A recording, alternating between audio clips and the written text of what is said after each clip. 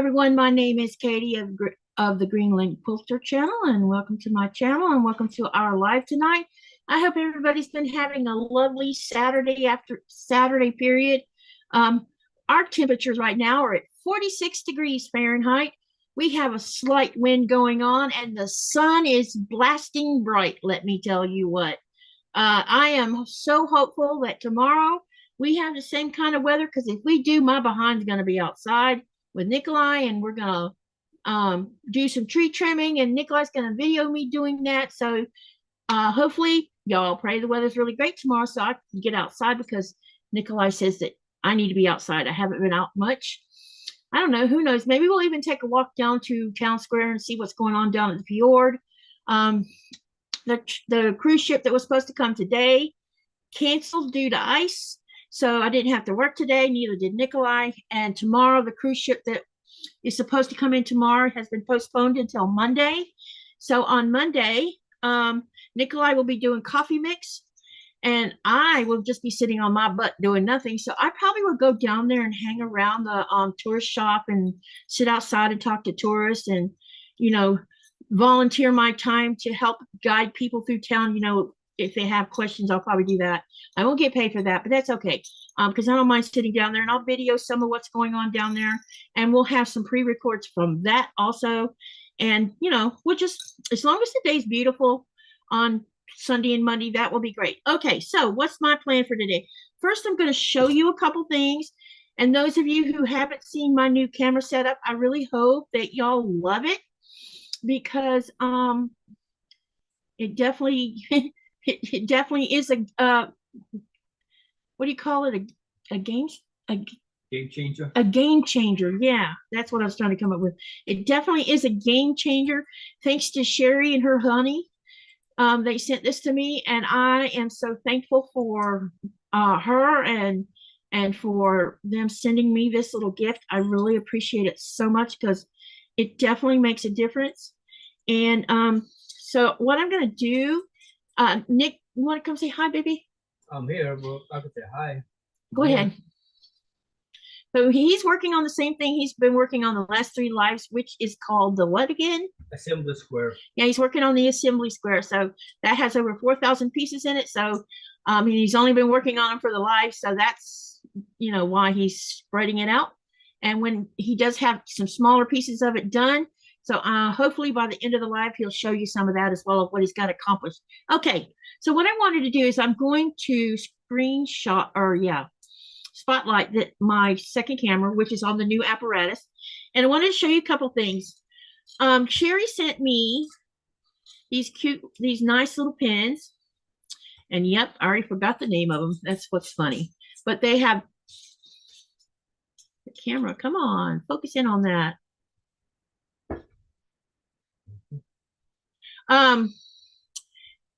They have these bigger heads on them, but it's still the very super fine needle that I like to use, because I've been having trouble with them falling in a small hole.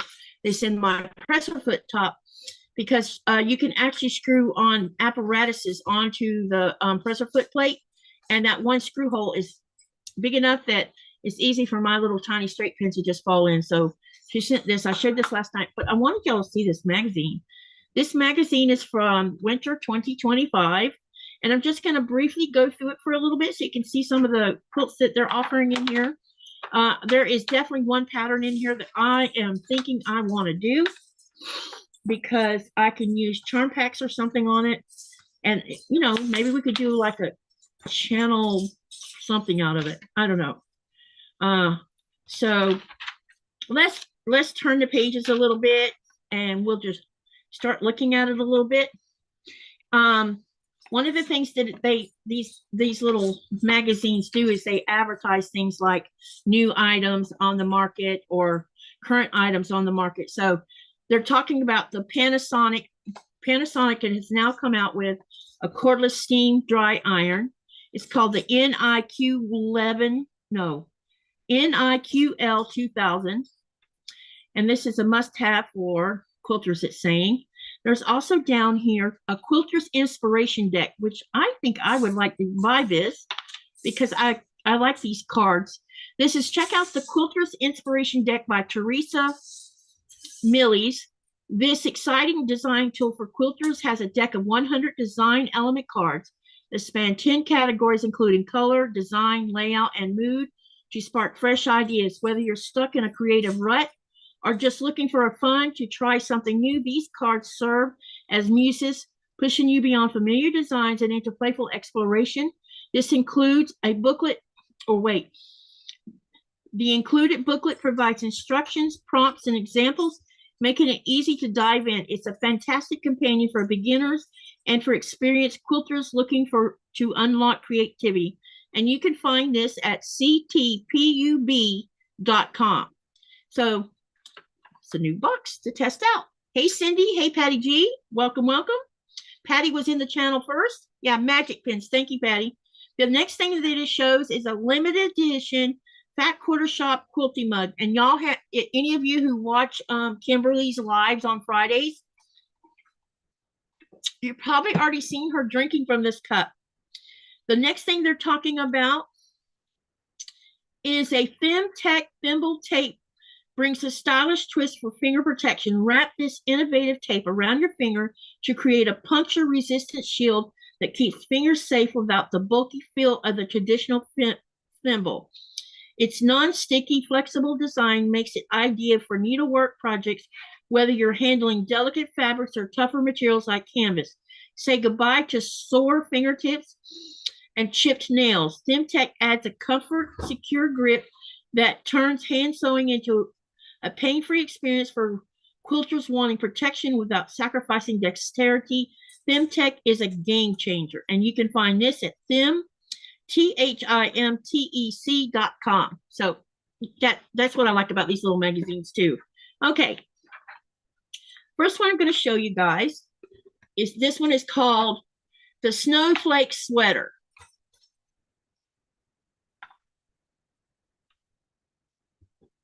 And I'm just going to go through and just show you some of the quilts in here. I'm not going to, I don't think I'm going to read anything unless someone has a question. So if there's one of these in here you see and you want to ask more questions, let me know and we'll go revisit that part of it. So here's what it looks like, the whole quilt.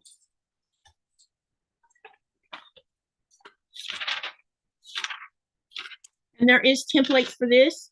The next one is called Peppermint Ice Cream. That's this one over here. And let me see if I can show you the whole, yep, here's a picture of the whole quilt right here.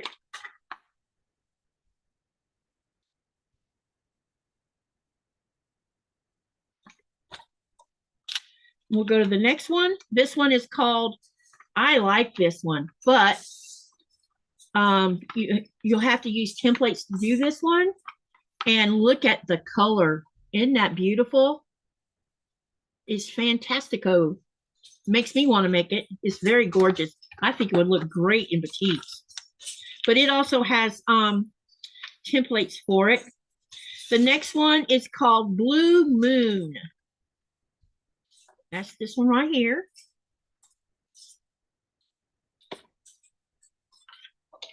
And here's the overall of it. That is pretty. Wowzer. That's, look, honey, isn't that one pretty? Look, yep. That one's gorgeous. Looks like lots of flying geese. There's also garden flower quilting designs you can copy and use. This one's called Frame It.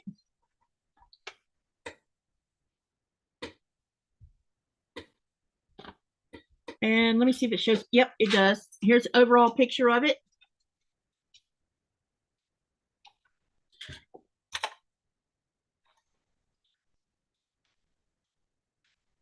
All right, let's stroll on over to the next one. This one is called Love in Bloom. What do y'all think about what I'm showing you from the magazine? And what have y'all been working on today? This one also has templates.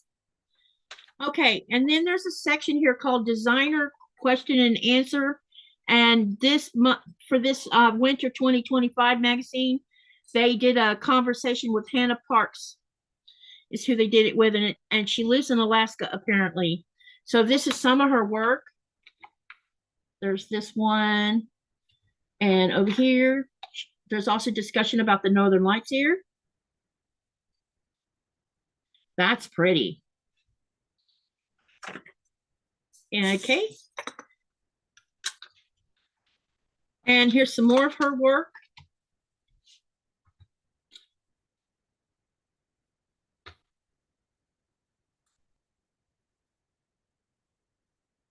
It has a bear right in the middle of it. Okay, this next one is called The Skinny Snowman.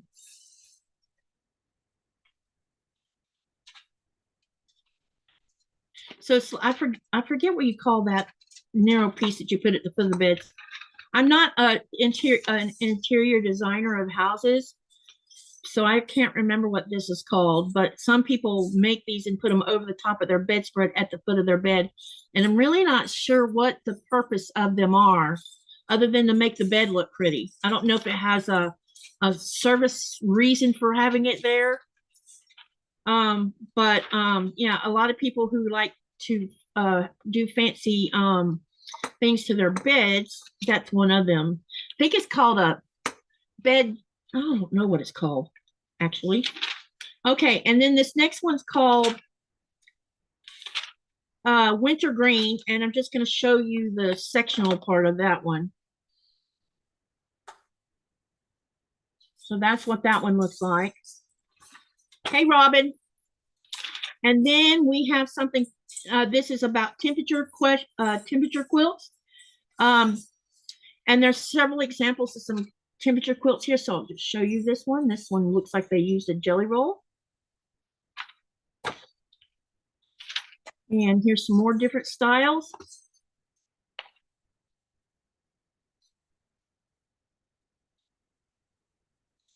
And I'm just going to slowly move it back the other way. There we go.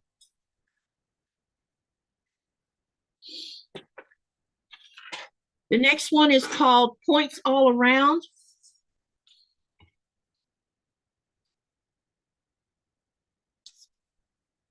I thought the skinny was cute too, Robin. And here's a layout of it, of this one. So it definitely has some holiday related ones in here. Comes with templates. All right. Then there's a section called Designer Spotlight, and this one's Lena Pugachova, and I probably did not say that right, but there's some of her artwork. And then the next one is called Nordic Snowflake.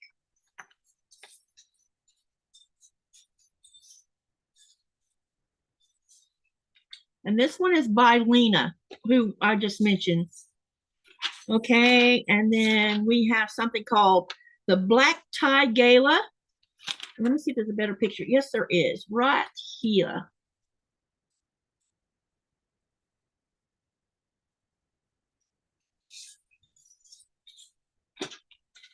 And then we have a section about fake pipe binding, using microfiber blankets for backing. There's a discussion about that in this magazine. Then this one is, this is the one I want to make. Look at this, you guys. This one's called Straight from the Heart. And I'm going to show you, there's a layout of it in here, and let me show it to you. I think it would be fun to make this.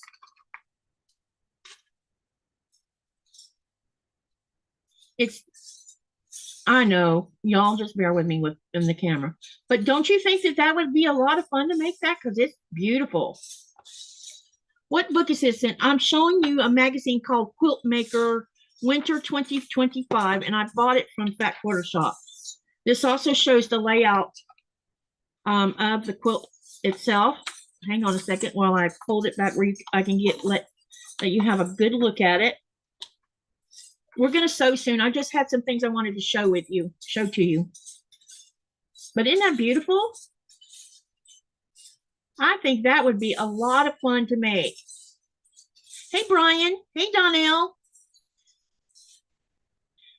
So I definitely think that this is going to be on my let's make list, because that would look gorgeous in batiks, especially if you did. You could do it with a white background, or you could use a darker background. The next one's called Sweetheart, and this one looks like this. My phone is ringing again. I don't know who this person is, but they need to stop calling me. Oh, same. Yeah, don't touch the screen, just ignore it. It's probably the same number if it ends in 54. And then this one's called Love Letters. That's what I heard ringing last night, because my phone's on silent. Yep.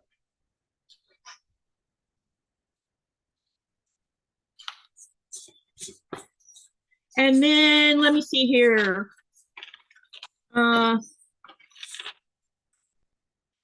There's also something else in here that would be fun to do. Hang on a minute. Okay, this is the other one I wanted to talk about. This is called Jumping Jack Flash. And it's about scraps. And it says Addicted to Scraps by Bonnie Hunter.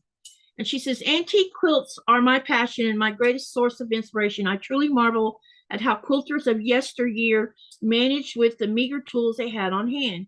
Cardboard for templates, pencils, scissors. I wonder if they also threatened their family not to use their sewing scissors for anything besides fabric, needle, or thread. So she has taken scraps, and all this is half square triangles on the outside with 2 squares. And then she did a square with another square, which looks like, it's just 2 different size squares actually. And she took scrap fabric and made these blocks. And you can take this, and those of you who are OCD about scraps and can't do unorganized or impromptu or string style scrap blocks, this might be up your alley, because all it is half square triangles and squares, and you just use your leftover fabric that you have, and you can choose. If you just look at the picture, you can decide what size you want. This is how I look at it anyway. You could say you have leftover scraps that are 3-inch or 2-inch, and you put 2 of them together, and you made, you drew the line, sewed them, turned them into half square triangles, and you measured those first 2. You could determine the whole size of this. And then you just have to figure out the math on the inside. And you can make this any size you want to. Now, I think these, this is what she said.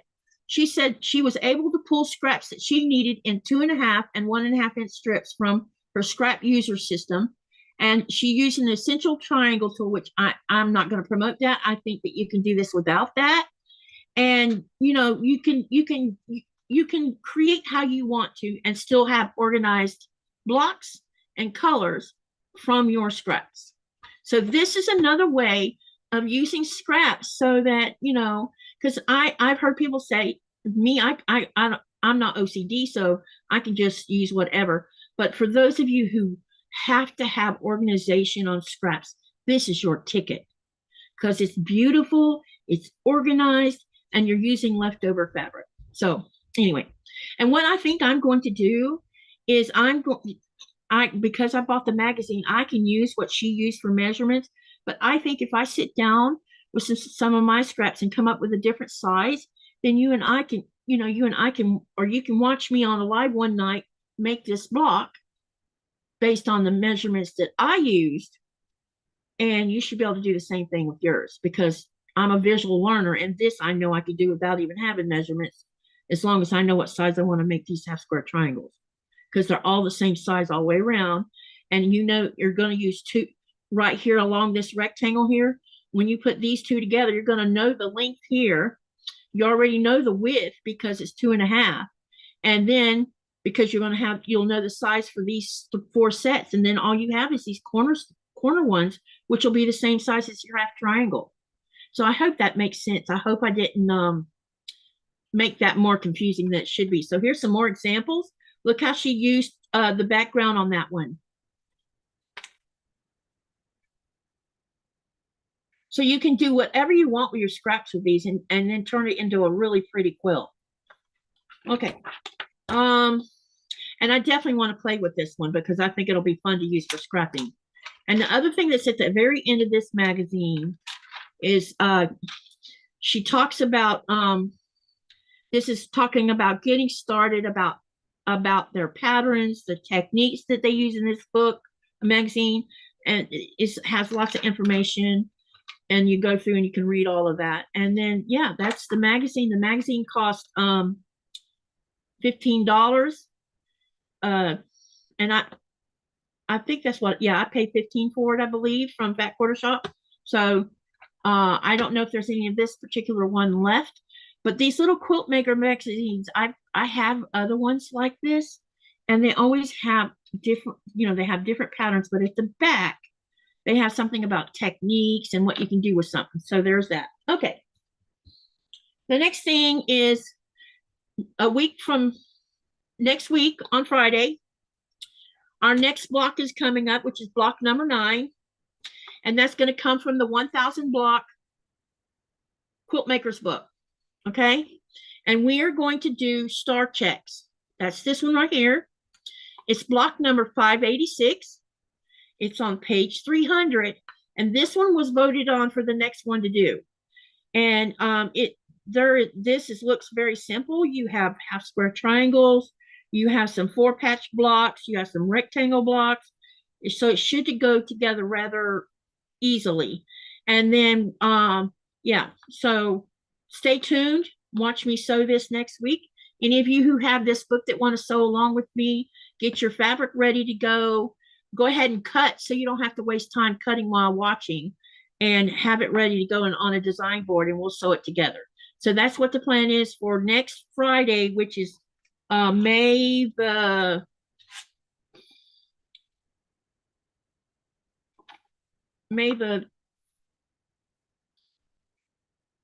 oh, I'm in the wrong. Oh, I thought that didn't look right. So it's May the 30th is when we're doing that. Okay.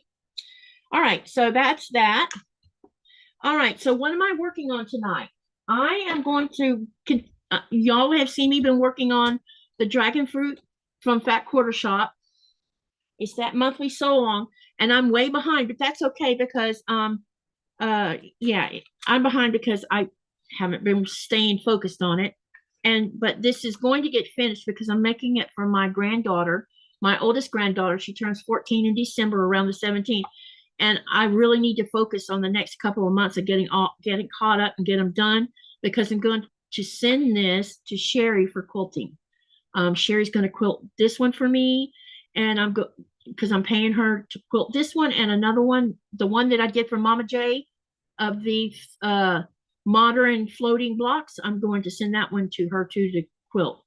And then when they get sent back to me, then I can put the binding on it, and then I can send Abby's to California, and hopefully she'll get it by her birthday. I hope. We'll see what happens. So what I'm going to work on today is I'm going to work on, hang on a minute. I don't want to get in trouble. I'm going to work on this log cabin block here. And right now there's only 2 colors that we're going to be using in this, and I have to make 4 of them. So that's what we're going to work on. Okay. And it has a hang on a second, I'll show you something. It tells you which ones to use where, because it's labeled, like you have numbers on these papers, says 1, 2, 3, 4. It tells you which color to use on what number. So that's how you know which ones to do. Okay.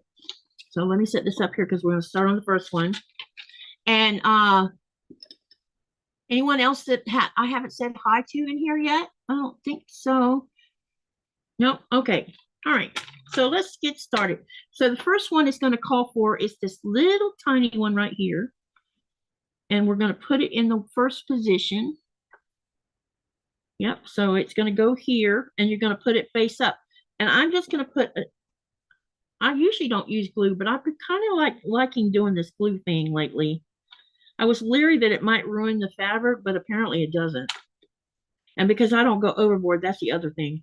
And Kimberly, when she created this pattern, or whoever helped her create it, she had you cut it at a certain size, and you haven't. It's big enough that when you start trimming down, you'll waste a tiny bit of fabric, but you're not wasting too much. But you're also being accurate, so you're not worried. You don't have to worry about, well, is it going to be too small or too big? You know, it's not going to be like that.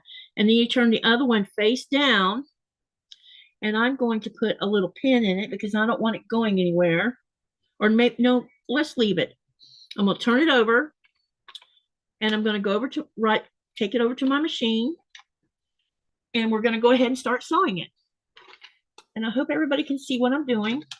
And what you're going to do is you're going to sew on the seam line between the first and second block, or the first and second sections where you're going to be sewing at. So how's everybody doing today? I hope you're doing good. And what have you been working on today? Y'all are quiet. Bonnie Hunter is an amazing quilter. I've heard her name before. I just couldn't remember where I've heard her name from, to be honest. Yeah, I need to do something about this. I don't want to get in trouble. Otherwise, I would just not worry about it. But somebody might. She showed all your measurements.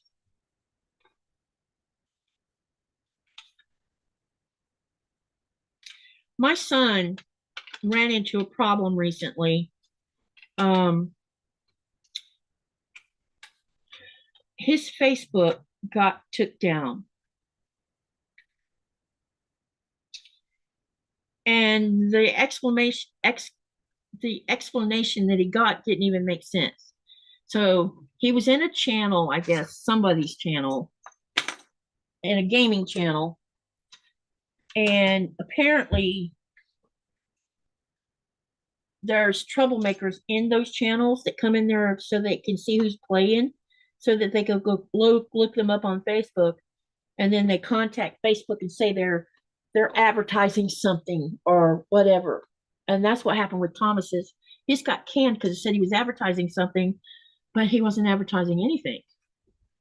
Because he didn't even understand what they were talking about. But y'all have to be careful with people these days. Okay, I've sewn this now, and I'm going to take my trusty little seam roller and put this, finger press it first, and then flatten it with this, and then we're going to trim it.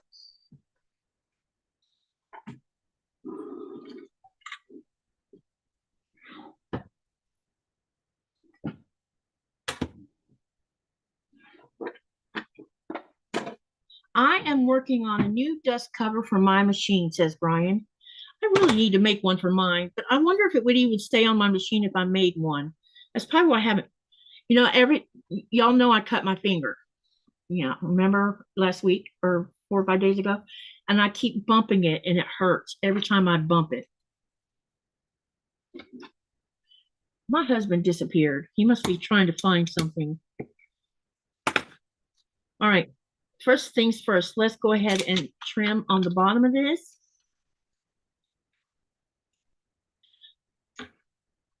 You just want to have a 1/4 inch seam, nothing bigger than that, because the less bulk you have, the better. So we're going to trim. I need more space. Let me move my mouse. Okay, now I can move my design board over. Okay. And then we can put this up here so I can keep going back to it for future reference. Okay, I'm just trying to get everything out of the way because I'm cutting. And then you're going to do this on all 4 sides of where you're working at.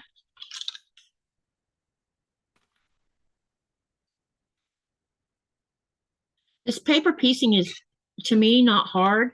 Yes, right now I'm working with very small ones. And this pattern will start going up to bigger ones at one point. Like I said, I'm behind. Someone mentioned that the snail blocks are going to be harder, especially because they're so big. And I'm like, okay, I get to look forward to that.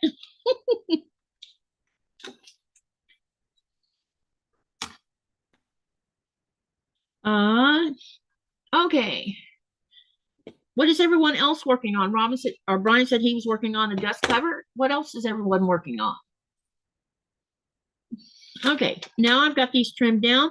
Now what we're going to add on here now is number 3.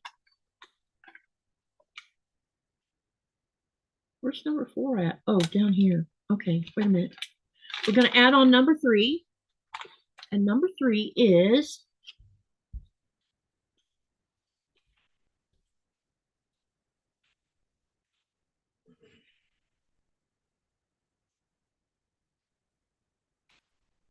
one. Oh, 2 and 3 is 1 1/4 square. Okay. I'm just looking at this for a minute. Hang on, bear with me here. So number 3 is going to be this one right here, this dark green. And number 4 is also going to be that same color. And number 4 is going to use a different size, which is going to use the next size up. Okay. All right. Okay, so what I'm going to do is I'm going to turn this. Let's see, where's number 3 at?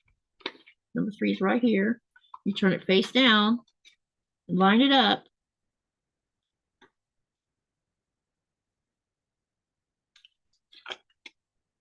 This is wrong right here, looks like. This block is, I need to move up one size. Yeah. I must have miscut something. Okay, which means I'll probably have to cut some more because I miscut. All right, so I'm going to go ahead and put that on there and then pin it.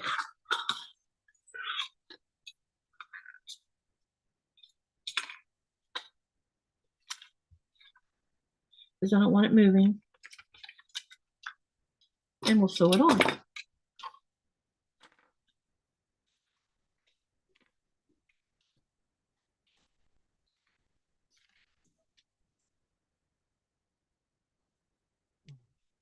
I was going through my little blocks and I discovered that I have mistakes in all of them. Either I didn't put the right color in the right spot, or I don't know. There's like, out of each grouping of 4, the first one's right and the rest of them aren't.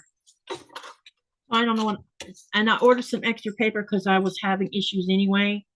And I guess I'm going to be redoing some blocks, which is okay because I can use all those mistaken blocks for orphan blocks on the back of this quilt. So it won't be a total bust. But yeah, there's that.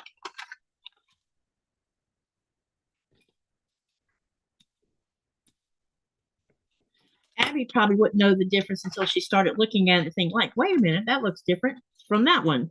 And I don't know if she would do that or not. She may not even notice it, but I would notice.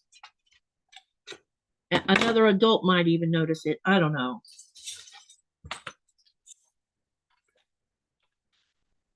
Another quilter might know. Yeah, another quilter, yeah.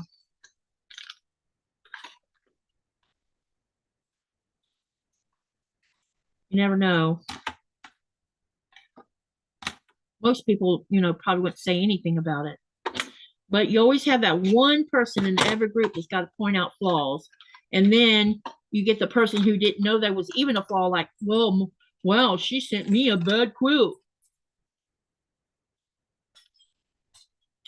Definitely going to have to cut some more pieces.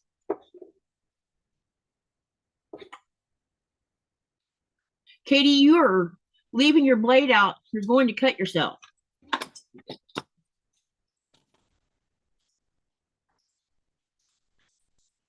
Let's see here. Number 4. Just get you on here. And we're going to pin it. Yeah, I forget to close it, but I always push it away from me. But I know that's not safe. You are right about that, and especially after I cut my finger with a knife. That I keep bumping it, and every time I bump it, it hurts. It will hurt all. It will hurt all right. You're freaking smarts right now. It should. I would have thought the pain would have been gone by now. Nope. It will. It will linger for a week. Yeah, it's like it's in the worst possible spot on top of it. Every time you bump it, it will remind you of what you have done. It definitely is. It definitely is reminding me.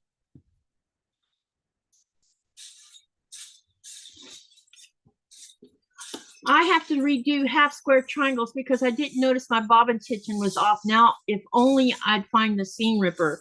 Oh my gosh. I know what you mean, Brian. Hi, Brian.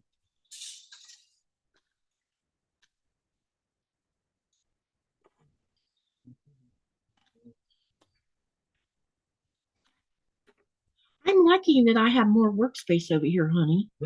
This is so much better, having more workspace. All this time I've been cramped up with the tripod. Give more workspace. Yeah, it's giving me more workspace, and I'm loving it. Number 5 is number 5 supposed to be? Yep, the same color. Okay. Yeah. Loving it more than me. Hey. That is.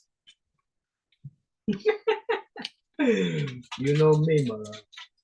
I do know you. You're always yanking my chain. Never dull moment. No. Never.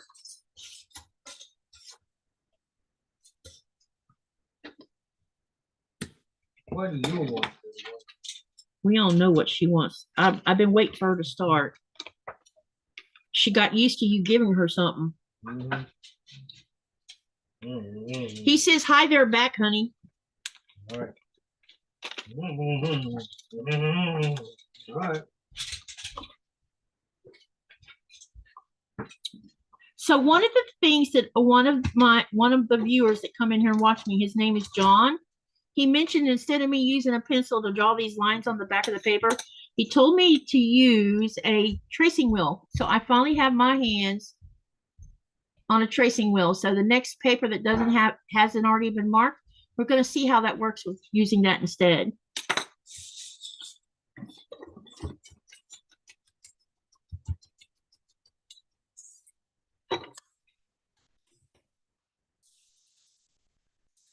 I need to give y'all something to talk about. Let me see. I don't wanna talk about it. How you broke my heart.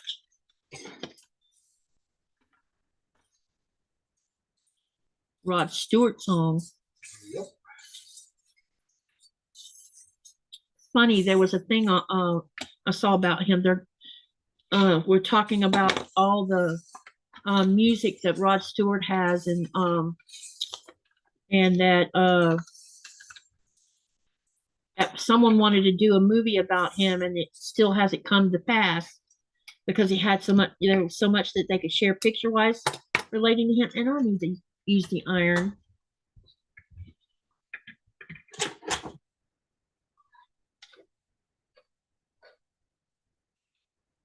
This is not laying down right. Rama says, that's what I was thinking. You probably nicked a nerve. I think I did too. Because it hurt when I cut it. It really hurt. And I've never seen something bleed as much as this one did. Try with an ankle grinder. Nikolaj cut his finger with what did you call it again? Angle grinder. An angle grinder. I can't even imagine because that thing's moving at supersonic speed, right? Yep. I think around 5,000 RPM. What were you cutting? Metal. Metal? Yep. Wow. Because they do repair jobs right on board. They don't go into port. Not if they can help it anyway. Yep, see, I left the blade open again. It hurts all right. It didn't hurt. Did it hurt or it didn't hurt? It didn't. Is it because your hands were cold? No. I just think you have a high pain tolerance. I was protect. I have a gloves on, all right, but gloves don't match for the ankle when it's spinning that fast. No, not hardly. Hey, Linda. Good evening, everyone. She says, working on dinner, so I'll be in and out, getting my fabrics together for the 1,000 blocks. Also cutting blocks for a quilt. I've already started. Awesome. Because she got herself a book. She bought the book. Okay, now I have all this part done, as you can see. Now what we got to do is we're going to start with a different color. And we're going to start with number 6. And then we'll do 6, 7, 8, and 9. And they're all going to be that same color also.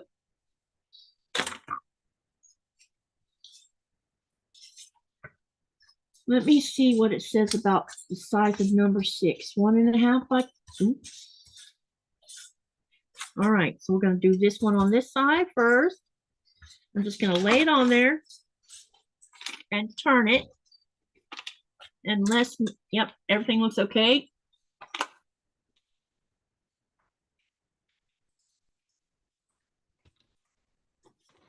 What's she choking on? Big ear. You want to inhale it that fast, you know? She needs to quit eating so fast. She acts like she's always starving. We need to get her out. I need to get her.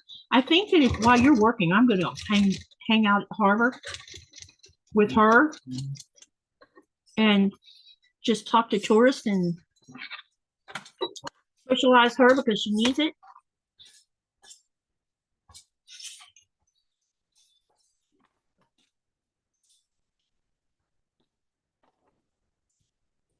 You're not working. She says I'm not working. There's only coffee mix, which means I won't be working. I told her I can't do coffee mix a long time ago. I know. It's too much to ask. Well, the reason is that you don't want the hostess will tell her history. Yeah, I've been on a couple of them. There was one where one weekend, I think actually you were at sea, I believe. And the ship was coming, and then like an hour before they were due to come into port, I guess a storm was breaking out where they were passing through or something, and it got canceled. So the host of her house had all of that sweet stuff up there. Yeah. So Bitsy told all of us we're going up there to eat sweets and hang out with her because they didn't want none of the food going to waste. And like I said, walking up there is an ordeal. Walking down's not an ordeal, but getting up there is. And I've done a couple coffee mix in the past, but oh my God, no thank you. Give me my city tour anytime. Or the tannery like what she's done, because I'm not interested in doing coffee mix. As much as it would be fun to listen to the stories, you know. See, number 7 is the same size piece of fabric. For those that don't know what a... Sherry says, showed hubby your new view. What did he say about it? Hey, Sherry. Hi, Sherry. What was I going to say? Coffee mix, probably. Those of you, you're probably like, what's a coffee mix? Because I keep saying coffee mix. It's Greenlandic for going to someone's house and having coffee or tea and sweet stuff. During celebration. It's usually you do it for celebrating, like you're celebrating birthday, an anniversary, or any kind of confirmations. And that's what it's called, is a coffee mix. Like an open door. And it's open door. Yeah, people can come and go. It's not like you have to be there at 1 o'clock. It starts from whatever time they set, and it goes to the time they say it's going to end. And here, I'll spell it in the channel so you'll know what it looks like. It's M-I-K, right? Not M-I-Q. No, I got the first part spelled right. It's M-I-K at the end, right? Yeah. Okay, I didn't know if it was a Q on the end of that.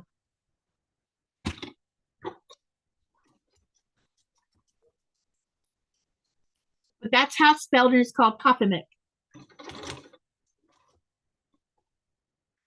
Please tell me I didn't just sew. No, I didn't. But the view, y'all are, her husband says the view looks great, honey. The way we got the camera set. Oh, yeah. Okay. Yeah, Good. it does look way better because now you can see what I'm doing without obstructions in the way.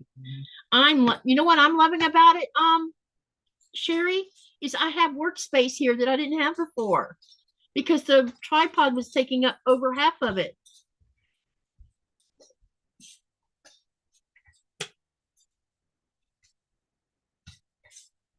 Now I need, when we do finally get into the craft room, I'll be glad when I have my ironing station right next to me again because I do miss that part. Okay, so that one's right. Now let's trim this one down.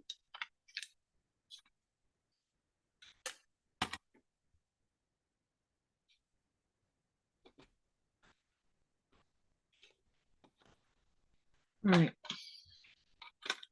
Now we're going to add on number 8, but I want to make sure this is quartered properly. I need to trim off the little tiny piece off of it.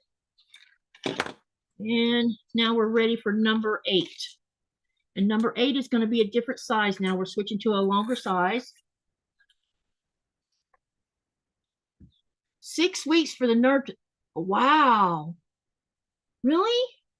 Robin says, I am a stained glass artist. In a freak accident, I ran a shard of glass through her pointer finger, and that's the finger it's on, and missed the bone, and the doctor said I severed the nerve. 6 weeks for the nerve to stop hurting. I think I hit a nerve, and I think I might have cut into the cartilage a little bit because it went pretty deep.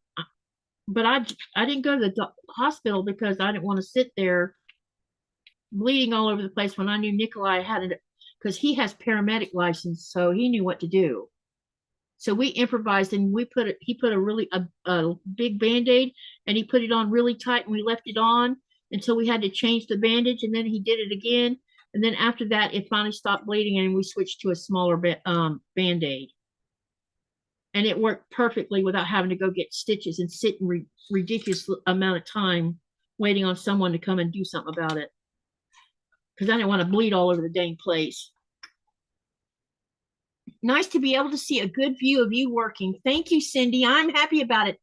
Y'all, Sherry has helped me get there. Thank you. She thinks so. I know. I keep telling her thank you, but it's because of her that this happened. I appreciate it so much.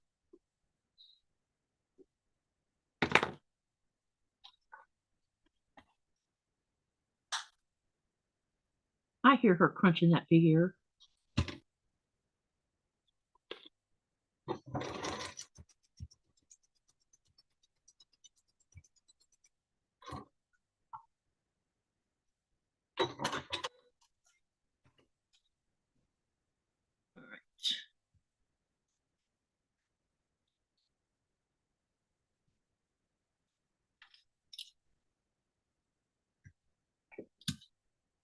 All right, I'm gonna go over here and press it real quick.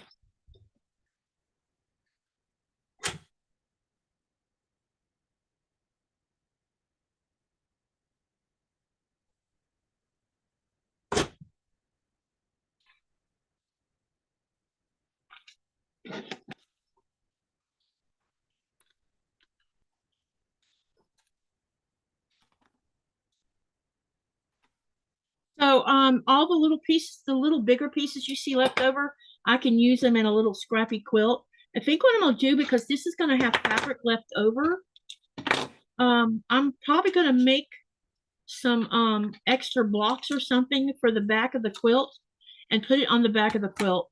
And I'm sure Abby would love that. Either that or I'll take and make like a mini quilt out of the leftover fabric, and then I don't know, do something with it or give it. Or I also had thought about taking it, because there'd probably be enough to do it, is to take it and make a pillow sham, a quilted pillow sham, and all she would have to do is slide a pillow into it and set it on top of her quilt, and she would have both the quilt and the pillow sham to match. And I think that's actually a good idea too. And then all this fabric won't go to waste because I'm, you know, this is Tula pink and otherwise it'll end up being given to somebody. Thumbs up, everyone. Thank you, Sherry. The view is excellent, says Robin. And the lighting looks good, don't you think? I mean, the lighting is better on here where my hand is than versus the one that's staring at my face.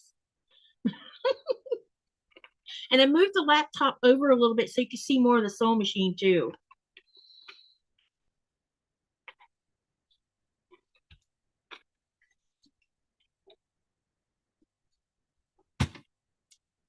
You're really, oh, he disappeared again.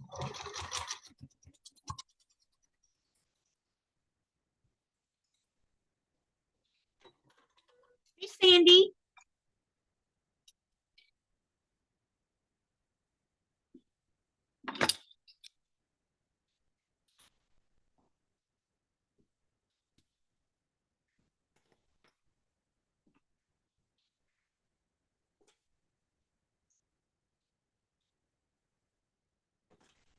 Okay, we'll trim this up.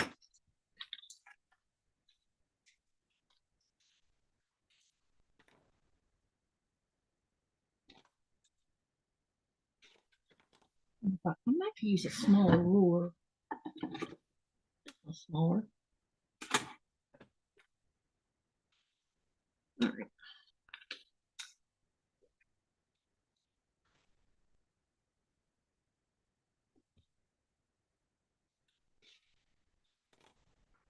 All right, we've got that done. Now then we're going to go on to the next, which we're going back to the dark green. And then we have different size for that too. So let's see, which one are we going to start with? I think we're going to start with number 9. Oh, I need to trim this up first. Didn't trim it, almost missed it.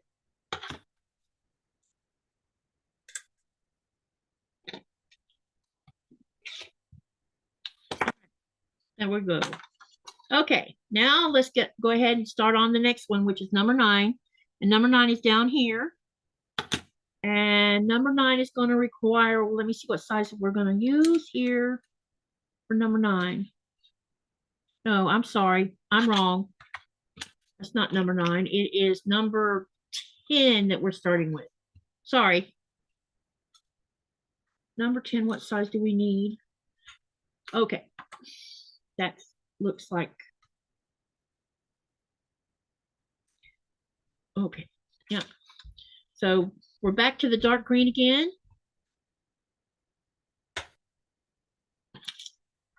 Just having trouble finding pieces, babe? Yeah, well, I have to go through my stash just to improvise. It's okay. Will those pieces that you're looking from show up as that thins down? Yeah, probably. I need to pin this. I'm worried it's going to move.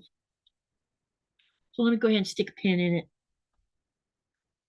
So I have to make 4 of these. So that's what we're going to do first today. I'm going to make all 4 of them. And then we'll move along and do the next thing. And keep on going until I get all these blocks done for this section. And then I hope if I can get them all done, we can be able to sew those sections together.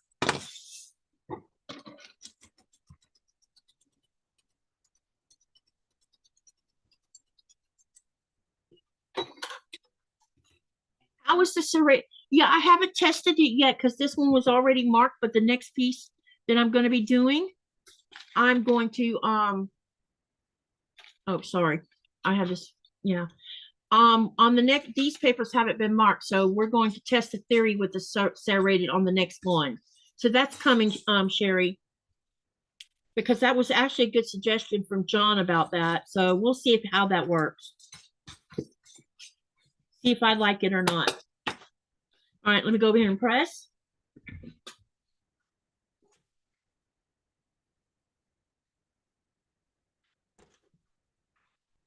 And then trim.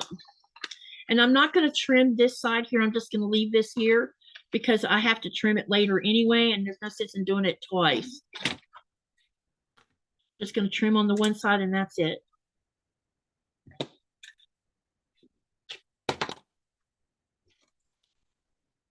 Okay, now we're going to sew on number 11. And number 11, what size? It's supposed to be the same size. Okay. All right.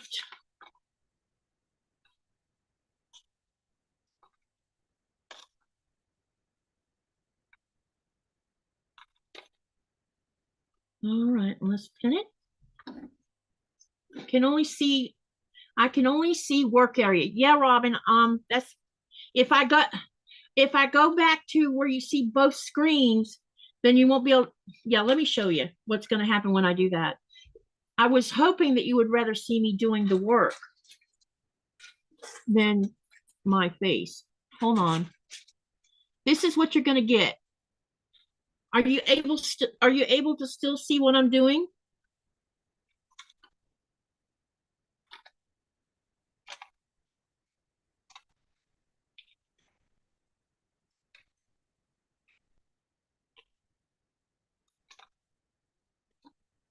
Okay, let's get this on. We have a little bit of a delay here before you see it.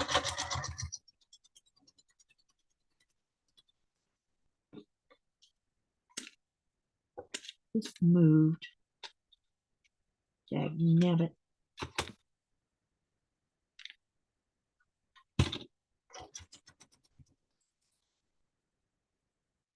Okay. Yeah, if you have a channel, don't forget to share your channel by typing the word exclamation Sophie. I need to see if this one, yeah, I need to, uh-oh. I didn't think that looked right.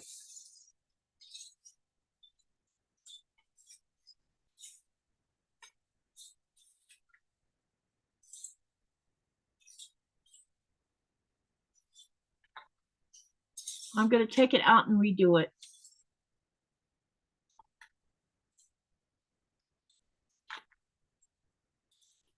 The other thing is I forgot to change my sewing machine needle to a regular needle. It's still got the quilting needle on it. But it shouldn't matter. I hope not.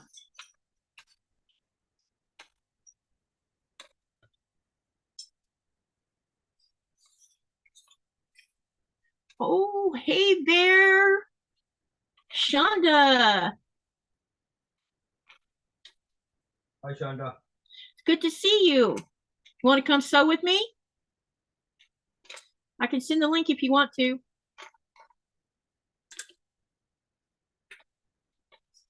But not putting you on the hot seat. It's okay to say no. Uh-oh. What, baby? I just heard the birds. I'm pretty sure rain is coming soon. The seabirds? No, yeah. Sure it's not the ones that's laying eggs on the lake? I don't know. Because we can hear them talking. Yeah. It looks like we're about to have a rain soon. But you know the bird I haven't heard yet? What? It's the one that makes that whoo sound. I just heard it. Oh, you just heard it? Yep.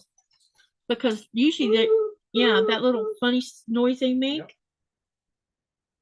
That I have yet to see what one looks like. I just heard it now. Hey, Lori, welcome, welcome. She says, sure. All right, let me email you the link, Shonda. Hold on. I'll get it to you right away. We're going to have someone join us. Yay!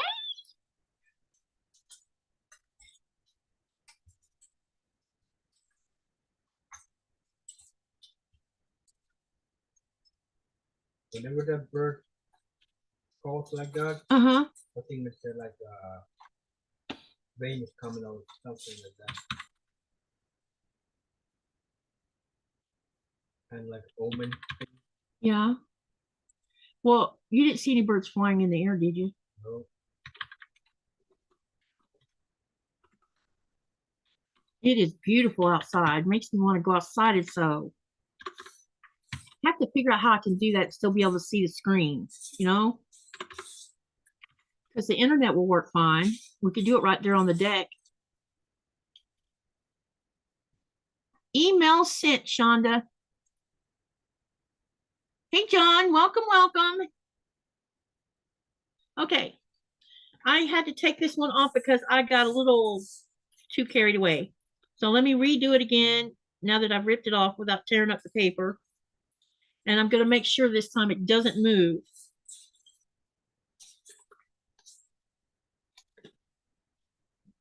Let's don't do that so close though, because the machine doesn't like me getting needles too close to the presser foot.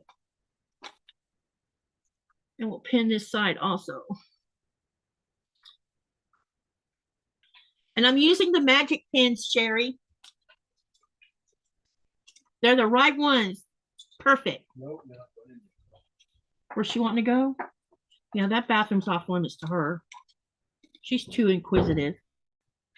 Sorry, kiddo. She likes to visit the garbage can. Dogs and garbage cans.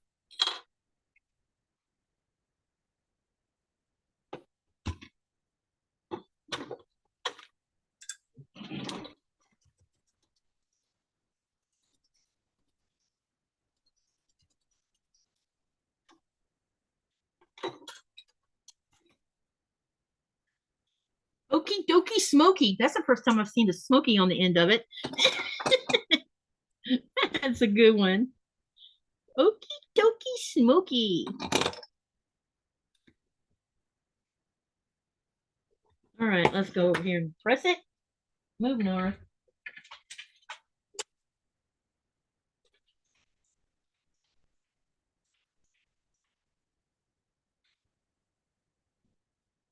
All right, now we're going to do, oh, this is hot. Gee whiz. Woo! Hot, hot, hot.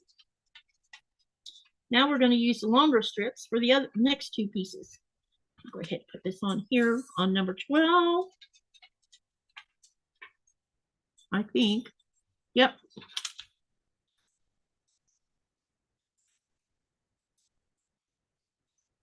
And I'm going to pin it because I don't want it moving.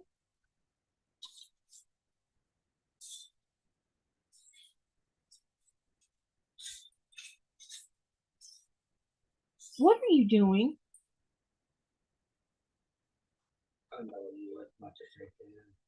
She's rubbing herself on the carpet or her face. She must be trying to clean her face. The carpet's not for you to clean your face on, little one. She says, I'm going to do it anyway, Mom.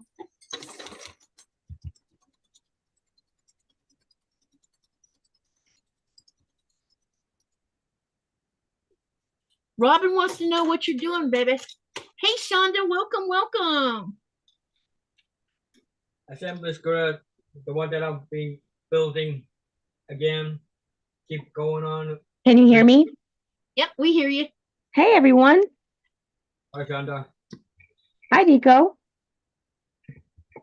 Finish telling what you were going to say, and then I'll give the video to Shonda. So assembly, Robin, this is the assembly square again, and I've been working on. Yep, he's only been working on it during lives. Okay, Shonda, you get to be on the spotlight for a minute.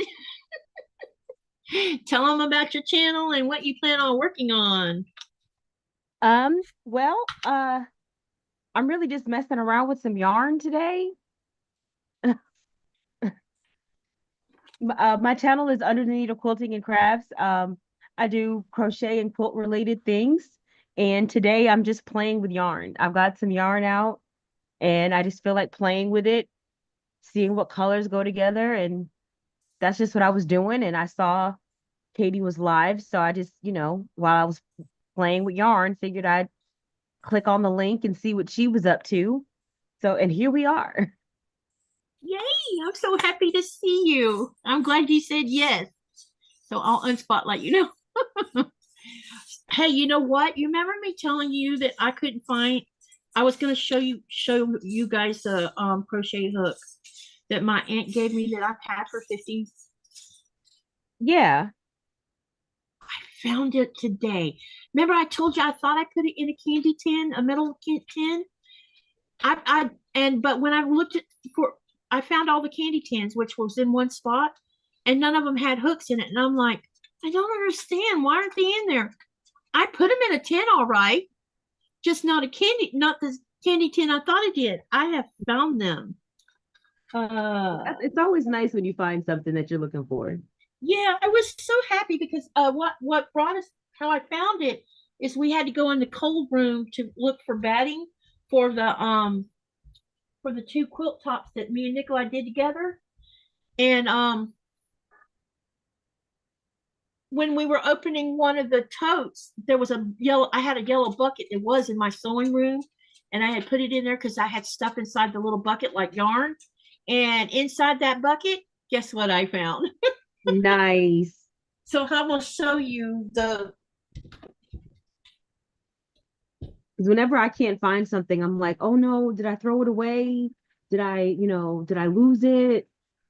you're gonna laugh when you see the tin it's in. Look, someone gave this to me. It's a Rice Krispies tin. Nice. And so I was right that I put it in a tin. I just didn't remember it was this. I thought it was in a candy tin. Well, who would think Rice Krispies? Because since winter, I've never seen that in my life. Yeah, and on the back side of it right here, it says, shh, listen. And she's got a bowl of cereal with Rice Krispies with milk in it, and you'll hear it pop. Because remember they used to sing a song, Snap, Crackle, Pop? They did. So on the can, it says Vintage Kellogg's. Do I know where I got this from? No. Where? I have no idea. I don't know. Because up here on the top, it even mentions Kellogg's cornflakes. See? Oh, yeah. I think someone gave this to me as a gift. I don't remember who or when, but I can tell you I must have had it a long time. But let me show you my very first crochet hook that I have toted around with me for 52 years. And even though I don't use it anymore because I've switched to the ones with the bamboo covers on the metal, I don't want to get rid of it because it has sentimental value. I don't blame you. This is my first ever crochet hook, and I have used it so much that you can barely see the writing on the thumb part of it. It's almost you used a lot of you worn down metal. Yeah, it's almost gone. I could feel it with my finger, but I can't hardly see it. But it's a let me see if I can put it under the light. It's a size. It's got a scratch right across the number, but it's an H. It also gives the number. Made in the USA. It's a 5mm. Yeah, and I think it might be a Bates, but I'm not for sure. But it does say you can see it says USA on it. Oh, it's definitely a Susan Bates. Yeah, and I have several Susan Bates one in here, but I put all the hooks that I have that don't have the bamboo thing on here or whatever. I keep in this can, but I also have bamboo hooks in here too. See? Yep. So there's all kinds of different size hooks in here, and there's also these. I don't know. No, these are knitting needles. Someone gave me these, and I don't even know how to knit.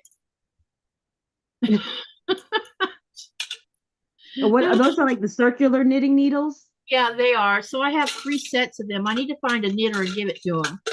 Actually, I might have more than that in here. They're just all tangled up because I found this can. I don't know how it was.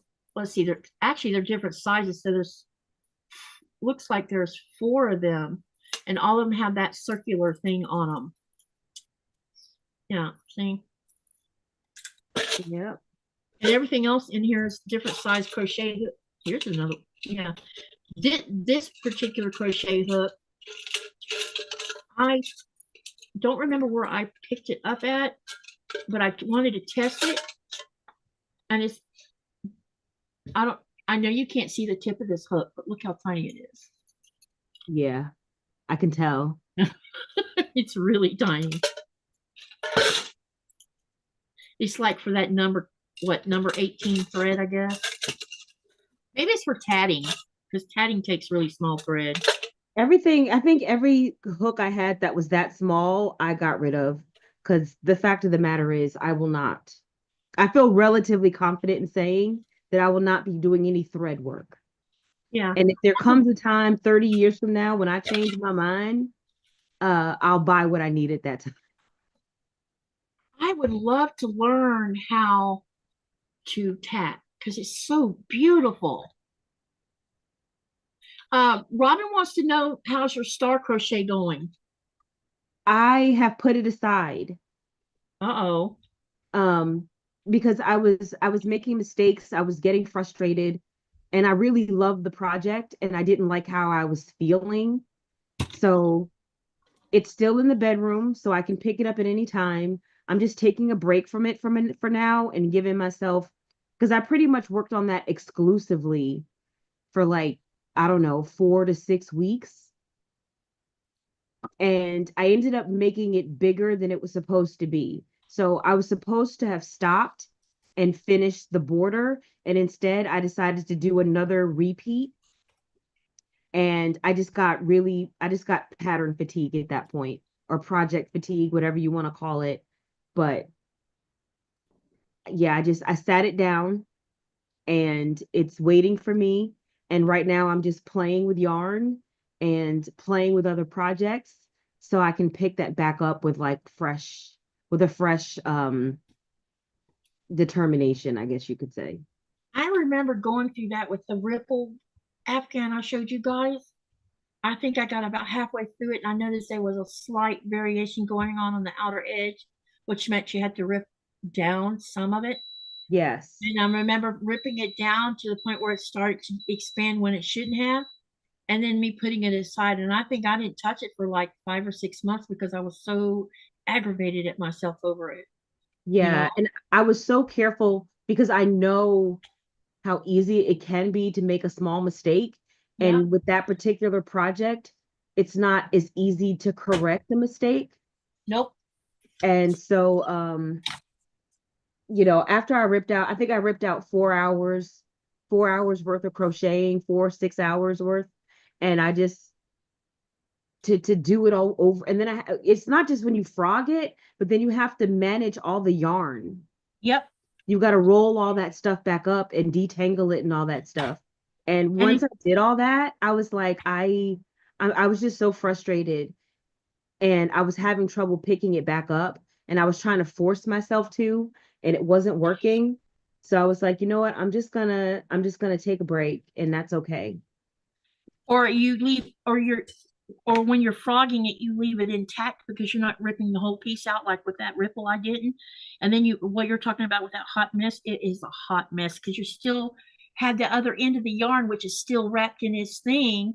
And you have all this in the middle that's a hot mess. Mm-hmm. And that's exactly what it was. And I was like, I can't. So I put it aside for a little bit, and um I'm just playing with other yarn. I'm just playing with like side projects and things like that. Just having a good time. And then when I'm ready, I will pick that up. And I'll probably give myself a time limit. I'll probably say, okay, Shonda, you need to work on the star blanket for 1 hour today, and then you can do whatever you want. And that's Yeah, probably how I'll ease myself back into it. that sounds like a good plan. Because at the end of the day, this is supposed to be fun, right? It's supposed to be a good time. Baby, will you bring that box in here? So remember how I told you also that I knew I had done some cotton pot holders, had finished Yeah. them that had the cherries and the leaves and stuff on it. So Mm-hmm. Nikolaj says, what did you put in? Because we have a Lego box from where he did the Rolling Stones art piece. And so he says, what's in this box? And I thought, and I said, well, it's not videos because it wasn't heavy. He opened the box and lo and behold, look what I shoved in this box.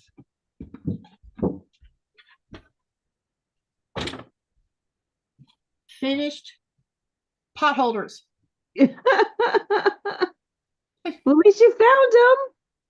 Well, there's 1, 2, 3, 4, 5 of them so far, but I also have a bunch of them that doesn't have this part on it yet. And I had made all the cherries. So I have a stitch, those stitch things, and take it and hooked them on the stitch thing and attached them to the piece. So now I got those leaves to make, but this is what the back side looks like. And I put my name on the back. Nice. And so I've been selling these on and off over time, but one of these days I think I would like to make like 50 of them. And each one of them has a different quilt label. Look, check it out. Nice. And this one looks like this. I'm terrible with labels. This one's like this. So I was using all the little labels that I didn't really want to put on the quilt. I put them on the back of a pot holder. That's actually really smart.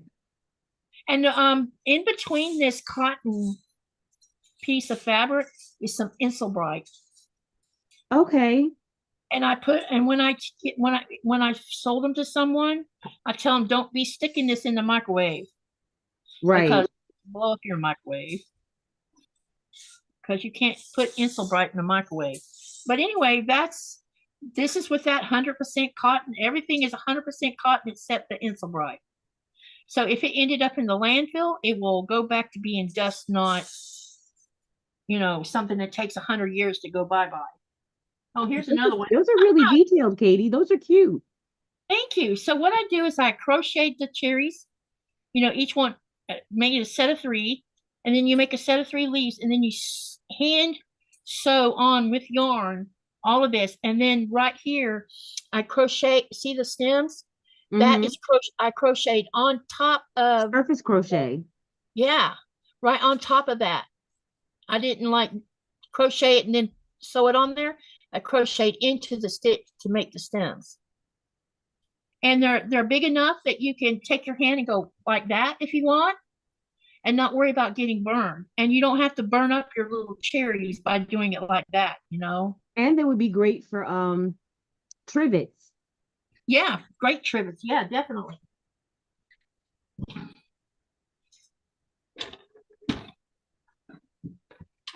All right, babe, you can take this back. For the rest of this stuff in here, I'll show next or show on Tuesday when we have our live. Show some of my UFOs because I have a UFO in that box, a crochet UFO. You know, that's what I'll do on Tuesday too. Since Tuesday is a crochet day, I'll work on the star blanket on Tuesday. Yeah. Okay, let's see what everybody says. John says he has some really old crochet hooks. Let me see here. Robin Marie, I already told you about that. And then Robin also says the tins were from the 60s and 70s. I don't remember who gave me that tin. I didn't buy it. Someone gave it to me as a gift. And they gave it to me, I think, with the intentions of me putting my crochet hooks in it because I didn't have, back then when I was young, they didn't have all these fancy little things you put hooks and stuff in. And let's see, Charlotte says, hi, Katie, Nico, and Shonda and all. Hello, Charlotte. And then Sherry says, those are too pretty to use. You know what, Sherry? I'm going to have to gift you a couple of them. So expect it in the mail. Okay, I've trimmed this block down. Now, this is what I have to make 4 of these. So I'm going to continue on, but we're going to test run a theory. John Hare, who is a viewer, also a viewer like the rest of y'all, he suggested instead of me drawing lines on the back of my paper like I always do because I'm a visual person and I don't have a light box, he suggested that I take a tracing wheel and go all over the lines with a tracing wheel. So that's what we're going to do and see. We're going to see if that works, is effective enough for what I'm doing. I'm thinking as long as I'm, and I bought 2 different kinds. So this one has a short, let me show you this. I hope I can show you. I might have to spotlight it so you can see. There's 2 different kinds that I bought. And I bought them from Amazon. And I think they're clovers. I can't remember. I'm not sure. Because I already took the wrapping off of it. So I don't remember exactly. Okay. Let me spotlight this camera that you can now see everything in. Since I find my, yeah, here we go. And I'll show you both these wheels. One of them is a little bit feistier, and I'm thinking it might tear up the paper. I didn't realize that they were so long. So here's one. Can you see the spikes?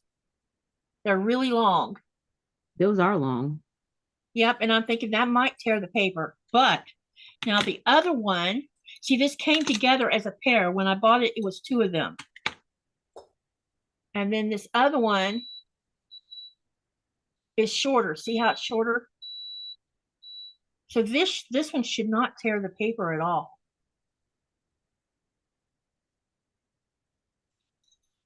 Okay, so let's test run this, but I'm not going to use the spiky one.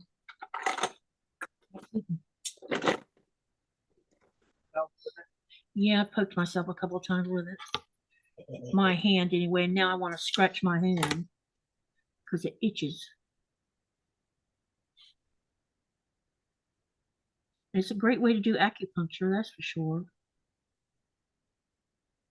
That really long one we have that has the multiple spikes on it in different sizes, that's actually an acupuncture wheel. Pinwheel? Yeah, that Warburg, Wartenberg, right? Yeah. Yeah. Yeah, it's a Wartenberg. Isn't it in the drawer next to the bed? Yeah. Let me show that one to him.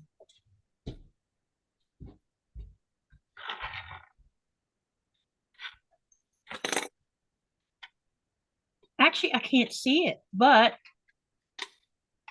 let me see if the paper will bend because of it. Yeah, it bends because of it. But I don't think I'm putting enough pressure on it either. Oh boy. I want to show you this one. This one's evil, y'all, but they use this in acupuncture. Really? See how long the spikes are? Mm-hmm. But this is a Wartenberg something. I'm not. Modern, no, it doesn't say. I think it's called a Wartenberg wheel, but they're very sharp, but they're used for acupuncture. And especially if you're like your back, like we've used it on my back when my pain's been really bad. It helps to alleviate pain. Not all of the pain, but some of it. But you have to be careful with it because if you push too hard, you can actually draw blood with it. And that's not what you want to do. I've never experienced acupuncture. It doesn't hurt. Your pain in when you have back pain like I have, those little needles feel good. I've actually had them in my ears. They put them in my ears. They put them between my eyes. They put them in different spots, and it actually does help. By the time they're done with you, it usually lasts about an hour. And when you leave there, you're kind of euphoric, and that euphoria lasts like 3 or 4 days. I've never had pain. You're lucky. I know. I didn't realize how much though, but I'm pretty fortunate. I don't have back pain. I don't have knee pain. I pretty much live a pain-free life. Any pain that I've had has been because something specific happened and then I got better and the pain went away. Yeah, I have suffered with my back for so long. What happened to my back? Well, first off, I think part of my back troubles is genetic because my dad, he had lower back issues, but he spent years on driving a heavy motor grader machine, and that charged. And when you sit for hours driving one of them, it's really hard on your body. And so, when he was in his, I want to say late 40s, he went to bend over to put his boots on, and he ended up being snatched on the floor by his back. Ooh. And when my mom took him to the hospital, 2 of his discs in his lower lumbar area ruptured. Ooh. And so they had to take him into surgery and fuse his bones. And when I was probably 15 or 16 or something like that, I woke up one morning, and when I went to stand up, I couldn't stand up.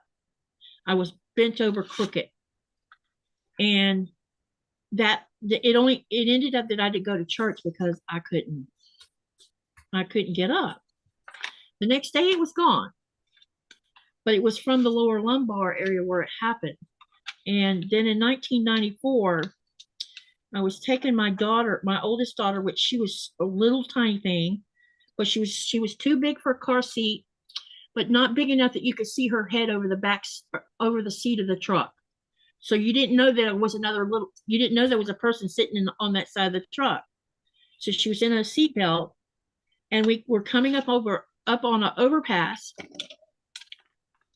and there was signs about 600 yards before you got there saying slow to 35 miles an hour, move to the left lane, accident ahead.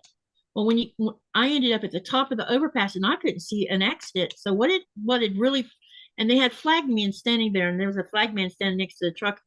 And I asked him, I said, what's going on? Oh, two semi trucks had wrecked, and there was fuel all over the highway. And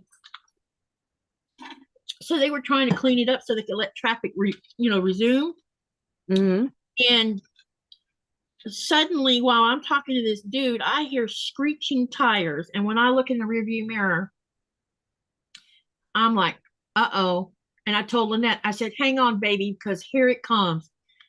This big burgundy Bonneville doing 65 miles an hour plowed into the back of our truck. Wow. I had my feet on the brakes. We just had put new tires on the truck, new brakes on the truck. So when he hit me, the truck didn't move.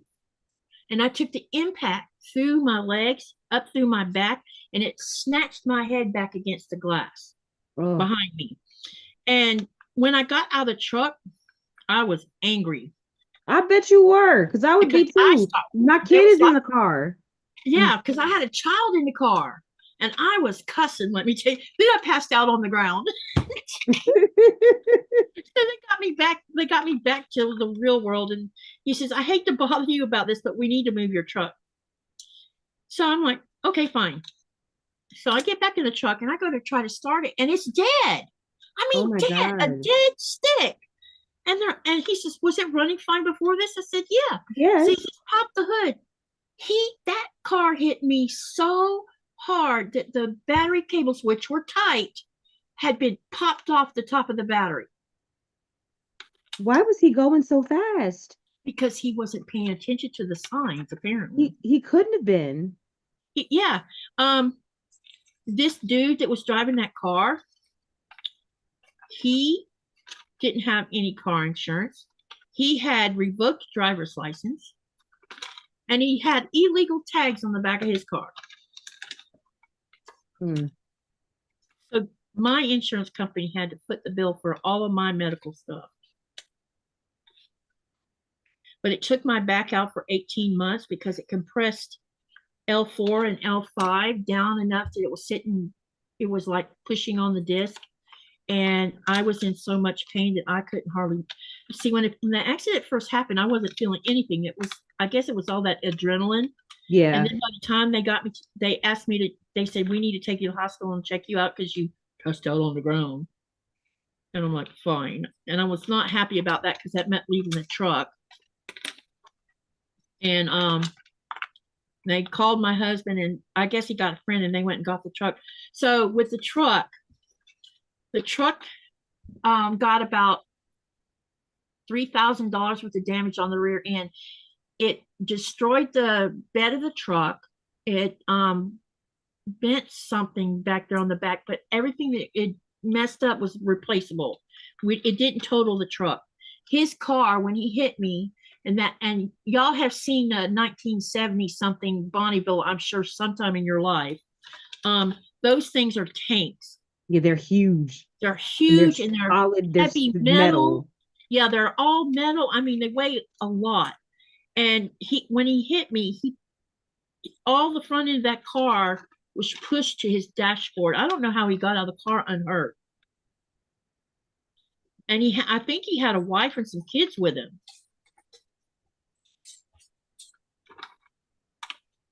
So from that point on, my back has been messed up. Now, when I was riding my horse, something about when you're riding a horse, you use muscles that you don't.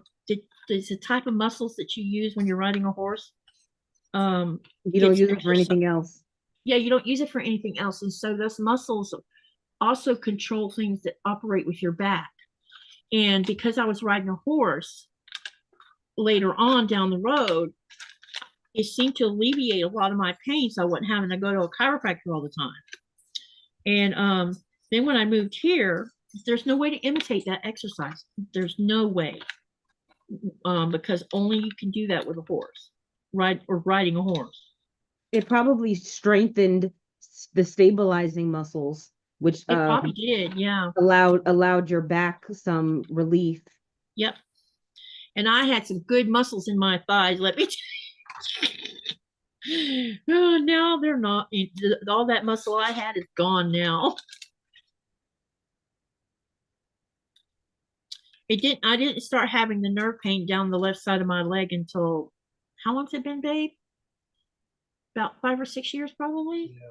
Somewhere around that nerve thing that started happening, and that's because the disc is shifted.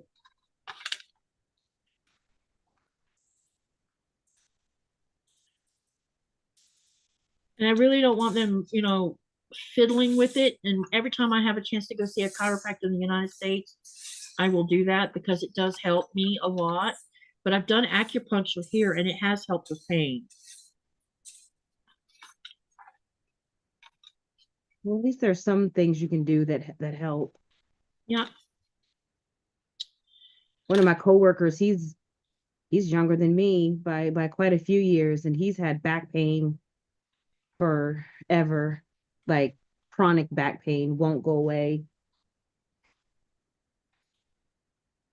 And it started like when he was in his 20s, and I'm like, I just can't imagine.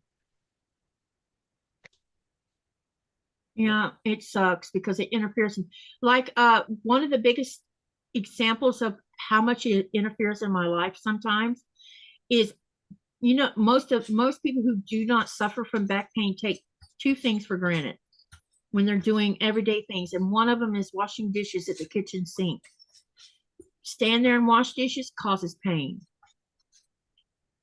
Within 15 minutes of standing there doing them, I'm in pain. And it's because it uses some weird muscle that when you're standing there in front of the sink, it just makes everything hurt. I wonder if it's because we're not normally like this, Yeah. Hang on, let me turn the spotlight off so I can see what yeah, sorry. No, I was just saying we're not normally like this. We don't normally stand with our arms like that. They're normally at our side or, that type of thing. So I could see how that could cause pulling in the back, because I can even feel it just standing there. I can feel certain muscles in the back and shoulders that activate. And the other one is sweeping and mopping floors and vacuuming floors. That causes pain too. I always tell Nikolaj, I'm like, why can't they make vacuum cleaner handles longer so I don't have to be like hunched over a little bit while I'm vacuuming? So I hate to see how it is for someone that's 6 foot tall, because I'm only 5'6". So I'm probably a taller female than usual, but I'm not no 6 foot tall person either, Yeah, as a shorty, 5'1", I never have an issue with anything not being tall enough. Yeah, see, there you go. Well, you and I, we have almost the same height. Yeah. Yeah, you and I are 5'6". I've never married a man taller than me. My first husband was my height too. But my two girls, let's see, Lynette's 5 foot either 1 or 2, and Kristen is 5'5", I think. And both of them are married to 6'4" men. I don't think I've ever even dated anyone, because at my height, most men aren't gonna be shorter than me or my height, just on average.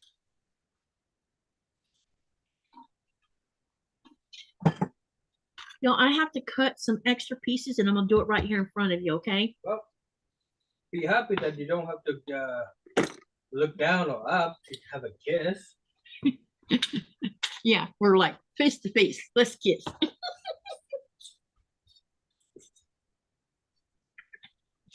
Oh, I never complain about that. I never had a desire to have someone that was that tall. Because when I think about how tall they are, I'm like, makes my mind go somewhere else that it shouldn't, and wondering if that wouldn't hurt. I don't mean to be graphic, you guys, but I have had that thought before, wondering about that.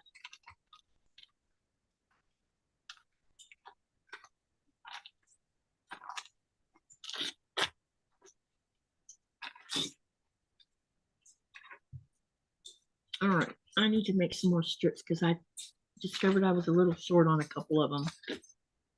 All right, so we have that one made. All right, let's see where I am. I think I need some more of these, this one size here, because I only need one. Yeah, okay. Robin says 1, 4, and 5. I have a dissected, had a how do you say that word? Desiccated? Is it discectomy? She had a discectomy. That's hard to say. Oh, okay. So it's an ectomy, not sectomy. Okay, got you. Discectomy. So, Robin, what is that? You have to kind of tell me. Hey, Andrea, welcome, welcome. And she wants to know how you're doing, Shonda. I'm doing good, Andrea. You know, I was supposed to, my family is having a little get together today, and I was supposed to go, and I just decided that I did not feel like going, so I didn't. But Adrian went because one of my other cousins is going to be there, and he was going to be the only guy like by himself. So Adrian drove down, but I stayed home. Were you not up for the drive, or you just weren't up for people? I just wasn't up for any of it. Yeah, I understand. I've done that before. Like, I don't want to deal with it. I mean, we get together once a month, and so we've already gotten together this month. So it was like, yeah, and we'll be getting together in another 2 weeks. So I'm skip this one. It's like, okay, we don't need to do this again since we're already going to do this anyway.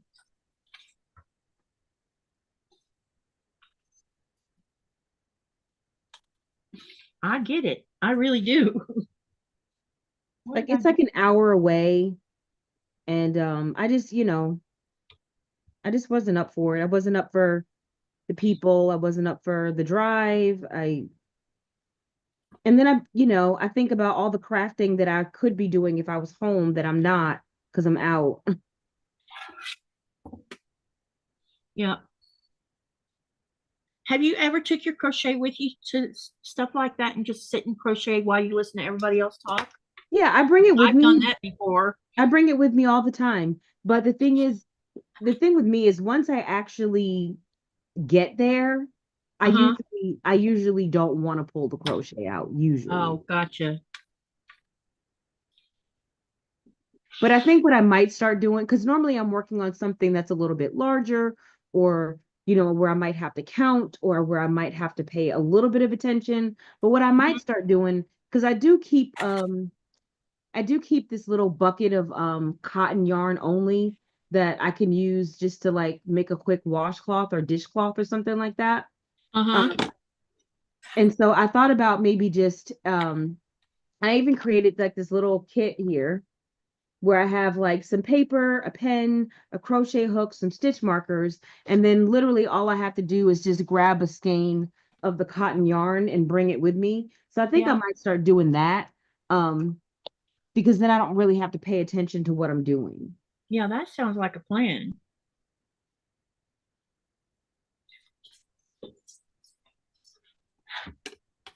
Sometimes you just have to do what makes you feel best. You know what I mean? Yeah.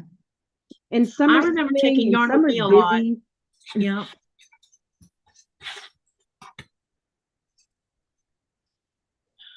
When I get on an airplane, I have yarn with me. Keeps me distracted. Well, it's not flying, it's the problem. It's people on the airplane. People are so rude now. You don't get excuse me or oh, I'm sorry I bumped you. They just keep on going. They just mow you over. Yeah, I don't handle that really well. I get a little spicy sometimes. I've tried not to get spicy on an airplane because, you know, these days you can get kicked off. No, But just a little. when I have a melt, but when I've had a panic attack on an airplane, and that doesn't get you tossed off. Instead, it gets lots of people's attention, and you don't have control over it when it happens, because it happened to me that day. And what it was is I fly with medicine. The doctor gives me medicine for flying, but I got stuck somewhere for 18 hours and I didn't have any backup. And when they put us on a plane, these people were grumpy. They were pushing and shoving each other, and someone was arguing with someone else at the back of the plane where I was going. And the next thing I know, I'm having a panic attack. I didn't even know what was going to happen. I was overly tired. So it really, surprisingly, that's probably what triggered it. I was overly tired, and then seeing someone screaming at each other, that was all it took. Bam. And the woman that I was going to be sitting next to, she could see something was wrong, and so she pushed the button, and there was two attendants, and they're like, uh-oh, we have a problem back here. And the guy says to me, he says, I know you're in the middle of a panic attack. Can you hear me? I'm like, yeah, I can hear you. And he says, oh, I'm gonna move you up front so I can get you to breathe, and because I needed to breathe to get it under control. And I was crying, which was making it worse. And the crying makes me angry. So there's that. And he got down on his hands and knees, and he sat there with me, and he says, I want you to breathe with me. Watch my face. Within 20 minutes, everything was back under control. And then he says, I'm not going to put you back where you were supposed to sit. I'm going to leave you up here at the front of the airplane because you need to be up here away from all that back there. And I'm like, okay. You're going to get an argument out of me over that. Right. No. Exactly. Not going to argue with you on that one. But it was pretty, it was ugly. I just, you know. And it was all because they were bumping me. And then the chaos. It was people screaming at each other, and you know that's a trigger for me, and I just don't handle it well. I haven't learned how to handle it. Actually, I don't know that there is a way to handle it. Well, and plus it's not something that happens all the time, so it's not like you get a lot of practice. Yeah, exactly. Because it's like your brain goes into this I want to run out of here mode. And you know you can't because there's people behind you, in front of you, next to you. There was nowhere to run. If it had been inside the airport, there would have been an escape, you know? Right.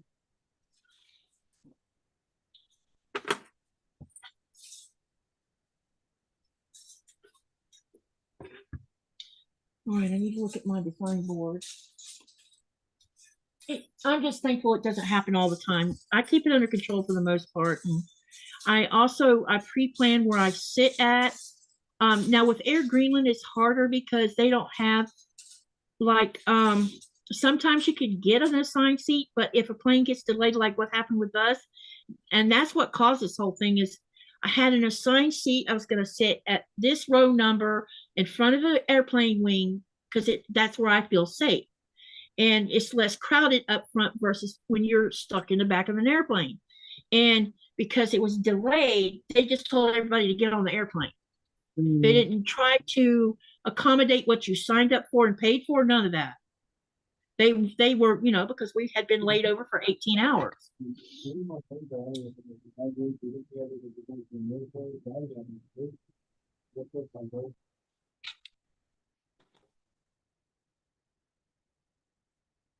Your honey back?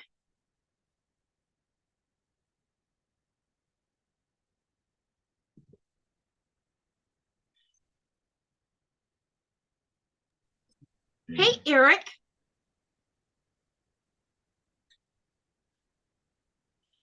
Eric says, not as a host, but maybe as a participant, I may also be doing a different Alaskan cruise with the family. I want to do an Alaskan cruise, but when I've seen the price of those, oh my gosh. I know. Why would I want to do an Alaskan cruise when I live in the Arctic? Because Alaska supposedly, I have all heard Alaska's just as beautiful as Greenland is. How you doing, Eric? has things calmed down for you, or are you still slammed a lot? I think I'm gonna have to cut some more here because, yeah, I need to cut some more. How did I short change myself here? No telling. All right, let's do some cutting so I can make sure I have enough of everything. I already have plenty of that one and that one. This is 4 inches, and how many did I need of those? Yeah, I need some more of those. And some more of these, looks like. Okay, I gotta cut some more. Sorry, guys. This is where I say I must have messed up on cutting.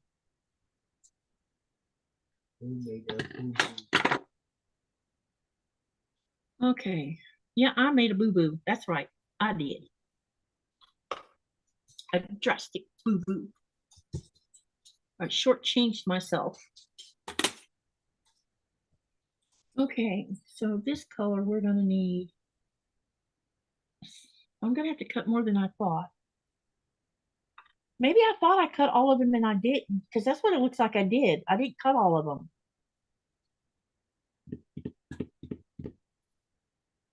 So 2 and 3.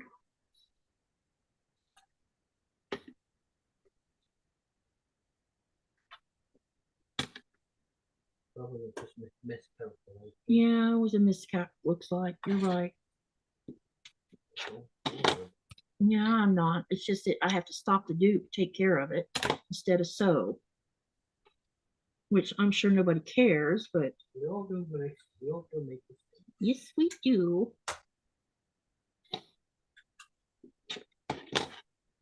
Got 2 more of them done. Then we need the longer size. This should give me at least 1. Yep, that'll give me 2, set of 2. And I've already used, I don't know how many I've used already. Let's see how many I have now. I've got 2, 4 of them. Probably need 2 more. Definitely gonna have to cut some more. Did you cut board? No, I have a cutting board right here at the table. Nico, what are you building today? Asked Andrea. Same as yesterday, Andrea. Assembly square. I'll show you that again. Yeah.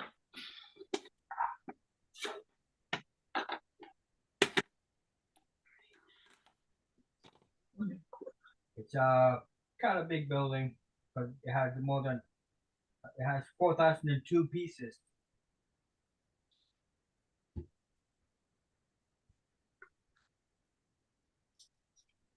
Eric says slowed down a little bit, but still crazy. I was kind of hoping you and I would get to sew again sometime soon, Eric. I miss sewing with you, especially when we're doing scrappy things, because that's fun.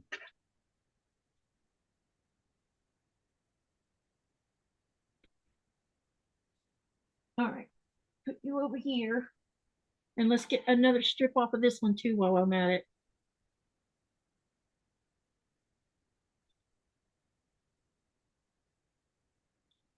Yeah, the piece he's working, or the piece that Nikolaj's working on, Andrea, he's only been working on it during a live, so he hasn't took any time to mess with it during, you know, the rest of the week. He's been saving it for the live since it's such a big project. Did y'all see my little critter up here on my sewing machine? See my little critter? What is that? It's too small. It's a Venus flytrap. Is it? With teeth on it.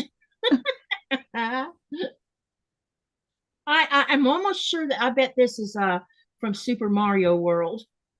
It's that flower that eats things. Uh-huh. It's the mean flower. I forget what the name of that flower is called. Did you make it? Yeah, it was a little Nikolaj found it somewhere. There's Lego has these they come in little tiny bags about like this size, and it's just one little mini thing. Donald Duck magazine. Or was it a magazine, or was it from the store? Donald Duck magazines. This one? Yeah. That came from the Donald Duck one? Yeah. We need to find out what the name of it is. Actual name. Yeah. I bet this is from Super Mario World. I think I have a copy of it in my in your desktop? Yeah.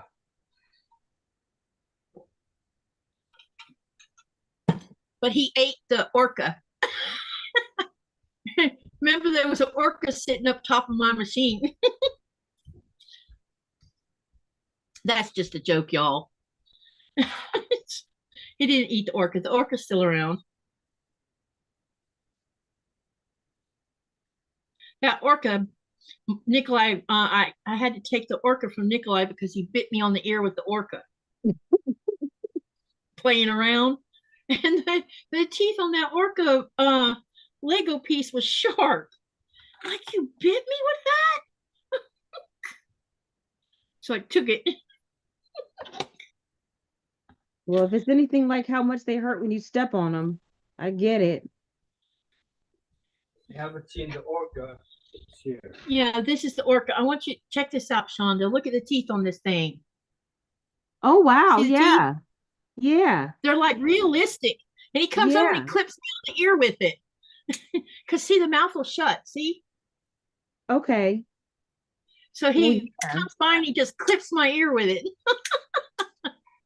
Playing around.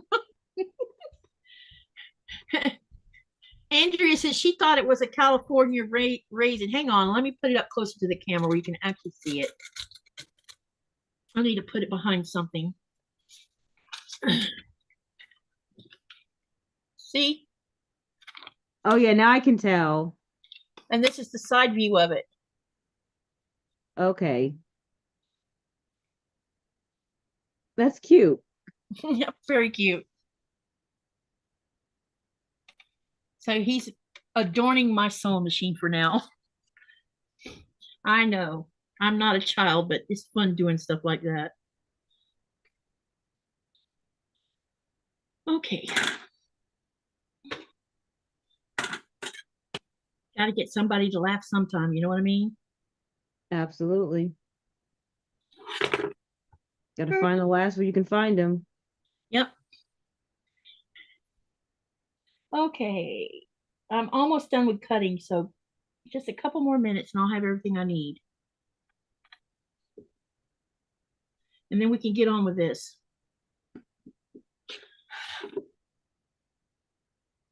What's the next 4-inch? Wow, I think I'm going to have to use the rest of that fabric. Hope I don't need it for something else, or I'm going to be in trouble.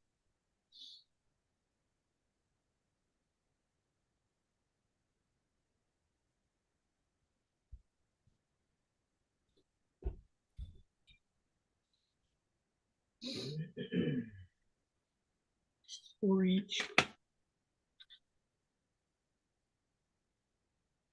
Microsurgery while you are awake. It's wonderful. Pun intended. I might enjoy it. I don't know. I can tell you I enjoy pain on my upper back. It distracts me from the pain in my lower back. Because the pain in my lower back sucks. I do have that kind of gun. That massager. Yeah, Nikolaj, you should show that to them. He picked up a it's a massager, but when I first had that accident, the chiropractor that was seeing me recommended something called the thumper, and my insurance company actually paid for the thumper. That way, at home, I could get someone to use it on me when I wasn't seeing the chiropractor. And you have to be careful with it because you have to put a towel between it and you can't just stay in one location because what it does is it pulls the blood up to the skin. Okay. And then you have this reaction of I itch. Well, Nikolaj found something way smaller that can cause that same kind of reaction. But it's this. Yeah, see? Okay. I've seen those. How do you turn it on, babe? Bottom. And then what do you do? Yeah, and it thumps you, see? It's like a little mini thumper here. Mm-hmm. And you can turn it up. Yeah, and you can turn it up or down. I can't tolerate it on high because he this thing finds all your sore spots actually. I got different It's two. How do you turn it back off? Just keep going. Oh, there we go. And all you have to do is And yeah, and it has different size balls that you can use, like this type, flat one. There's this style, looks like a bullet, and then there's this thing that looks like a fork. So it comes with different little pieces. Nice. I couldn't bring my thumper here to the Greenland because it was a US plug on it. So I had to sell it because that thumper cost like $350 US. They didn't have it. There's no like converter. No, at the time I didn't know I could get the right kind of convert. The regular converter that we use for cell phones and things like that and laptops, Mm-hmm. you can't use it for irons or curling irons. I found that out the hard way Oh, because I melted my curling iron. I never knew that. Yeah, I need a special kind to use it because it uses electricity. But this is the box it comes in, and Okay. it's from the Physio line. So chiropractors use this also. So yeah, so he uses it on me periodically, and he always finds my ouch spots. It just takes a couple seconds. Hey, Kevin, welcome. He finds my ouchy spots because I start making noises. or Like- make you jump. Or I jump because he hit a spot and it's like, ow, that hurts. Yeah, I will say, I carry so much tension, that every massage I've ever gotten has been painful. Well, I have a motto about the massage thing. If it doesn't hurt, they're not doing it right. Yeah, Because I don't I've been have any pain. And so I'm just wanting to relax. Yeah. So it's like if you're causing me pain that I don't have any pain, then it's like not a good experience. You don't enjoy it. Yeah. Yeah. I found this one massager that I was going to. My gosh, his hands was like magic. It was, I don't know how to explain it, except that by the time I left there, I was feeling pretty intoxicated because he was the best massage I'd ever had. It was so good. I think the best one I've ever had was like a hot stone because Mhm. it's not as much, pressure. Yeah. I asked him how long he had been massaging people, and he told me he'd been doing it a long time. And he asked me why. I said, because it feels like you have magic in your hands. He says, you're not the first person that said that to me. I said, I don't know what you do, but my goodness, you need to keep doing it because it was yummy. And it's hard to find people because I don't really mind if it hurts, especially if it takes away from my pain from the lower back. Mm-hmm. I'm fine with that. It's when they hurt you and it's not fixing what they're supposed to be fixing. You see, I don't have anything to fix, so I don't want it to hurt at all. Yeah.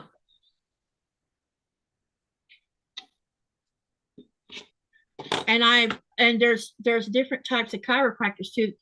When I was in California, Kristen took me to this chiropractor in Fresno. They were using some kind of table to do their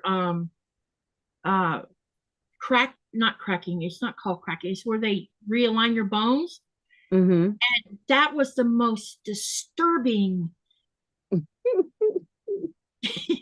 was so disturbing that when I walked out there, I said, I'm not coming back here. And she says, Mom, why not? I enjoyed it. I said, I did not, because I could not stand the noise that the table made, because it was so clunky that it was just, I wanted their hands on me, not that dumb table. You're gonna Now, I have enjoyed the chiropractor. Huh? I have enjoyed going to the chiropractor. But They're it's really been good at years. it. The only part of the chiropractor adjustment I don't like very much is when they do my neck, because it scares me. Yeah, I didn't have them do that. I actually went to the chiropractor for my hands. Oh, cool. When I was in my 20s, I had that's why I stopped crocheting. When I was in my 20s, I just had really severe problems with my hands. And I thought I was going to have like early arthritis or early carpal tunnel in my hands. And that was Mhm. why I gave up crochet. Ah, okay, got you. And I have noticed since I've been crocheting more, I've lost hand strength. I I was wonder. trying to, I can't like in my fingers, like I was trying to opening like a soda bottle or like a Gatorade bottle. Yeah, yeah. I can't grip it anymore to open it. And I don't know if it's because I've been crocheting more. Oh, Robin answered my question. She said the doctor sticks rods in your back, not fun at all, and then you're strapped into a metal corset for almost a year. Not fun at all. Yeah, that would not Yeah, be I'm gonna fun. have to pass on that one, Yeah, Robin. I'll pass on that one too. I'd rather not. I mean, there's been some discussion about my disc failing at some point, and I'm like, we're across that road when we get there. So far, yeah. Because I remember my dad was down for a while after they did that surgery and fused his back. And I'm like, I really don't want to go through all that crap. No, thank you. So I do things that I make sure that I don't intentionally hurt myself. Like I don't pick up anything above 25 pounds. If it's too heavy for me and Nikolaj's home, I'll say, can you help me? And he'll help me. And if I say something about it to him when we're on the phone together and he said, see, he'll say, leave it alone, wait till I get home and I'll deal with it. And he does.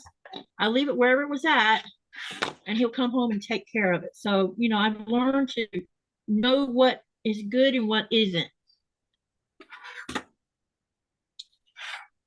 Kevin, how are you doing?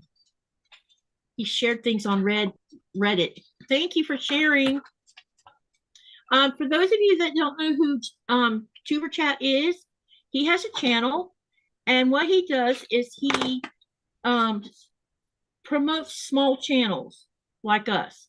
We're all smaller channels, and you just go into his channel and get to know everybody there, and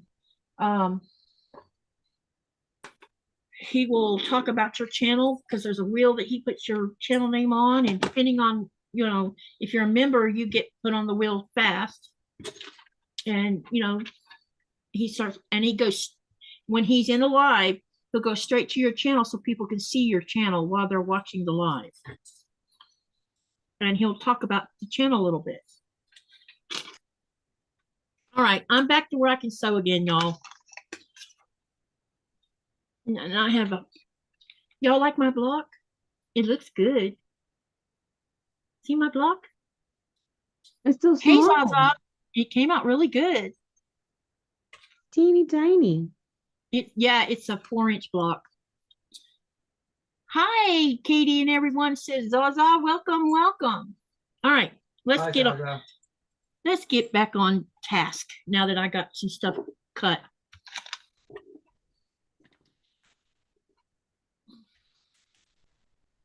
Move that over and get back over here to make sure I put this in the right spot.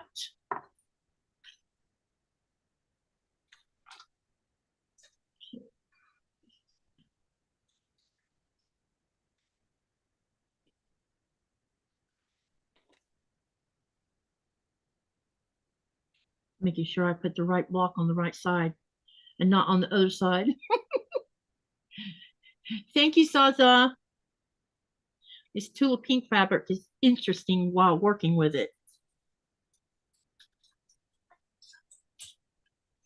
Y'all probably thought you'd never see the day of me working with Tula pink since I'm not a Tula pink fan, but my granddaughter is going to love this thing. She is going to be loving it because she loves all this funny color. And actually, I'm enjoying it. I'm actually enjoying the process, to be frank.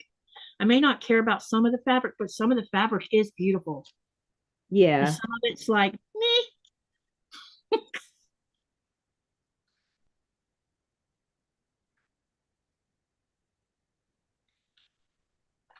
It's very artistic fabric, put it that way. Yeah, her fabric is very I like some of it. I don't like all of it. But I do like quite a bit of it though. Yeah, I'm enjoying this one. Now, why did you move over after I... That's not good because it moved. Probably because I did something to move it.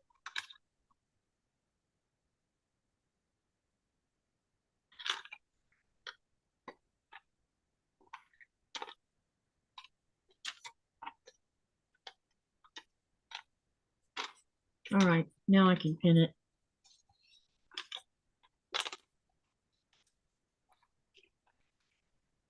Make sure it's still where it's supposed to be. Yep. It's that very first stitch you got to make with that really tiny piece of fabric.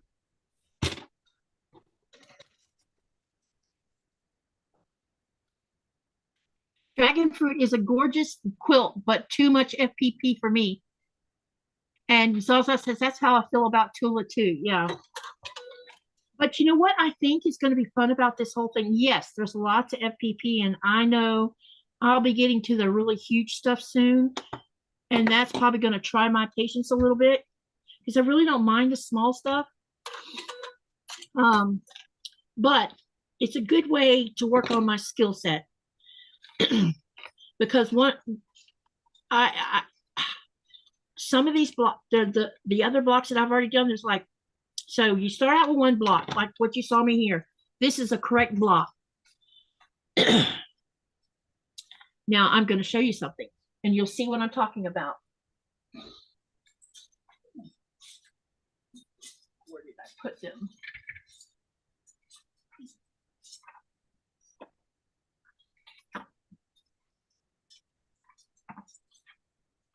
Hang on, I got to find them so I can show them to you.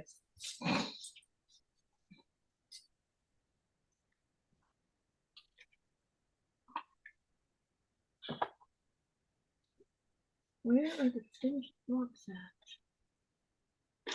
I have too many projects sitting out doing at the same time over here, which is my own fault. It's okay, Nora. Nothing's going on.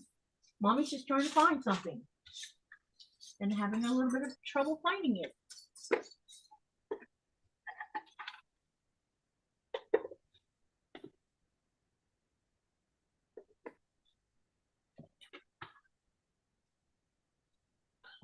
Wow, where did I put them?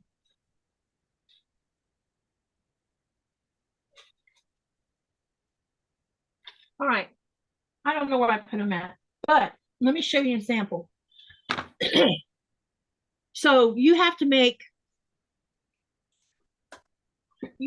a set of 4 of like the one you see me working on right now. Okay. And then there's one called the guava block, which is this one right here. You make 4 of those. And then you make 4 of, so basically you're making 4 of each one of these. Okay. I noticed I did the first block on these other 4. I did the first block correct. And then I thought I'd done all the other ones correct. And when I went back to take a picture of it, when I looked at the picture, I'm like, uh-oh. Every one of them after I did the original first one is wrong. Oh. How did I do that? I have no idea. But I want you to see what I'm talking about. This is the right one right here. Now look at it. Now tell me what you see wrong with this one. Here, I'll put the other one next to it so you can see this is the right one and the one on yeah. Can you see the mistake? No. Okay, so the original one has this little rainbow right here. See the rainbow? Yes. It's right next to the green. Where do you see the rainbow on that one? Oh, so the rainbows are supposed to fall in specific places? The rainbow is this, see this strip right here? Yeah. It's yellow with rainbow on it. So this rainbow here is that yellow, and that yellow was supposed to be right next to that green. Oh, see, in the Not over camera here in La La Land. that square is so small that in the camera it just reads as white. Yeah. Now, I couldn't I want tell. you to, so now I want you to look at my mistake here. I completely used the wrong green in the wrong space. Or I put the yellow where it didn't belong. Wow. I can't, and I mean, I'm sure you can tell in person, but on the camera, like I said, that square is so small Yeah, that I can't tell that it's a yellow square. I know. And the only reason I even caught it last night is I was going to put pictures on my thumbnails of the ones I've already done. And every one of the set of four, there's two wrong or three wrong. And when I looked at the picture, I'm like, oh no. And I wouldn't have noticed it had I not took a picture of it. Because when you're looking at it with your eyeballs, you don't even see it. That studio's done. Dance studio? Yep.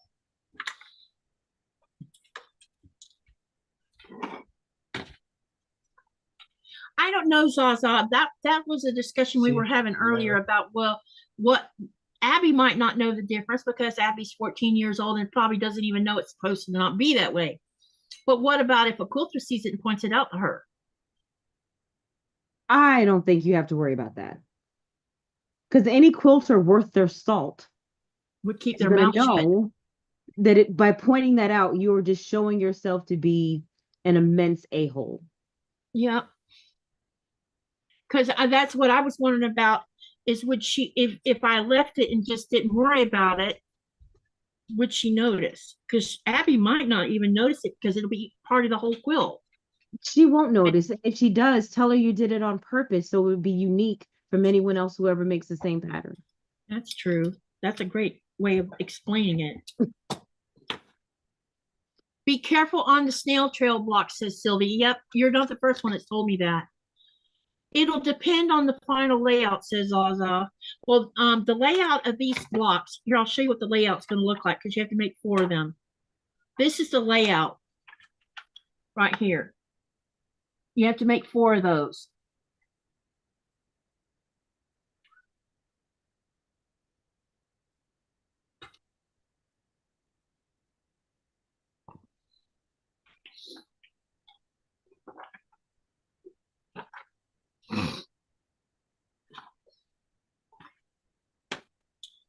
All right, let me get this pressed out. I think I'm gonna be going back and forth to the iron with this one, but they're so small. Uh-oh, where'd you stick?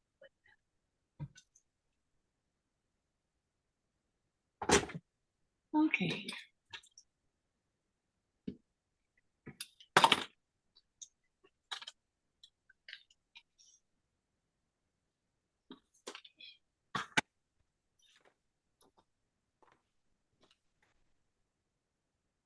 All righty.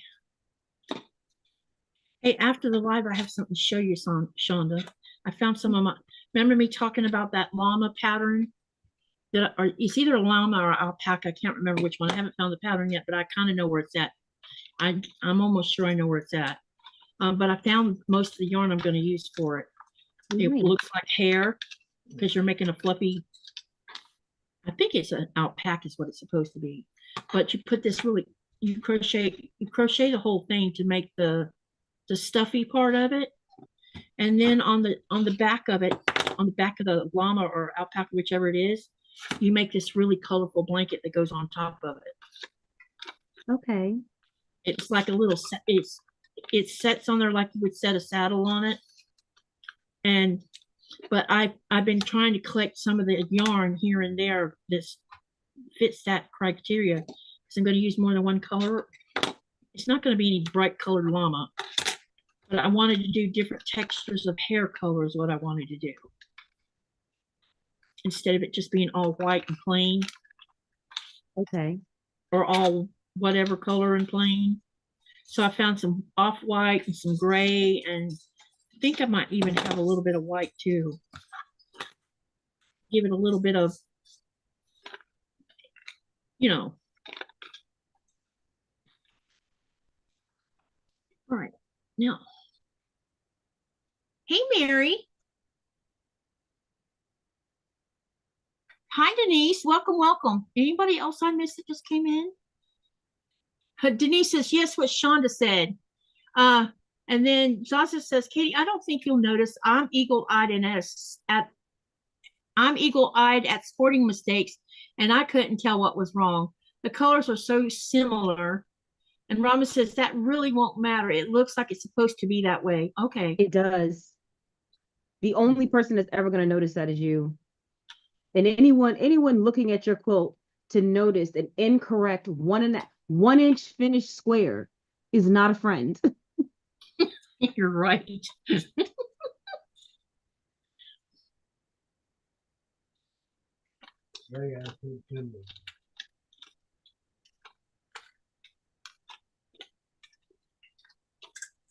Yeah, because we know that I'm not trying to strive for perfection, just consistency.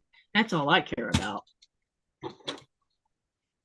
And there's going to be mistakes. It bugged me because I could see it in the picture. I'm like, how did I do that? What was I drinking?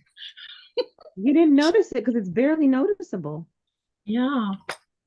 It's funny how the camera picks up mistakes.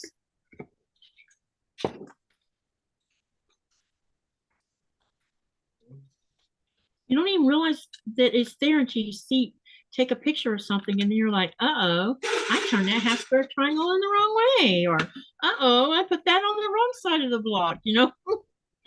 Mm-hmm.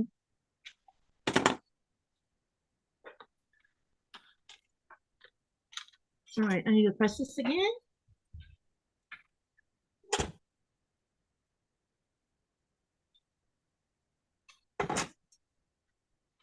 Okay, now we'll trim it.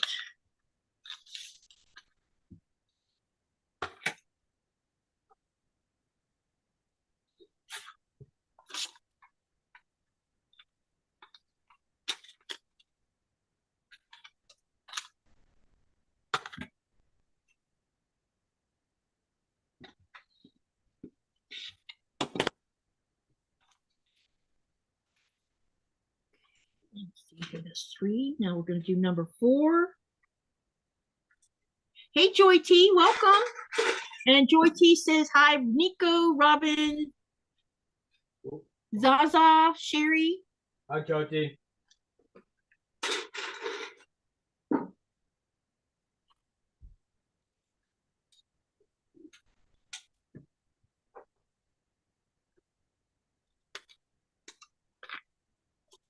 All right.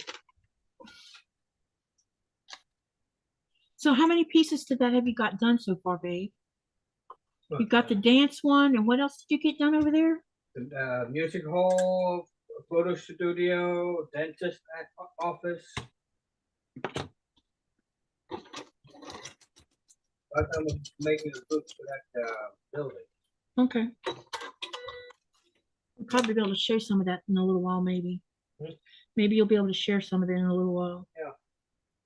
I can show that the first one that I built it. How would it look like? You want me to spotlight you so you can do that? No, I need Or to pick up that set first. Okay, gotcha. Right now, it's the second building that I'm making. Oh, you mean the one that's already put together? Okay. Gotcha. So you're going to show them the original one. Did you use all 4,000 for that one too? No. Okay. All right, now we're going to do number 5.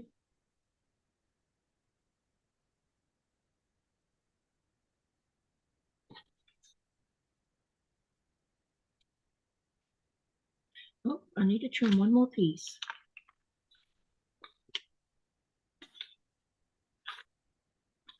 That's why it didn't look right.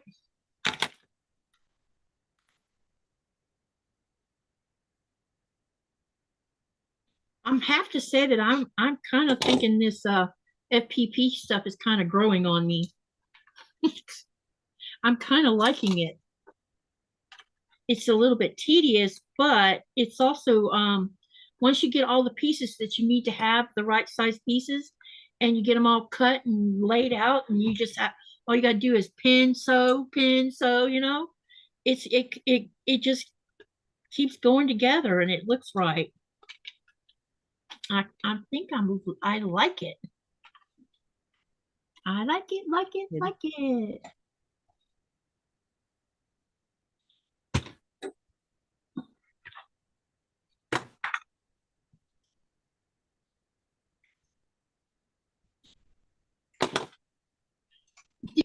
Did any of you, oh, no, wait a minute, I'll hold my question in a minute. Nikolaj's coming in here with a big piece. This is what 4,000 pieces make.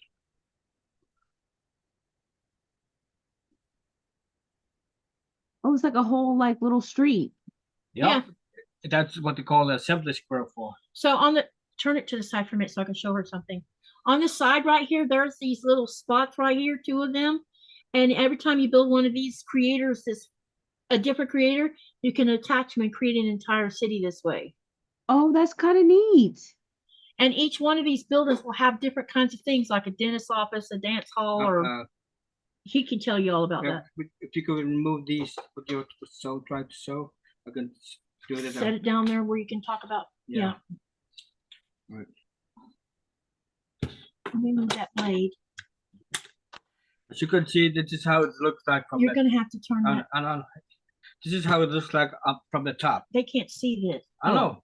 You can see in the other camera. You can see it in the other camera. Oh, gotcha. Okay. All right. That I can open this one. Like I'm going to get the top view. Let me. Yeah, there. It's right there. It's okay.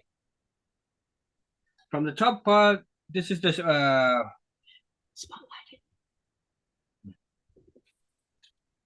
Go to the right corner of that. Yeah. Click on those 3 dots. See where it says spotlight for everyone? That. Now the camera needs to focus. It's okay. When I remove this rooftop, it will reveal it is a piano? dance studio. Oh yeah, I see a little dance studio. You see the piano? Yeah. And I'll remove this one again. Then we will have a music store where you have a cellar, the what you call saxophone, guitars, and drum. Then I can take this one, another one again. That's a cafe, a small cafe. The camera to focus. Oh, it's a little cafe right here where you can buy your pastries, and outside you can drink your coffee. Nice. So I go into the other side like this, and open this. It's a nursing home. Nursery. You mean a kids nursery? Yeah. Childcare. Childcare, yeah. And up top here, you can barbecue up top. There's a stove and a pot and and at the bottom, that's the one that is. There's a dentist right here, and there's a photo studio here. No, right? You look at my feet; it's tickling. That's a lot of pieces.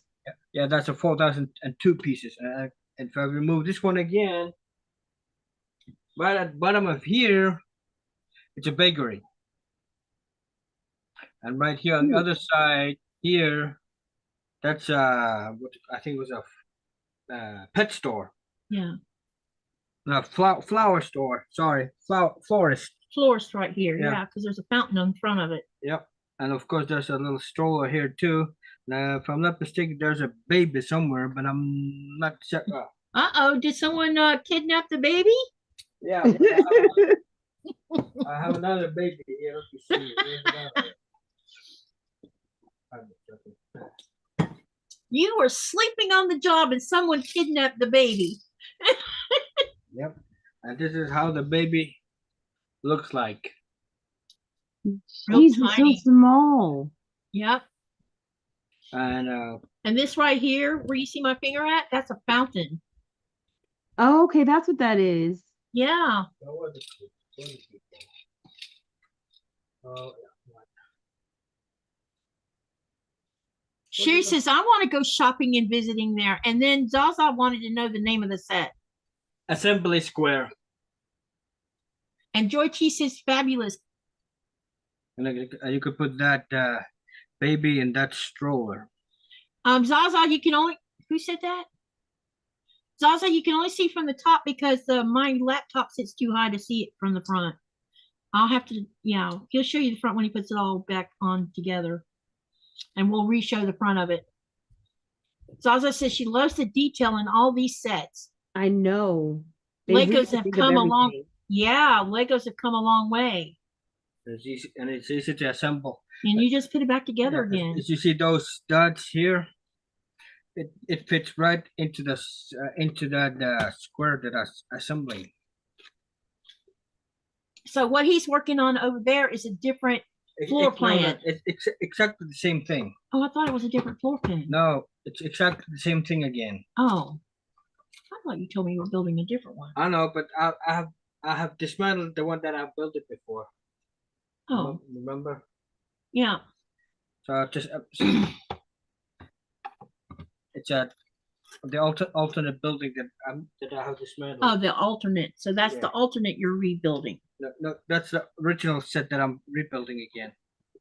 I'm confused. This You already have this one, yeah. but didn't you just say you built the alternative one? No. I have dismantled the alternative building to rebuild this again. Oh, got you. Now I understand. Gotcha. Yeah, language barrier here. Yeah. Because I thought you were building the alternative. Because with these creator sets, you can actually build alternatives. You can build the original. Some of the creators will say 2-in-1 or like 3-in-1. Like when we did the give me that, please. When we did this creator set, this was what you call a 3-in-1. Oh wait, we need to unspotlight this. Hang on a minute, you guys. Go to the far left. See where it says remove spotlight. Yeah. Okay, so with this set that I showed you recently, this was in a set called 3-in-1, which means it had 3 different now we only built 2 of them because I only bought 2 of the boxes. So if they still have another set of these left in the store, I'm going to pick up the 3rd one and I'll build the 3rd alternative, and you'll see how different each piece is like that. Gotcha. So you can buy the same kit and make different things. Yeah. That's kind of neat. And when and on the outside of the box, it'll say 2-in-1 or 3-in-1, like the Christmas tree. Ooh. Yeah, that's good, because then you could get more than one use. Like Nico said, you can take it apart and build something completely different, and you could do that 3 times. That's kind of neat. Yep, and each one of them is interesting in how you put them together. It's pretty cool. Out of this set so far, I'm loving the water pot the best. Water can rather. Because they have butterflies in it. It has the coolest butterflies. Or was it salsa or was it bobbin? About what? But Zaza, yeah. He's gonna show.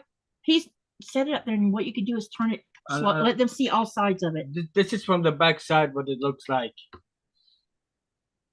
Okay. And then I'm gonna turn it a little bit around, so this is how it looks like from the and lift it up where front side. Yeah, and that's the front. Yep. That's how it looks like in the front from the front side. Neat. The one thing about Legos is, like, I have a bunch of them in the storage unit that are a ton of Duplos. Plus, there's a bunch of Technics from where I was buying Technics, because Thomas was building Technics at 6 years old because he just was way advanced for a kid on Legos. And one thing about Legos is they will always have value. If you don't want them anymore, you can box it. This is the biggest suggestion I will make to anyone who buys Legos. Keep the books. If you ever decide you don't want them anymore, as long as you have the books and all the Lego sets are intact, meaning you have all the pieces, you can sell them to anyone and they'll pay the money for them. And if they're a retired set, they're worth more money than when they weren't. So they hold their value. They hold their value, yes. Nice. So it's not a waste of money. And you know, I've heard people talk about they've thrown them away. I'm like, why? Because they don't know. I guess not. Like, I wouldn't have known. Don't throw them away, you know. If you don't care about the money either, then find you donate them to a school, a child, somebody. Yeah, schools use them. They actually have if you go over onto the lego.com website, there's a section called it has to do with computers and stuff related to Legos.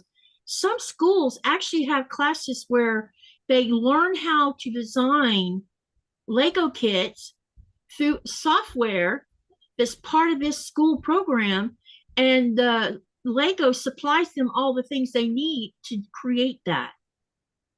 That's neat. So it's very, there's these Legos have lots of education in them. I mean, you got to be able to, you know, follow plans and build it, and you're using your mechanical skills, your you know, when we talk about when we're trying to teach our kids pay attention to what you see around you, you know, that eye to see things, they learn that when they're building Legos too. And I've noticed that boys notice more things around them than girls do. It's very different.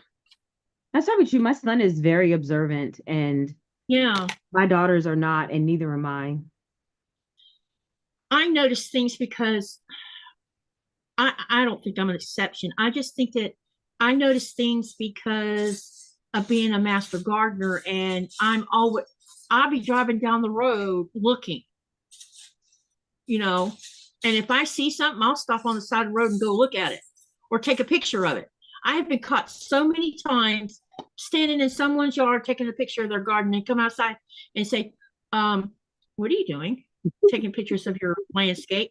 Oh, and then when I explained to them, I did this a lot when I was in the landscape program, because we had to create our own landscape designs, and we also had to learn plant names and stuff, and that was my way of learning. And I ended up being a tutor for golf course students, because golf course students are lazy when it comes to that kind of thing. And once you told them what you were doing, I said I didn't want to disturb you by knocking on your door and say, and I'm some strange person asking to take a picture of your front yard, and I didn't think you cared. And I always made sure there was no license plates in any of my pictures, no addresses anywhere. You know, I was very respectful for it. But this one neighborhood I would go to a lot, it was called what was it? Forest Hills. Yeah, it was called Forest Hills. It was one of the oldest areas in Lake City, and the whole neighborhood is a huge neighborhood, and it has rolling hills in it. And rich people live there. Back then, rich people. Now rich people live in houses twice the size of those houses. And but it was a great place because all the trees and stuff that were planted in that area were mature, full mature trees. And when you want to teach a landscape student or a golf course student how to ID a tree or a shrub or a palm tree, the best place to go is let them see it in a mature state. Because on campus, they're in their juvenile state. And we don't get to take our final exams on campus because that's cheating. You know, okay. So you get took down to Forest Hills to take your final. And you might end up on some of the final will be on the VA hospital grounds, and the rest of it would be in Forest Hills, which run like behind the VA hospital. And so the best way to teach someone is to show them not only the juvenile state of something, but the mature state, because when the instructors take you to Forest Hill to take your final, they're showing you the mature one. Makes sense. Yeah. And I think that's where my catching things catch my eyes. And I've been taking photographs of things that catch my eye since I was 13. And so I was always with a camera in my hand, taking pictures of things. And most of my pictures are plants.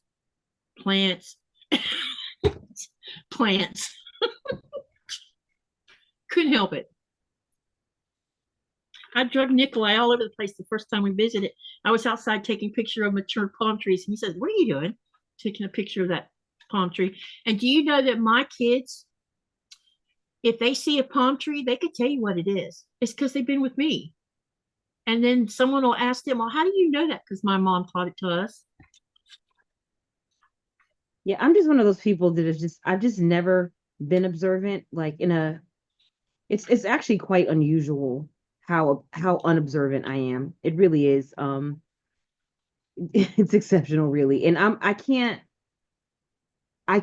look at stuff when I'm driving because the wheel is gonna go where I'm looking. Where you're looking, yeah, If I look to the left to see a house, I'm gonna start veering to the left. If I look to yeah, the I right, I'm gonna start understand. veering to the right. I cannot look around and drive straight, period. So it's like I have tunnel vision when I'm driving. Yeah, I understand that. That would be like me in Jacksonville, driving in Jacksonville, and I have to pay attention to the road, and all of a sudden I see a palm tree, and I'm like, and Nikolaj's like, "Honey," I'm like, "But did you see that?" So I get what you're saying. Because I saw some palm trees in Jacksonville. You know, I've been gone from Florida now for almost 14 years. And when I went to Jacksonville last year, I saw some palm trees that shouldn't even be in Jacksonville. I don't know when they started putting them there. And I'm thinking, is Jacksonville not getting hard freezes anymore? Or are they just taking a risk and hoping for the best?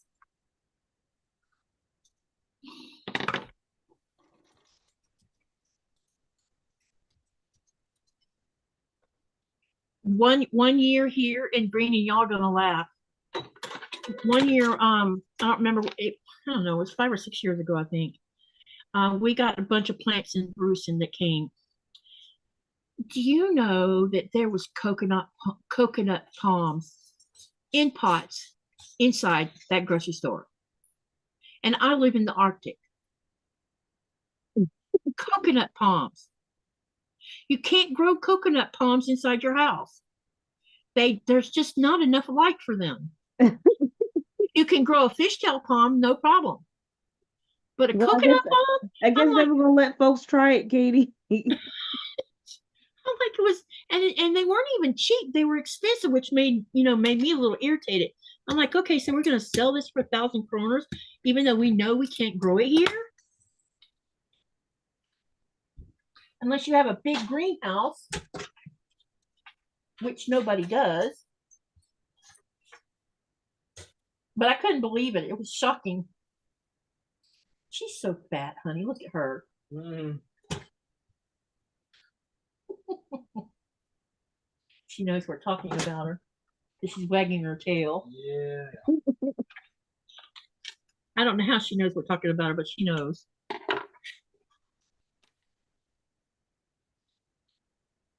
She's being good. Yep. So far. So that was the last pig ear? Yep, that was the last Oh boy, no more treats. That's gonna hurt her feelings. Maybe I could get some more, another lamb, leg of lamb, and we eat it before you go back to sea. Yeah. And then I'll have another bone to give her. That piece of bone you picked up off the floor yesterday was from what was left over, that bone she'd been chewing on. Yep.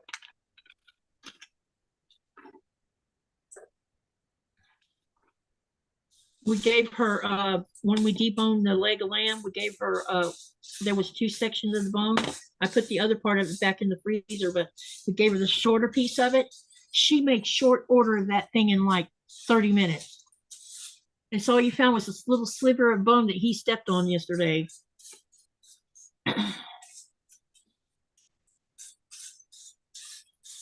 All right, I missed some stuff. Hang on a minute. I got to catch up. I got a ketchup here, you know. Oh, here we go again with the ketchup thing. Honey. Yeah. Do not dare to mention ketchup to me. You know you always get that. So I'm backtracking all the way up to where the bot made that invalid perimeter thing. So as I says, I like those sets. They are great for kids. I like the welly boot. Oh yeah, this boot, the yellow boot, yeah. She says, fantastic. Legos don't lose its value even when you've built them. Exactly. Then Cynthia, hey Cynthia, she says, hi everyone. My son keeps the boxes and literally treats the box like a fragile glass. It's more valuable with the original box. Yes, it is. Cynthia says he has sold a few sets to replace with others. And then, hey Steph, how are you doing? She says, hi Katie. Denise says, I'm that way too, Shonda. When we were talking about, you were talking about tunnel vision. Mm-hmm. Then Cynthia says his closet is full of his boxes, lots of empty boxes because he doesn't like to take them apart after he puts them together. He has around 13 sets in the closet that he still needs to put together because, something got cut off. Because they'll make money anyway they can. Yep. Because he has no room to. And Cynthia says, put them in for a display. And then Zala says, Katie, I lived when my husband had his Defender because I was high enough to see over people's garden walls. I love seeing gardens. What's a Defender? Probably a car. And then Sylvia says, hey, Sylvia, at my father-in-law's funeral, we visited his ranch where he grew beans. We picked up beans and brought home. They grew so big out in our home in Alaska, vined across the kitchen and living room. So you grew your beans indoors. And Robin says, coconut palms get to 90 feet tall. My grandma had one in her front yard in front of her house in Miami. Yep, they do. They get very tall. I remember seeing coconut palms when I was very young, when we went to pick up my grandmother in Fort Lauderdale, because they lined both sides of the road back then down there. I definitely want to go back and see Fort Lauderdale at least one more time, because last time I was there was when I was a kid. So I don't know how much has changed since then, but it probably has changed a lot. And I don't even know if I'll recall much of it.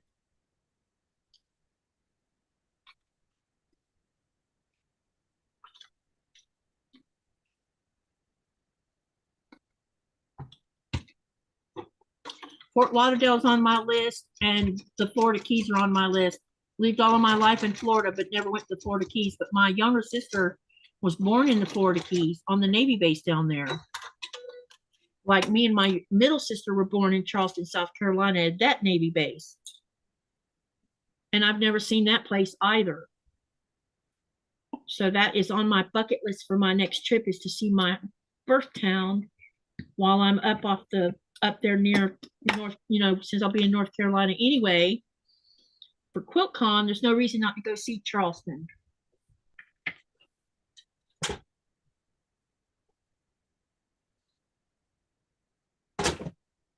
Shonda, you're in North Carolina or Georgia? North Carolina. See, you and I should do some road tripping while I'm up there. I'll be around. When are you coming? Around QuiltCon time. I was thinking about doing QuiltCon, and then I want to do some exploring of Raleigh. Would you be up for that? Yeah. Because I really would like, I didn't have enough time to really explore a lot, and I would like to visit their botanical gardens and their I think it was something natural museum or something.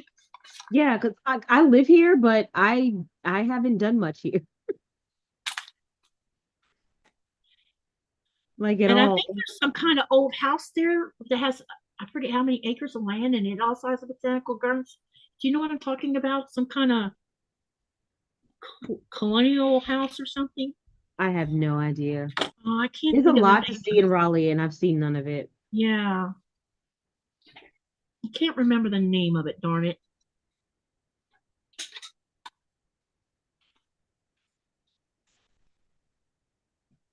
A Defender is a big four-wheel drive truck. That's why I didn't know what it was. That's what I thought it was. You knew what it was? No. It's a Yeah, we're not even gonna I get thought it started. was a car. I mean, No, it's one of the big old trucks. You're like, why do you need a truck like that? yeah, I mean, like a, Like the one we saw at St. Augustine, I bet. yeah. I bet it was like that. I didn't know it was called a Defender though. But I mean, but I guess that it was a vehicle. It was, my love. A vehicle. When we went to, we went to St. Augustine, and when we were at the Castillo, and when we coming out of the Castillo, you look down in the parking lot and you see an F Ford 250, and those trucks are not little. And right next to it is a bigger Ford, and it was twice the size. 6 doors. Yeah, it had 6 doors on it, and it was at least twice or maybe even 3 times the size of the F-250. And on the other side of it was a Hummer, and it made the Hummer look like a little runt. It was funny. We actually have pictures of that. Yep, I did. Do you know where it's at on your computer? Yep, well, I know what it is. Send it to me in Messenger so I can show it to them. Hey, if you've got the picture of you in gel, you can show me, send that one too. And if you have the picture of the one with you in jail, you can share that one too. When you were in jail in the Castillo. I don't think we took pictures of that. I don't know, maybe with your camera. Oh, well, yeah, it'll take me forever to find that.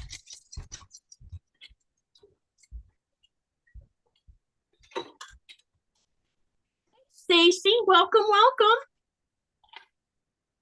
How you doing? Let me see here.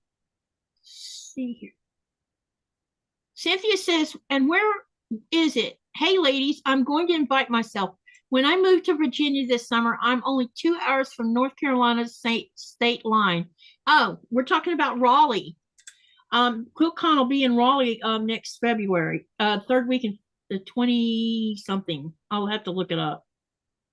Oh, so I hadn't even checked that. They released the dates? Yeah, they already released the dates. They released the dates last year, actually. Like a week after QuiltCon was over with. Something like that. I'm like, I can't believe they already had a date. They had the date for where the one that was going to be in Arizona and the one that's going to be here. And then I thought I saw something about where Ian said something about that they also have the date for 2027, which is supposed to be in Atlanta, I think he said. Okay. So yeah, so 2026 is going to be February 19th to the 22nd. Yeah, I knew it was something like that. And I'll be coming in earlier than that. I'll probably come in about 2 or 3 days early. I'll take some time off. Okay, because I plan on spending a week in Raleigh, at least, and then I'm going to rent a car and drive down to Georgia. Well, I want to go to South Carolina and see my birth town is St. Augustine, and then I'll go to Georgia and spend a few days there with Thomas and my grandson. I need to find an Airbnb in Georgia, or either I'll go stay with Christine. That's probably what's going to happen. Christine will say, nope, you don't need an Airbnb. Come to my house. And she's only an hour away from Thomas and Blaze, so that'll work out fine. Yeah, that'll work out nicely. Yeah, because she had me stay at her house last time. So anytime I can save a little money on hotel costs and Airbnbs is great. Because when I was in Raleigh, it worked out so good, Shonda, because it was Christine, me, and my daughter, and we stayed there 4 nights, I think. And when we split it between us, all of us, it only ended up being $215 a piece, not per day, but overall, gross, the whole thing. Not bad. And nowhere can you stay for 4 nights in a hotel for that price and be able to make your own food and not have to go out and eat if you don't want to, you know? So we made breakfast at the Airbnb before we go to the QuiltCon. Yep, 2027 is going to be in Atlanta.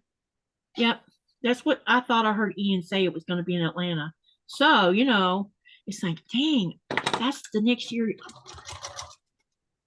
I wonder if Nikolaj will let me come back in an off year like that and do that. Because normally I try to go every other year to save money. You know, because it's expensive going every year. If you, you know, it costs a lot of money.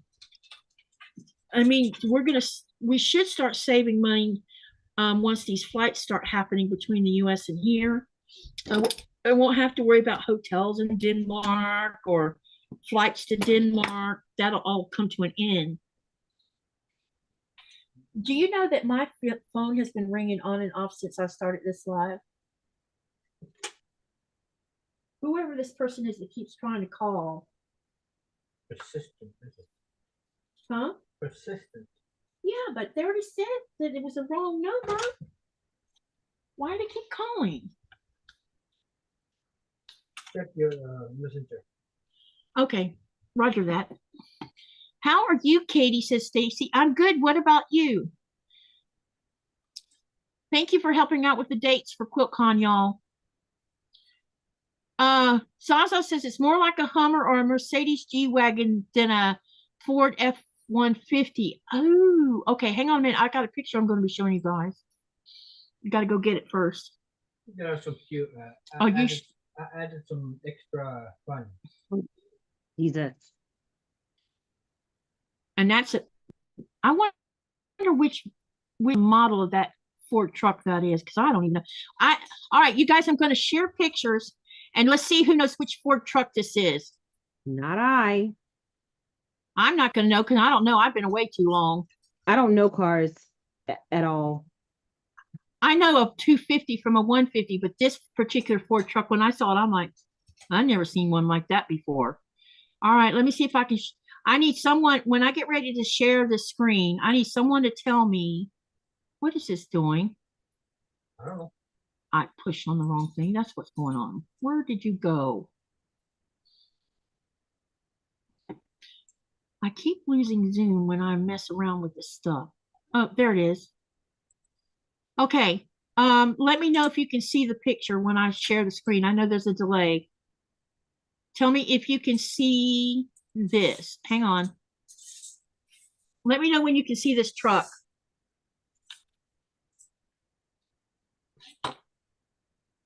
I couldn't tell you what the heck that is, but I can tell you they customized it. All I know is that's a big truck, and I'll show you some more pictures here in a minute. Well, they definitely customized that. It doesn't come like that. They did that to it. Yeah. And you see it's got 3 doors, which means it can sit quite a few people. All right, let me see which way I got to take. This way. Okay. Now look at the Hummer next to it. But makes the Hummer look like a baby. Yeah, and we know that Hummer is a big one. We saw that. The Hummer looked like a Volkswagen Beetle. Yeah.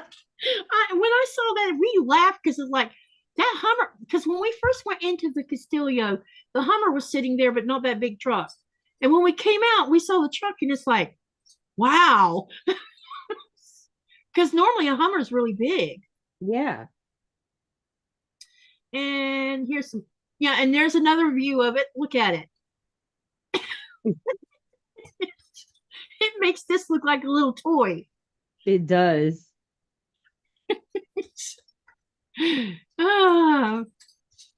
And this is when we were. Hey, this is at it's tucked here at the sinkhole. Sinkhole. This is when we went to Devil's Millhopper sinkhole, and that looks like we're at the bottom. At the bottom of it, yeah. And he just. It's so hot down there, y'all. It was very tropical, and he never complained, not once. Oh yeah, and I guess he's not used to heat. And here is Nikolaj riding my horse, the one that I race.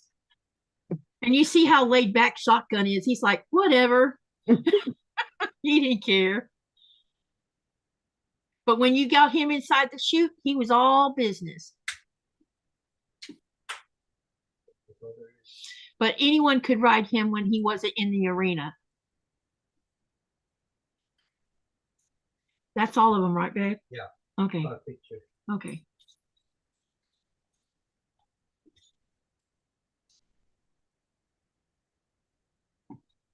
That one heck of a big truck. You should see Stacy's comment. Stacy said somebody's compensating for something. Talking about the truck. Definitely, definitely, Stacy. That is excessive. It's very excessive. Is that Florida? Yeah, that was in St. Augustine, Florida. Yeah, it looks like Florida. Yeah, that was on his first visit. When he came for the first time to the United States. So we took him to St. Augustine, and then I took him to the sinkhole. And then, did you come across the pictures from Ishtuckney? Yep.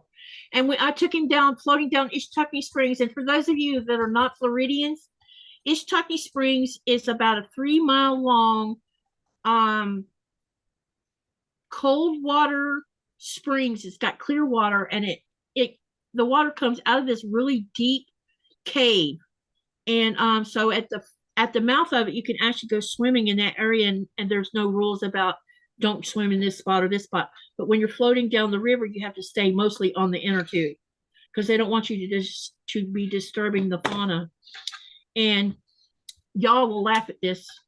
My husband, back then he wasn't my husband. We're all sitting on different tubes, and we're joking around and laughing and giggling. I mean, that was the most fun I'd had in so long, because for the most part, that's all we did was laugh and cut up. And suddenly he just sits up further on the inner tube and puts his feet down in the water. And the next thing I know, he's gone. He didn't get off on purpose. He got yanked off the inner tube. And I'm like, what the heck? It was a tree that caught my feet. So his foot got caught on a tree that had fallen down into the water. Oh my And gosh. it yanked him off the tube. So he gets his head up in the water. He says, I can't swim. I'm like, what? And then I said, honey, stand up. And he's like, what do you mean? Stand up. Because I could see that we were in a shallow area anyway. So he stands up. He's like, oh, so part of this river is not like over your head. The mouth of it, where all the water comes out of it, people go scuba diving in there, and you need to be a good swimmer for that area. But most of the river, if you're a semi-tall person or like us, 5'6", you can just stand up in it. That's why they tell you they don't want you down there walking around in it, because they're trying to keep it pristine. And yeah, that's when I found out my sailor can't swim. Which is crazy. Yeah. And this same person here, I have video from, was it last summer? Yep. Last summer when they were doing, what is it called again, honey? It's a safety course. Yeah, but the safety course was rescue something. Yeah, it's part of it. So example is, say the ship is sinking. You got to get everybody off the ship and into this dinghy thing that has like a tent on it, and it has all this inflatable raft. It's an inflatable raft, and it has all this specialty stuff in it so people can find you. And so they all put on submersion suits. Immersion suits. Now my husband can't swim, but he will jump in that water even though he knows he can't swim, because that immersion suit keeps his head above the water. So he doesn't think out about it. And he helps everybody else before he crawls up in that inflatable. He's helping other people get in that inflatable because it's part of his task to get people in. He also has a paramedic thing too. How many people on board have the paramedic thing? Mostly higher ups. Just the officers? Yeah, officers. Yeah, those that have gone through education as an officer, we have to go through paramedic education. Yeah. And every so often he has to go to Denmark and renew that. Every 5 years. Yeah, so we ought to be coming up on that 5-year mark soon, right? Next year, I think. Oh, Denmark, here we come. Another trip to Denmark. You think it'll be in Fano again? Probably. It's in Fano. I'm going to go explore more of it. We're going to look for trolls too that we didn't see. Someone posted some new troll pictures, and when I asked where they were at, the person told me where they were at in Copenhagen, where they're at in Copenhagen. So we're going to have to add to our list of trolls that we don't have pictures of.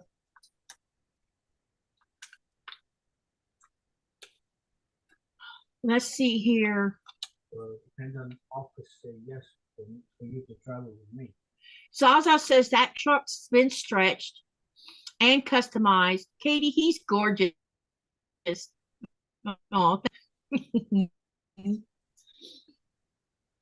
What does that mean? Looks like Florida. It just looks like you would not see that on the streets of New York City, right? No, you wouldn't. You're not going to see that in Cali either. It just, first of all, it's got to be somewhere in the South, because if it was in the Midwest, it would be dirtier. Like it's just that usually when people put that much effort into a truck, they're not actually using it for trucking. See, I refrain from my comment. I refrain from saying it's probably somebody from the South, because as Shonda was saying, you see it all over Florida and Georgia and Alabama and South Carolina, these kind of things. Besides, we've all heard the Florida man stories. Yep. It just looked very Florida man-ish.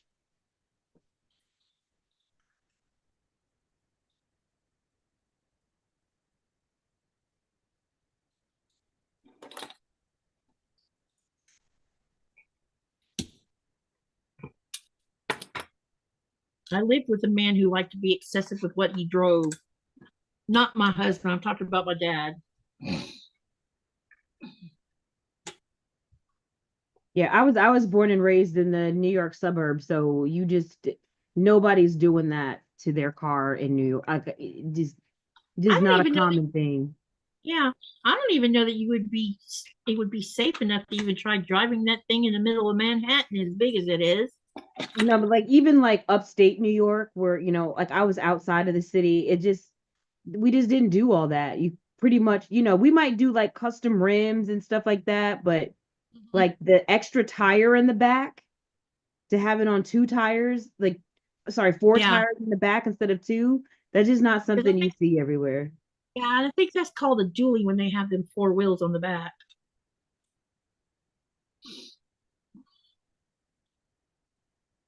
The first time I came to riding club pulling a horse trailer with my little Ford van, you should have seen the reactions.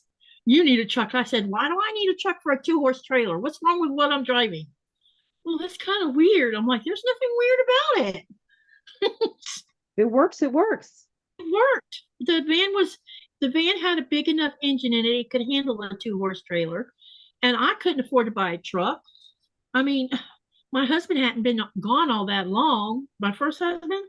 And I knew I couldn't afford car payments, and I definitely wasn't going in debt. No thanks. That little van was given to me as a gift, and I used it. And my little horse trailer, wasn't some fancy horse trailer either. It got us back and forth to where we wanted to go. Yep. But that's what cars used to be. Yep. They were now they're like, statements for some people, but for me, like I've never been a car person. I've never really cared about cars. Yeah. As long as it's, sound, mechanically sound, it can get me from point A to point B. That's all I really care about. And I'm short, so I prefer like an SUV or minivan or something like that, because I just can see better.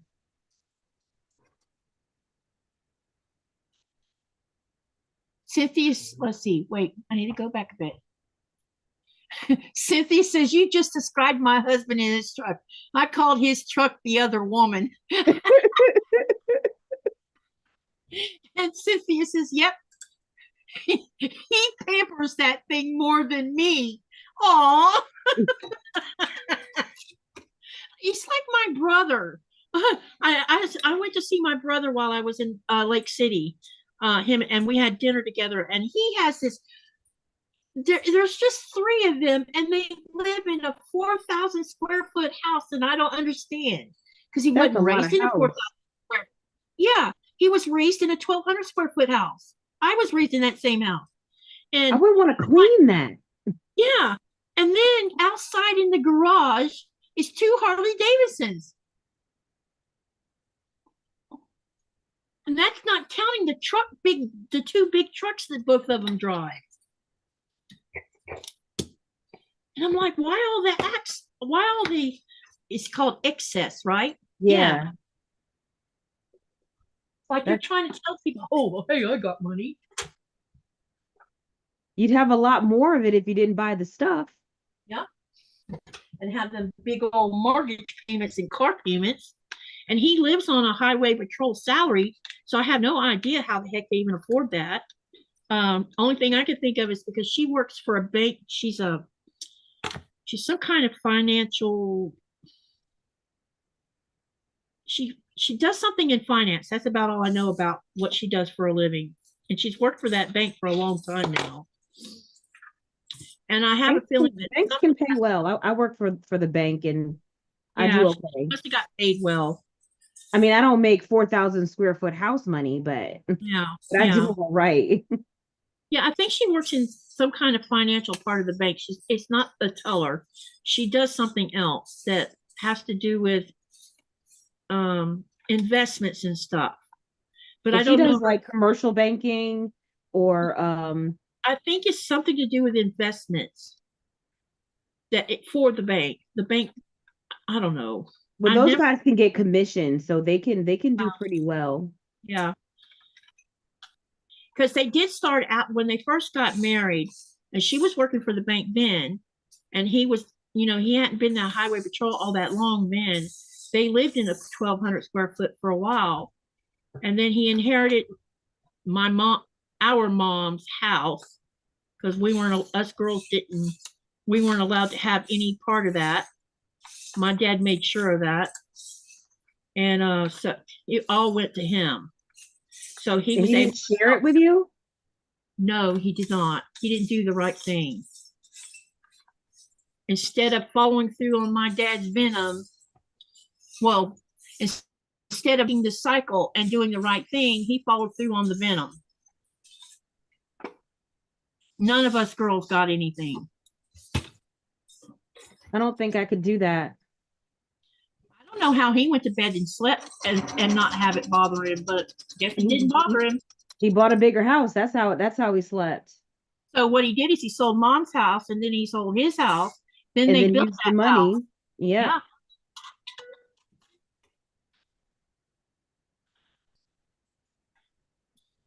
So I try not to spend too much time thinking about how much it angers me.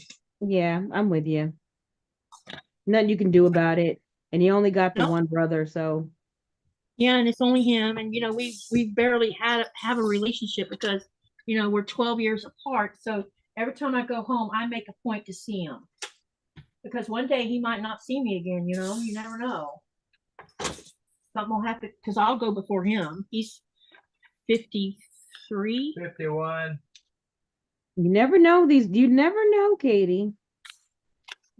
Yeah, he could end up with heart disease like our dad did, and that heart disease took my dad out at 56 years old, and my brother's at the same weight that dad was at, and it seems to run in the men's side of the family, but he might have my mom's DNA and not have heart disease. I haven't asked him. Not even heart disease, but I try to remind myself that at any time, anything can happen to anyone. Yeah. Anything can. Right. And so I try to live my life in keeping that in mind, like with how I treat people. Yeah. Because you just never know how long we're going to be here for. Yep. When I was at his house, he made a comment about something, and I'm not going to say what it was, but it's very touchy for a lot of people. And I'm like, so I'm over here saying hello to you, and I've come to see you because I haven't seen you in 3 or 4 years, and you're going to bring up something that you and I do not agree on, but you're going to bring it up anyway? Well, I'm just teasing. I said, it's nothing to joke around about. Don't bring it up. He's like, and his wife, she's like, Mike, you probably should leave it alone because she could see that the minute he brought it up, I was about to get angry. I said, I didn't come over here to have this discussion. I came over here to spend time with you and your wife and my nephew. My nephew graduated I was this about year. to say, how old is the nephew? Nephew just 18. Wow. And he just graduated from high school. I Crazy. can't believe it that he's now done with high school. Something's wrong with this. Uh-oh. As I'm looking at my son, my stepdaughter graduated middle school Thursday, and then my son has 1 year left of high school before he graduates. I just can't, I bet you can't believe it either. Mm-mm. I mean, my oldest granddaughter, she turns 14 in December. You know, and when August gets here, August the 15th, August the 15th will be 14 years from the day that I got on an airplane with 2 suitcases and a dog and flew to Greenland to live forever. How many years? 14. Wow. And I ended up stuck somewhere, so technically I didn't start living here until the 18th.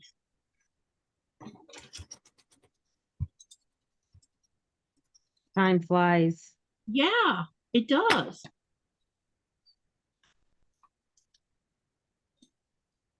And it seems like it's speeding up. Look what we are in the 3rd week of May. No, 4th week. I know. It's gonna And how be did that June. happen? How did that happen? I don't know, Katie. I really don't. This year is flying by. It makes me wonder if our planet isn't turning faster. Flying by. Yep. Let's see here. We got more comments, looks like. I'm sorry, I haven't been watching the chat. Yeah, I'm gonna read it. Let's see. Sylvia says, the only time I cared about a card was when I was sleeping in it. Robin says, yeah, my brother has a massive Dodge Diesel here in Florida. Patty G says, can you imagine parallel parking or going to the citywide yard sales? No. I don't even understand what the purpose of most of them are, except to show off. Stacy says, got to drive now. See you soon, XX. And Robin says, I originally hail from no, let me try that again. Binghamton. Help me out here, Shonda. Binghamton. Yeah, It's that was upstate. It's upstate New York. Yeah, that was a tongue twister right there. And then he says, I drive Jeff's truck and people tell me they like my truck. They never say they like my SUV. Of course not. They're too busy looking at the excess. And then Cynthia says, it took my dad and bro too. Both were 44 when they died. And then Zaza says, yep, tomorrow isn't guaranteed. And Robin says, nothing is promised. I realized that after COVID, it was like, you know, my daughter kept trying to talk me into going sooner back to the States. And I'm like, you know, I said, I get that you want me to come see them babies and stuff, but I'm not going to be one of those percentage of people who died from COVID because they wouldn't wait and be patient. Exactly. Same.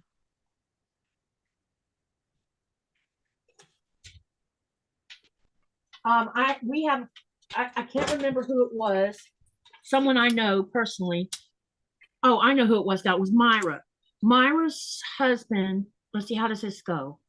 They lost a father, a brother, and a sister out of the same family, all because they got together for Thanksgiving. All of them. Wow. Instead of staying home. That's sad. Yep. But that's on them, you know. I knew I wasn't going to do it because I didn't want to be one of the ones. I knew my lungs would have me, you know, my immune system keeps my immune system weakened. So I was smart enough to just say, nope. I'm pretty sure we got together I'm trying to remember that first Thanksgiving in 2020. I believe we still got together. We just did it outside. Yeah, outside was better. Yeah. And there was only like 10 of us total.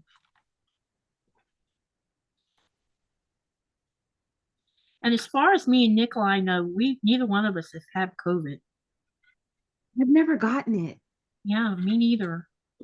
I've had influenza multiple times, and I've tested for COVID thinking it was COVID. Come find out it was just influenza. One of them gave me or 2 times gave me pneumonia. So when they tested me, they're like, "Nope, you have influenza, which is what caused your pneumonia." Like, lovely.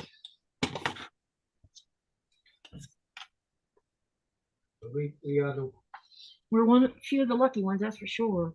we were the first one on board that got COVID on board too. So it was. Man, was that a catastrophe. Oh yeah. So they weren't supposed to get off the boat, and whenever they would go into port because there was lockdowns everywhere. But the captain, the ones that it was Sissymoot, right? Or Yep. Nuke. Sissymoot. And Sissymoot, he told me, he says, those of you that live in Sissymoot, you can go home, but that's all you do. You go home, nowhere else. Well, one of them didn't. He went home all right, but then he went somewhere to a party and didn't say anything about going to a party. It was 2 days later, right? When he was sick, or the day after?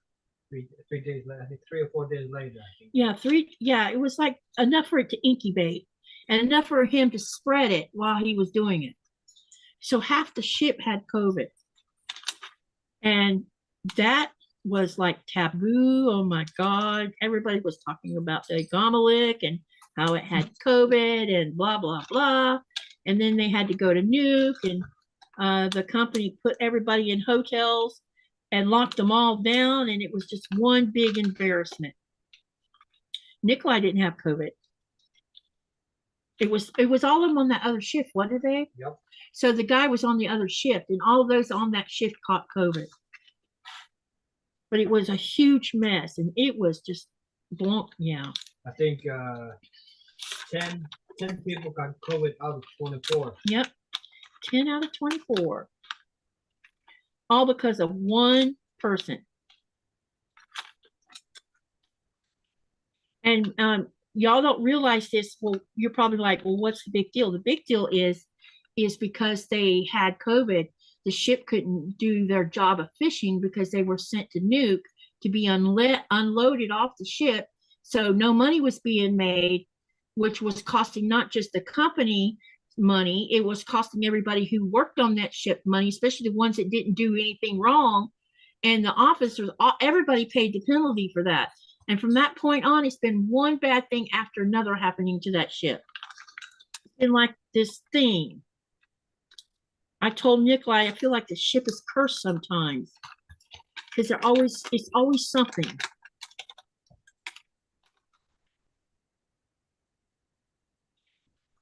Let's see here. Robin says September 21st, my oldest grandson turns 14. Oh, you got a 14-year-old like me.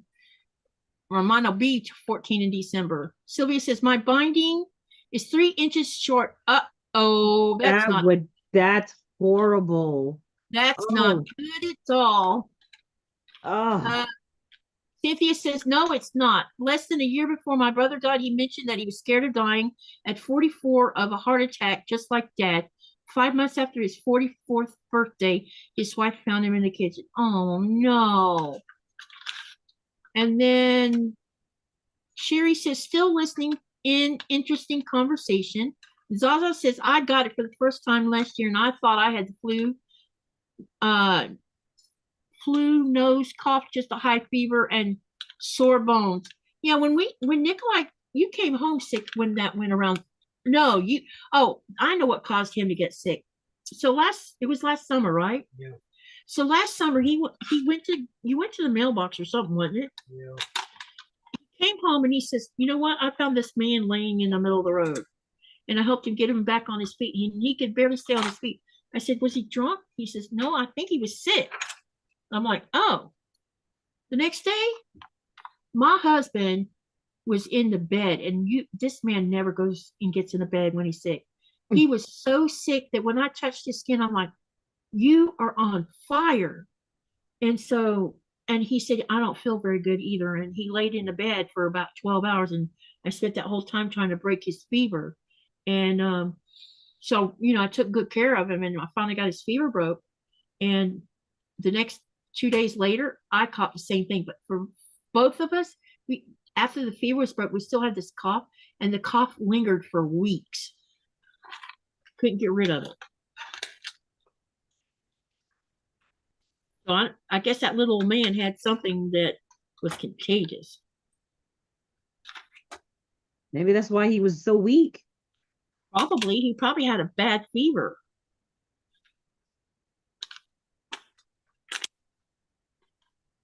It was quite windy when I found him, and when I was going to the store.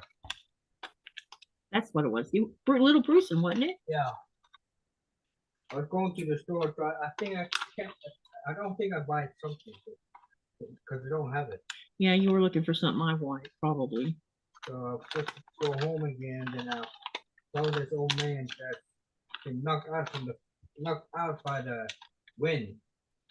He tried to give him a hand, so I could get him home safely. And I did get him to his home.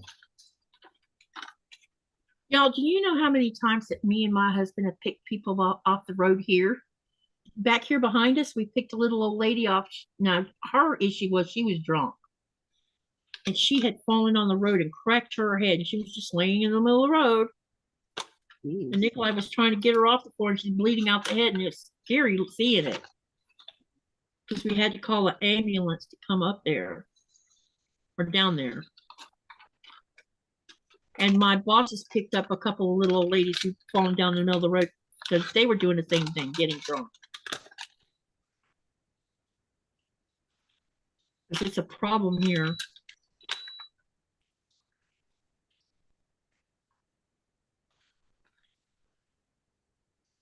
Some things are going to change soon when it comes to things like that. I think they're going to be addressing a couple of issues. Mental health is one of them.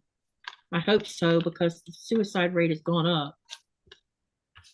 Me and Nikolaj actually know people that's done it recently in the last 3 years. It's unfortunate. He lost his uncle because of it.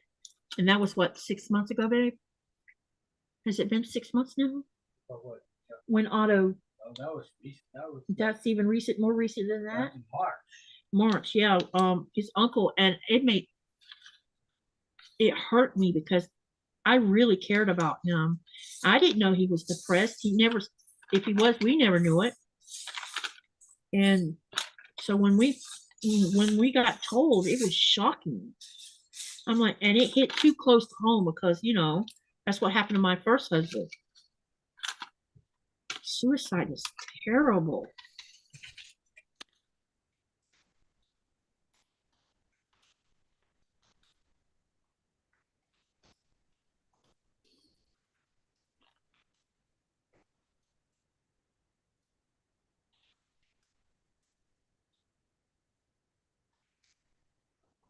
Let me see here what we got going on now.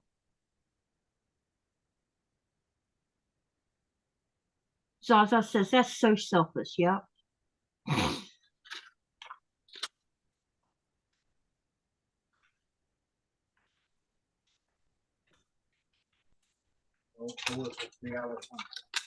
Have we? Well, how many people are watching? If we got a bit of a congregation, I'll stay a bit longer. Unless Shonda has to go or something. I do have to make a run to the store at some point. Okay, let me know when you're ready. I was about to ask you if you're okay so far. Yeah, I'll probably do till 8. Okay. Huh? Okay, so we're doing all right. That's doable. 3 hours in the way, 3 hours is 1 minute. Okay. Well, she's 8, 9, 10, 11. What time is it now? Yeah, so that's like 30 minutes for me. Yeah, about 30 minutes. Yeah, we'll stay another 30 minutes and then we'll probably shut down. because I'm fixing to start block number 3. Look, babe, I forgot to show you all. Here's another one. Look, I know. And there's no mistakes in these two. See? How many of those do you have to make? 4. Oh, that's this not one. bad. Nope. And I'm going along with this. This one's pretty simple as long as I pay attention to what I'm doing. You want me to distract you? No. No distracting over here, please. I know you would have fun, but no. Please don't.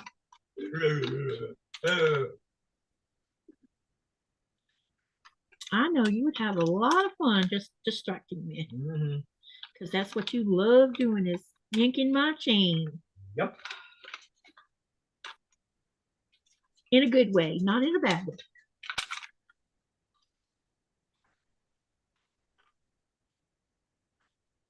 Well, I'm gonna give her some lamb. Some what? Lamb. Oh yeah, you might as well. It's been a while. Oh, she's been extraordinarily good.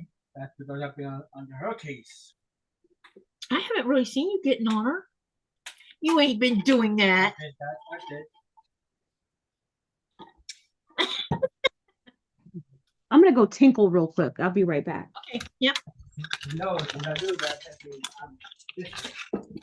Let me see here. Who's getting the old ladies drunk? The old ladies are getting themselves drunk.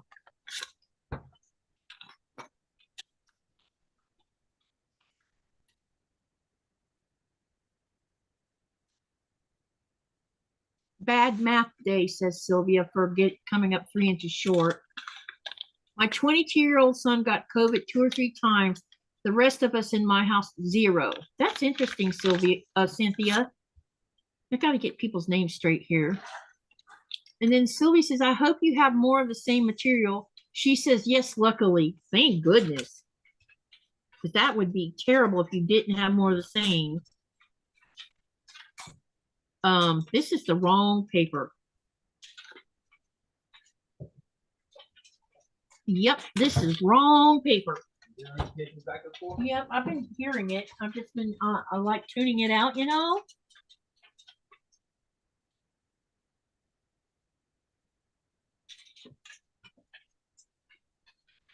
We're about to have a red dawn. Is it going to be sunset? Yeah, getting there.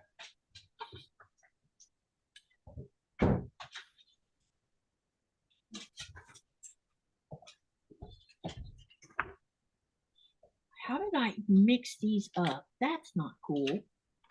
I almost made a boo-boo. I was about to start on, yeah. Okay. I need to get it out of this one. I need 2 of those.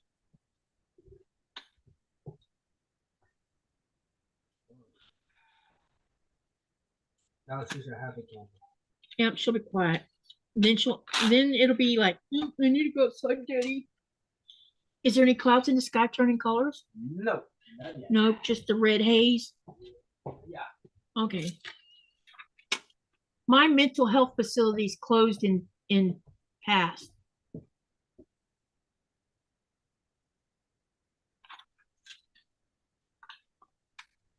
We don't have a mental health facility here, right, honey? Yes, we have. We do? Where? No. Oh, you have to go to Nuke. We call it A1. Is it a regular hospital or a lockdown? Regular hospital, I think they can lock you down.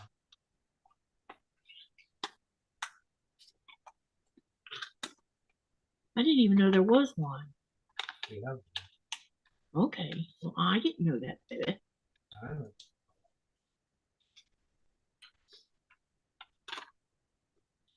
Every day topics for us. Yeah, we don't talk about it much, except when I'm talking about mine. But I'm not trying to hurt myself. I want to live forever. I know I'm not going to live forever, but would be nice if I could. I would like to see where the world goes in about 100 years. Or will the planet cease to exist because humans killed it?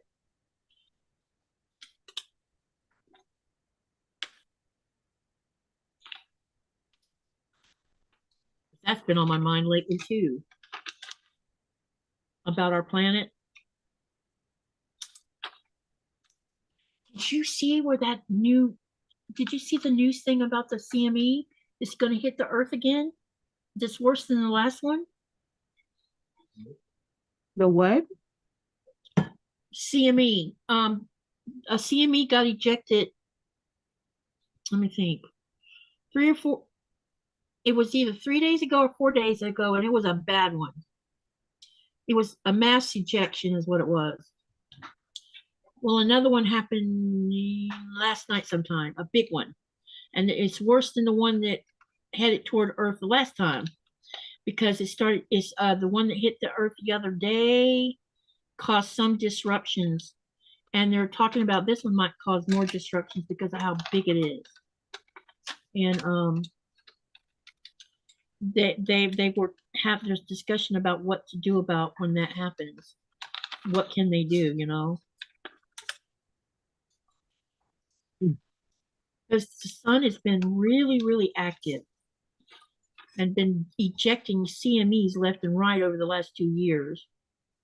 That's why you've seen some of my Northern Light pictures. That's because of those big ejections. Because normally we're south of the Arctic Circle, so sometimes when I first moved here, I'd see like weak ones. You could see them, but it wasn't good enough to really get really good pictures of it. But the last 3 years, I've been getting a massive amount of pictures because they've been that good. And it's because they've been big, huge CMEs hitting our atmosphere. That's not good. Yeah.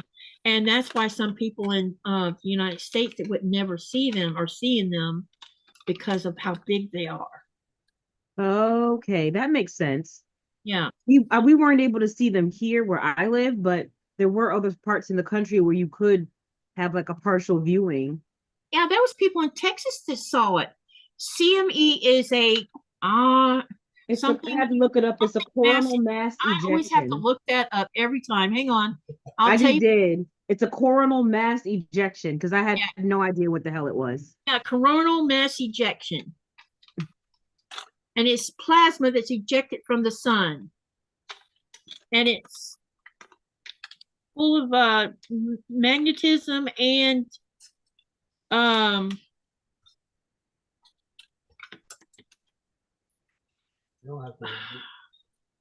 it's besides magnetism, it has something else in it. And it can affect a lot of things. I don't know if y'all know this, but if it's big enough, when it hits the planet, it can cause an earthquake, depending on where. And or make the earth do things that it doesn't usually doesn't do much of. They can cause geomagnetic storms, aurora, and in rare cases, where is it? Oh, I lost it. Damage to electrical power grids. Yep. I think someone sometime in the 1800s the sun ejected a big mass thing, and it took out all of their way of communication back then because there was no protection for it. Yep, and it says that in 1859 it's known as the Carrington event, and it disabled parts of the newly created telegraph network and started fires and electric shock to some telegraph operators. Yeah. I had no idea. And I know some people are like, how do I know, talking about me, how I know this? Because I'm always paying attention to what's going on with our planet. I'm one of the things that I like following the most, because I'm a Floridian, is following hurricanes and watching their habits. And because I have this saying about hurricanes and tornadoes. Tornadoes are Mother Nature when she's pissed off and she wants to clean house right now. That's what I say.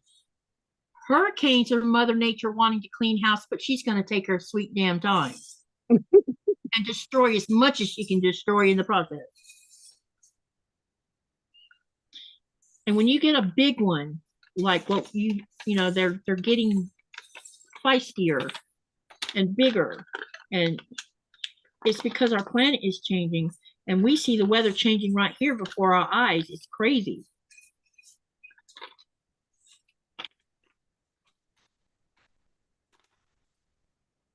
But people keep saying, oh no, there's not global warming, there's not this, there's not that. I mean, my question those are the same people that told us that cigarettes don't cause cancer. Yeah, exactly. My question of the day is how many billions of dollars do you got to spend before you wake up and do something about it?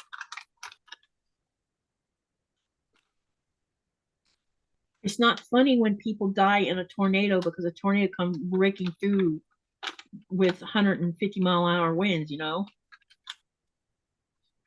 Yep. That tornado that hit Kentucky and Missouri, my goodness, Missouri's not even prone to tornadoes, are they?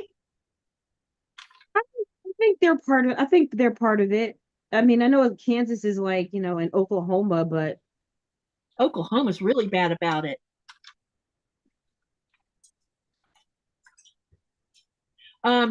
You've heard me mention about watching Arms Family Homestead. They live just outside of Sulphur, Oklahoma, and that last year that tornado that went through there leveled almost their entire town. And he had video that he went out and did video of their town, and it was shocking. Because some of those 100-year-old buildings were gone. But they all gathered together and helped each other out and got in there and started cleaning up all the mess. And it was pretty amazing watching them, all these people who are also YouTube creators out there with their heavy equipment helping to clean up. I thought it was pretty amazing anyway. It's always nice to see a community come together, you know? Yep. Yep.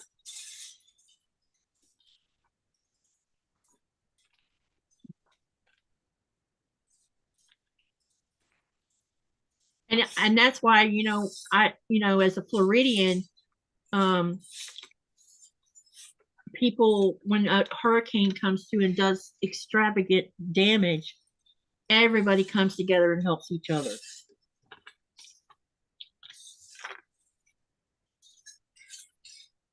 How it's supposed to be. Huh? Yeah. Where are we at right now? I don't know what you mean. Oh, Cynthia says, yes, Missouri is in Tornado Alley too. See, I didn't know that. I just never hear Missouri mentions it as often as Oklahoma is. I knew, and Kentucky was in the line of fire last year.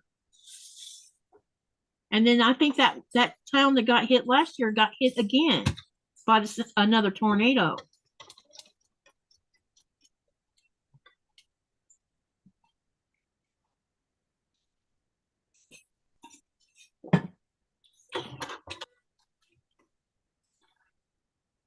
Tornadoes are vicious. When I don't know if you remember this. How long have you lived in North Carolina? Since 1995. So you moved a year after. So you must have been in New York when we had that storm of the century in Florida then. Do you remember that? The one.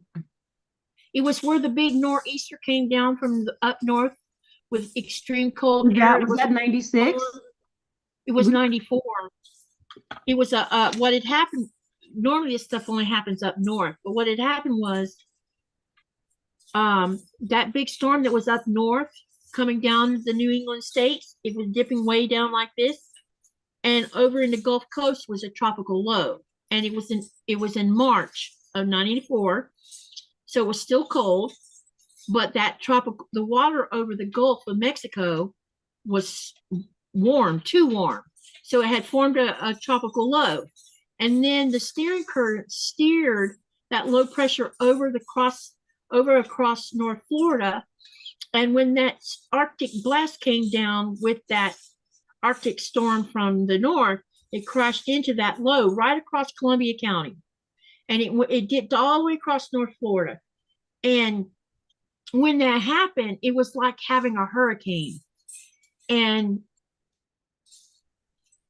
when we lost power, I'm looking at the window because I could hear this strange noise. And I'm like, and I was asking my first husband, I said, does that sound like a tornado? He says, no, but it doesn't sound right either. And we're looking out the back window trying to see what's going on because we don't have no power. And I had the kids in the bathroom because, I wasn't sure what was going on. And I'm looking, and suddenly you see our barbecue grill being picked up and threw across the yard. And I'm like, uh-oh, this is not good. And then a tree, I don't know where the tree came from, but the tree landed on top of the power line. And that part of the power line apparently was still working, but it wasn't the power line that we lost. And Okay. it was pouring down rain so hard. It was just pouring. And when that tree hit that power line, the tree caught on fire. And I was standing there with my mouth hanging open, and I'm like, how can that tree burn when it's pouring down rain? I couldn't comprehend that. And so the storm moved on through, and the next morning when we walked out the front door, we didn't have power. And by noon that afternoon, it was 18 degrees Fahrenheit. And when you walked outside, that whole neighborhood we were in had been trashed. We were the only house in all of our neighborhood that didn't have a tree through the middle of the roof. Wow. And the tree we were worried going to come down on top of our house didn't. And it was crazy. And we went to check on his parents, and his parents didn't have power either. They were fine. I don't know. He stayed in that mobile home after we tried to beg them to come stay with us. And because we were worried about, a tornado hitting that trailer, because that's what they lived in. And we didn't have power for, I think, over 2 weeks. They didn't have power out where they lived because they lived on the north end of town. For almost 29 days, they didn't have any power because that storm dumped trees on top of almost every power line in all of Columbia County. It was crazy what happened. You'd have thought a hurricane had come through there and done all of that. And all it was that weird storm that they titled the storm of the century. Now, I don't remember one from 94, but I do remember one from 96 that dumped a crap ton of snow on New York. Because I remember, because I was living here, because like I said, I moved here in November of 95. And that February and March of 96, there was a massive snowstorm in New York where like the cars were covered. Like it was bad. That was like the worst snowstorm we had in like a long time. Yep. About that movie called Perfect Storm? Yeah, that have you seen the movie called The Perfect Storm? Such a good movie. I cry every time I watch it. So the way that storm system set up in that movie is what we had hit us in North Florida. It was the same type of scenario. That's why they called it the storm of the century, because it was yeah. And I don't know if that movie came out before or after we had that storm hit us. I'm thinking after. Because the scenario was so similar. And normally you don't even have that kind of storm hit that time of the year in North Florida. Florida's not, prone to that kind of weather anyway. Not right at that time frame. Now, in April, when you have cold fronts coming in and crashing in on warm stuff, sometimes that created violent thunderstorms, but not like that. Kind of find out that all those trees, because when we walked out the door, there were several trees, including one of ours in our backyard, where it looked like someone had taken a corkscrew and screwed the tree off the top. Kind of find out that what we were hearing, what a tornado, what we were hearing was microbursts. That was what was making those noises, which is similar to a tornado, but instead of the updraft, you have a downdraft, and it goes like that real fast. Oh, I'd have been terrified. I'm scared. because I'm like, this is not cool. I can handle hurricanes. I've been through enough of them, but Yeah, me too. tornadoes scare me. Yeah. We've had them here in Raleigh occasionally, and it's always like, why? We should not be having them here. Yeah, I agree with you. When I lived in Raleigh, one touchdown like around the corner from my house. I'm sewing this on the wrong side of the paper this go around, but I'm gonna leave it alone. How close are you to flooding and storms in North Carolina earlier this year, Shonda? Asked Denise. Uh, Not close because we did not experience any. I know other parts of the state did. Like, so when they had the storms out in Asheville, I guess that was last year, I'm a solid 4 hours away from that. So I was not impacted by that at all. Have they been able to get all of that recovered yet, or is it still a mess? I don't know because they don't really report on that anymore. And I haven't really been following the story. So I'm honestly not sure. I Okay. should look that up and find out. Yeah, I'm curious whether it's recovered enough yet or not, or if there's I'm still. sure it's not. I mean, I feel relatively confident that it's not. Yeah. There sure was enough misinformation stoked, which made things worse. Yeah, definitely. I really don't understand what people gain by spreading such stuff. I'm like, don't you think people are suffering enough in misery without telling lies about it on top of it? It's just, I don't really everything is for clicks and views. So people Yeah, will I say mean, the most outrageous things just to get a yep, click, you know? That's why we don't have 50,000 subscribers, Katie, because we just sit here and tell the truth. yep. I'm not gonna lie. I'm not No gonna be clickbait, no nothing, no rage bait, no clickbait, no lies. It doesn't sell. The truth does yeah, not it's what sell. you're yeah, exactly. What you see from us is that's what you're gonna get. I'm not gonna be fake. You're right about that. Me and Nikolaj were just talking about my channel numbers, and I'm like, I don't understand why he's so slow. He says, don't worry about it. Just have fun. Don't worry about it. That's his motto. Don't worry about it. Just do what you're doing, and that's fine. I mean, that's how I look at it too, because at the end of the day, I didn't start my channel to have a bunch of subscribers. I really didn't expect to have any. Yeah, I me started my neither. channel because I just didn't have anyone to share Yeah, my hobbies with. I didn't have anyone to share this with. And, no one in my family, my significant other, he doesn't want to hear me talking about yarn and fabric all the I don't want to hear that. I mean, like it's just like when he gets too granular with sports. Like I'll watch football, but I don't care about like the play. Did you see that play? Did you see how he went around? No, I didn't. yeah, I'm big picture here. I'm looking at the big picture and that's it. yeah. And my eyes just glaze over when he starts getting real granular with the sports. And so Yeah, I don't want to put him through the same thing when it comes to yeah, like my yarn crafts and stuff. I get that definitely. um, what this was before I got married. It was 1980. You remember when the Super Bowl? You're old enough. You probably remember this. You remember the year of the Super Bowl where it was Montana and Marino going against each other for the Super Bowl. Do you remember that?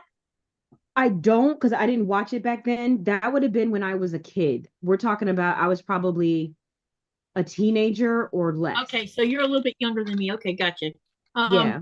So it was the Miami Dolphins against The 49ers. So I know the characters 49ers. and who they played And so it for. was so it was Joe Montana Mhm. and I forget Marino's first name. Dan. And Dan, yeah, got it. So we're sitting there watching this football game, and I'm like, what the hell is going on in this game? Because it was so stupid.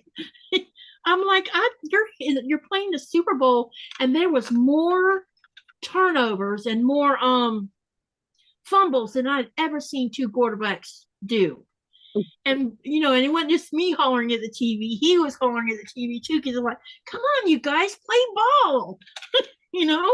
And I Yep. wasn't for either team. I just wanted them to play the darn game, you know. Right. Because Because I never the bothered to more watch. mistakes they make, the longer the game lasts. Yeah, and and then when they play Pro Bowl, which means you know the most big players get to go to Pro Bowl, and they play. I forget who they played against. I think the military or something. I don't remember. Then they got their crap together and they were doing their job. But that was the most weirdest game I'd ever seen between two top teams. Yeah, I was much older when my grandparents always watched football. And I always hated Sundays in my house when I was a kid because this is before, Yeah, you have a phone or a tablet or even a TV in your room. I didn't have a TV in my room, yeah. when I was a smaller Well, none kid. of us did. I mean, I didn't even have a TV in my house when I was growing up because we were in a church where it So wasn't allowed. my mom used to watch between the karate flicks. My mom would be watching the karate flicks and my grandparents would be watching the football. And that's both TVs. Mm-hmm. So I always hated Sunday. And to this day, I still don't like karate flicks, but football has grown on me.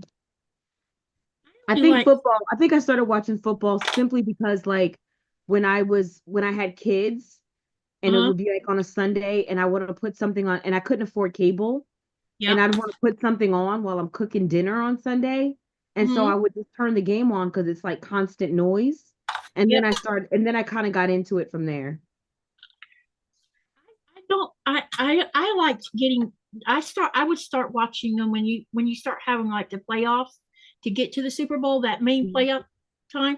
Then I would watch them, but anything before that, I didn't pay attention to any of it. And then when Jacksonville got its own team, I'm like, oh, we got a team here in Florida that we might be interested in. They still haven't made it to the Super Bowl. It takes a while. Not even once. It takes a while because it's only So, one team is gonna make it a year. I mean, yeah, two teams. You know what I mean, but yeah. yeah. I mean, I'm a New York Giants fan, and we haven't been in quite some time. You know what? I'm running it down. But y'all Okay. just drafted Travis Hunter, so maybe he can do something and help y'all.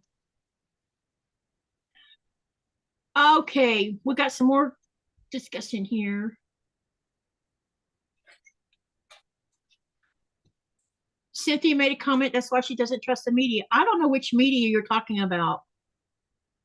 If it's Fox News, yeah, don't trust them. I mean, to some degree, I don't trust all news, like because I watch PBS, and I also like to watch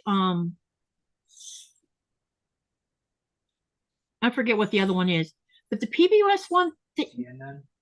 No, I don't watch CNN because some of their stuff's lying too. Some they of, all not all of lie. it. My But with main thing is PBS, that they stay. they lie about the people that are on the show. So Yeah, like when they have guests on and the guest is giving an opinion, what they yeah, don't tell you is that that guest works for or is an interested party in what they're talking about. They're not actually objective. And once I learned that they have commentary people that come on that aren't really objective because either they work for someone in the administration or they work for somebody that's associated with the military industrial complex, and it's like you're not disclosing that, so how do I it's know like, you're not biased? So yeah. once I learned that, I just really stopped trusting most mainstream news. I don't watch any of it. So one of the things that me and Nikolaj have noticed is because we live in Greenland. Um, a lot of things that get said, we're aware of it long before it's said, and because the people here pretty much stay on task and don't embellish or anything else. So when you see somebody go on national TV from some news thing and they say something about Greenland, and me and Nikolaj standing there with their mouths hanging open, and they're like, and we're like, what? That's not true. like I know you've heard this comment made. that China and Russia have ships in our waters all circling around Greenland. No, we don't. We don't even have any Chinese people living in Greenland. The comments some guy made the other day on one of the things said, they even have a Chinese restaurant in Greenland. No, they don't. They're Thai restaurants. Yeah, they lie. They just lie. They all lie. And Yeah. when I say all, I mean all of them. I don't care if they're leaning right, if they're leaning left. They all lie. They all misrepresent the truth. They stretch the truth. I don't trust any of them really. So I have to get my news from like multiple sources and compare them to try to derive what's true, which is annoying. Wow, Sherry's commented on what we were talking about with North Carolina. She says they are still working on that highway between North Carolina and Tennessee. It'll take a few years to rebuild that. And then Sherry says they're rebuilding in that area, but it'll never look the same. That's true. And then Denise says you should definitely take that advice, Katie, from Nico. Nico is right. And then about the channel. And then Zaza says it makes me laugh that American football stops for TV and breaks. Here, the ad breaks have to fit around the game. Yep. It's all about the money here. It's not about the game. Yeah. It was a game, skill, and luck. And then Cynthia says, I don't keep up with the NFL until the commercial time is Super Bowl. Some of us like the commercials, especially the one with the Clydesdales. I love that one. Robin says, I have no want to watch grown men chasing balls in a field. And Zaza says, I hate the sensationalism and scaremongering of the news days. And then Denise says, if you watch or listen to enough of both sides, you can sort out the truth or close to it. Yes, that's what I have to do. Yes. That's what I have to do. Yeah, and then Sherry says, today news is like a soap opera bigger than life. You got that right. Yep, I got to listen to both sides and the middle, and then kind of parse the truth from there.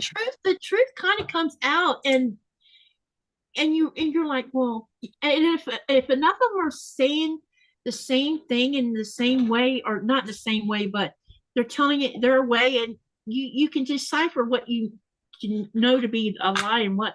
And some of them, and then you're like, some of them, it's like, wow, they're really just bold-faced lying right to your face. You know? Yeah. And it makes me mad because it's like, then I feel like you're insulting my intelligence, you know? Yep. I think a lot of them think that Americans are stupid, but they're not.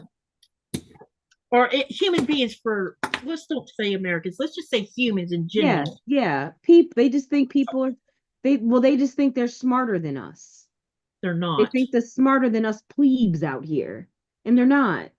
Yeah, and the ones that are spreading the lies, especially if they say something about it, like I was pointing out, I live in Greenland, so we know more about what's going on here than anyone does.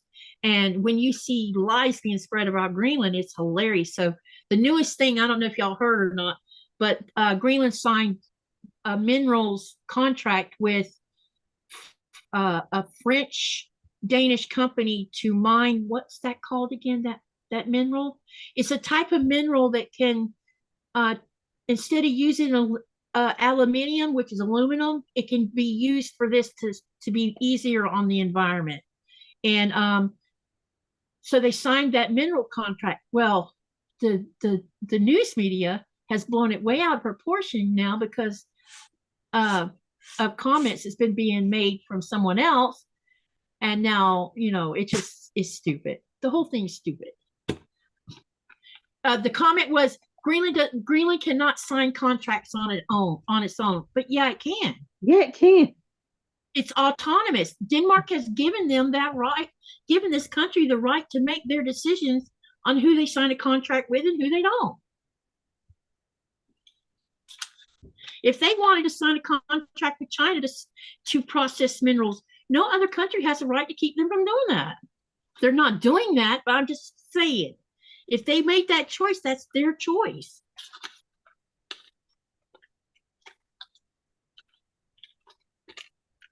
And they haven't done that. The airport, China did, a Chinese country did bid on doing the airports here. And Denmark's like, you know what? We're going to bid on it. And so Denmark provided the money to build these expensive airports that are going in. I still think they made a bad mistake building the one in Nuuk. They should have just renovated the one in Kangerlussuaq because Nuuk is just having a bad time of it. The weather is keeping them grounded more than they can stay in the air. It's just been crazy. I hope they'll get it fixed, worked out. I think part of the problem is it takes money to keep planes de-iced. It takes a lot of money to keep the runways clean.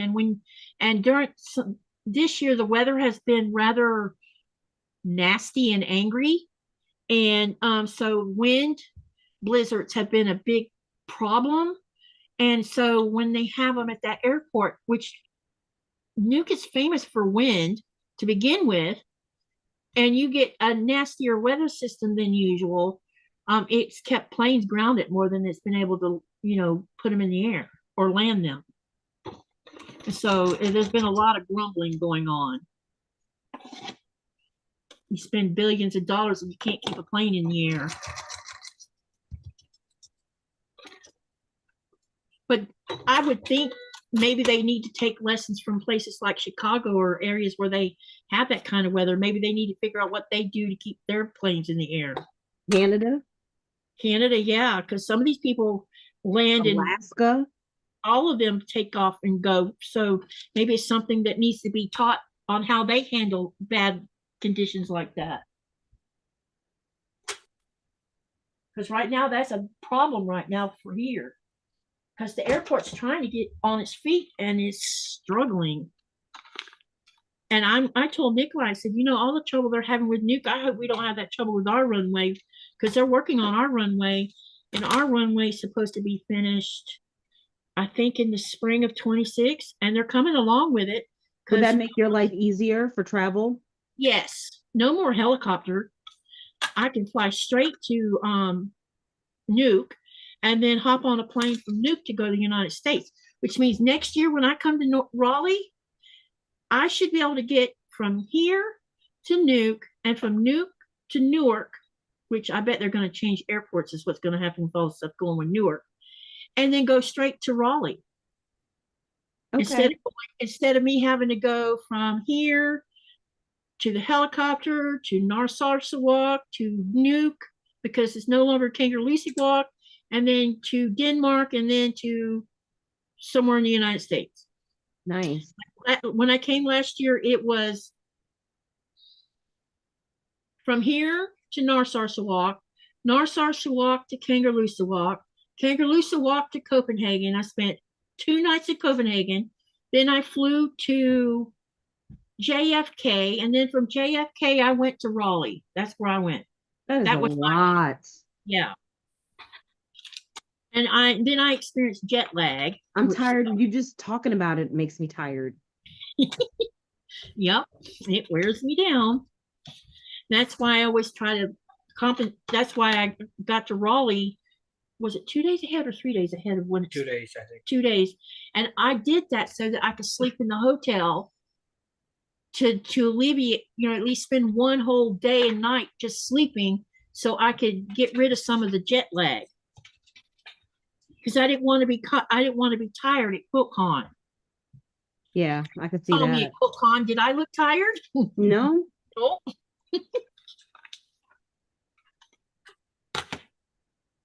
That was fun meeting you that day. I was just tickled pink. Yeah, it was a good time. It was my first QuiltCon, so it was a good time. It really both was. Our first QuiltCons. Because I was going to go to Atlanta the year before, but then I was like, I just didn't want to spend the money. And then once I found out that the next one was going to be in Raleigh, that was like all the excuse I needed. I was like, I'll wait. Yep, you'll wait till then. Babe, will you preheat the oven?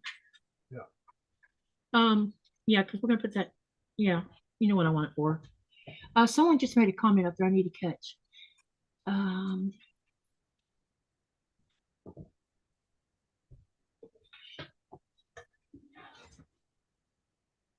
It also says something about Finland. I'm not sure what she's talking about. well, this is coming out better than I expected. Denise says maybe the engineering was faulty and it should not have been built, but it's spilled milk now.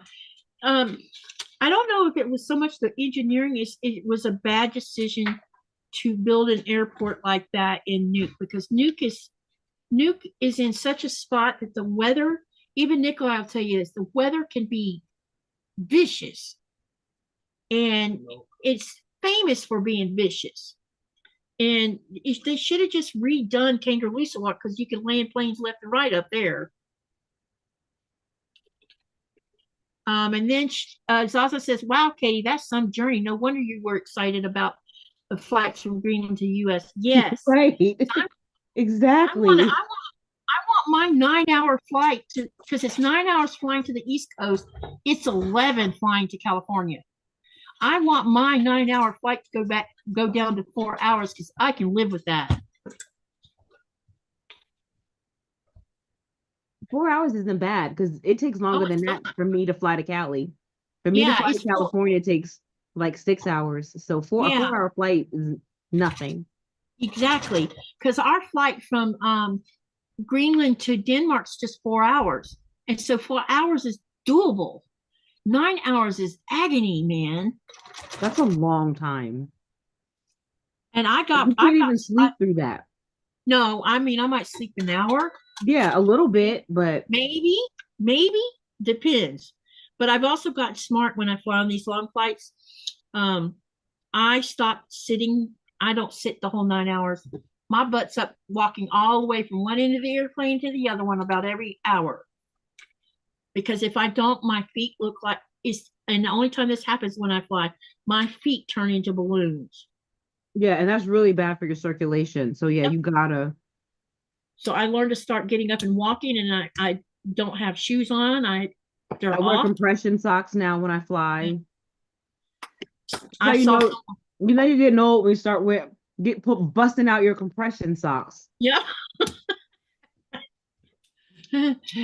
Katie, it's only 8 hours from Scotland to New York. 8 hours is 8 hours, a long time in the air, Zaza. Sylvie says, I'm taking a 4-day ferry to Seattle. I bet that's gonna be fun. I bet that's definitely fun. We have a passenger ship ferry. It doesn't have cars on it, but from March, I think it starts in, let's see, January and February it's shut down because it's too much ice. But the passenger ship will go from, I don't know if it goes to Nanortalik or not. Every Wednesday, once a week. And it goes all the way up the West Coast, comes all the way back down the West Coast. And you can ride that, instead of flying, you can do passenger ship instead. Now, it takes you longer to get from point A to point B doing that. But I would like to do it at least once, because I think it would be fun to stop in all these ports I haven't been to. You know?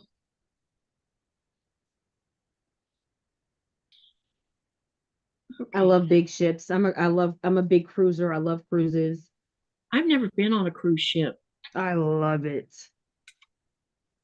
Why don't you take a cruise ship over here then? Oh my God, no. That's where we get a lot of America. Oh my God, we have to. We're getting a couple ships and I like to go warm places, Katie. Oh, well, it's not cold in the summer. Unless you call 50 degrees cold. I mean, I'm talking tropical. I'm talking, Caribbean. Go to islands. Yeah. I would love to go to Hawaii, or either I wouldn't mind going to one of the tropical islands that's south of Florida, but I don't even know which one would be great to go to. Belize is nice. I'm not really sure. My geography is bad. I don't know where it is, but it's a beautiful place. I loved it there. I think Jamaica would be fun for the food. It is. It's a nice place. I was going to ask you a question. Shoot. Does the passenger ship go to Nanortalik too? No. Okay, it's just so we're the last stop. Yeah. Okay, thought so. Or not so. It goes to Narsok too? Yeah. Yeah, but technically we're the last one the farther south, right? Yeah. Thought so. So I was talking. But I think they have tried to make some plans. Maybe they might kind of reach it, maybe all the way up to Uman, I think they're trying some new things. Does the passenger ship go to the west coast at all? Yeah, it's only in this coast. I'm sorry, east coast. I don't know why I No. said west coast. No, it's too far. I keep getting that backwards because I keep thinking like Florida. Dang it.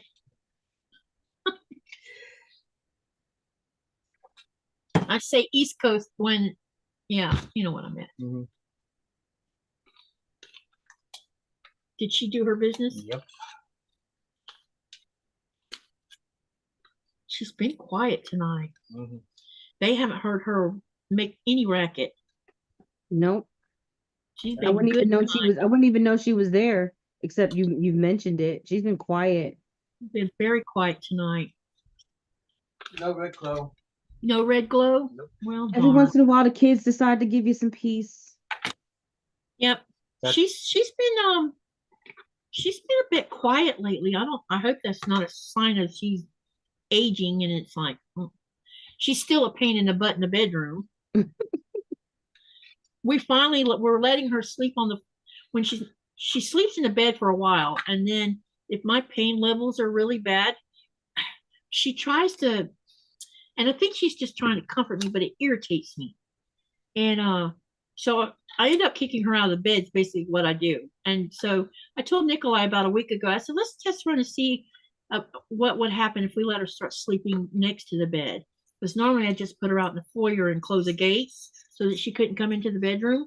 Mm-hmm. And Nikolaj said, well, she may keep trying to jumping up on the bed, trying to get us to let her back up. The first night, how many times do you think she did it? Maybe 3 or 4 times? Yeah. And we would just say, get down, and she'd go lay back down. And then an hour later, she'd try again. And finally, she gave up. Now, when I put her on the floor, on her bed, she doesn't even come back and try to get back up on the bed. So we're letting her sleep in the room. So now we know she'll sleep in there. I'm going to fix a spot where she can actually have her bed permanently, and she'll be sleeping in our room with us from here on out. There you go. The only reason I wouldn't let her do it before was because younger times, she is a very inquisitive dog. And she gets into things because she's inquisitive.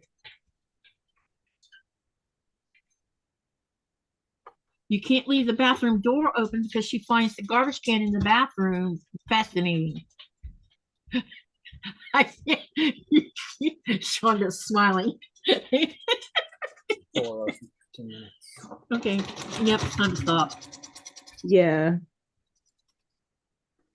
I'll be reminded I've been sitting too long. All right, everybody. Robin wants to know what you're working on before we cut this off. Me? Oh, do you have something to show, by the way? No. No. Well, the book. I've been working on this here. Hey, that looks good. Is that going to be a ripple Afghan, or is it going to be something else? Nope, it's a ripple. It looks great. You know, we should I've been thinking about if things keep going well with our lives. I'm not going to visit this little thing anytime soon, but maybe we could plan us a project that doesn't get rushed through, and we just, Yeah.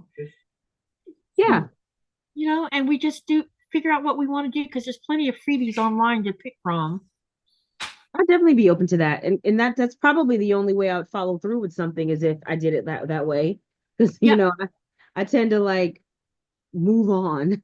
I want to show you something, honey. You know that colorful bag laying in there on the floor? Can you go grab it? In our bedroom. The very bright colored bag, cloth bag. It's right by your desk. Kinda. I want to show you something. The pattern that on this little Afghan I'm working on, I've been working on for a while, is by Attic 24. I've heard of Attic 24. They do crochet too. They have a spike stitch. They have a rainbow spike stitch blanket that's on my radar. Yeah, I was thinking if everybody would be agreeable to that, maybe we could do one of hers because hers is always free, and you can get an idea if you want to use color similar to hers, or you can use your own. Um, I actually have two of these going on at the same time. The other one's stuck in California right now because I was dumb and forgot it. So I ended up starting it again with some pack of yarn I already had. But let me show you what this one looks like.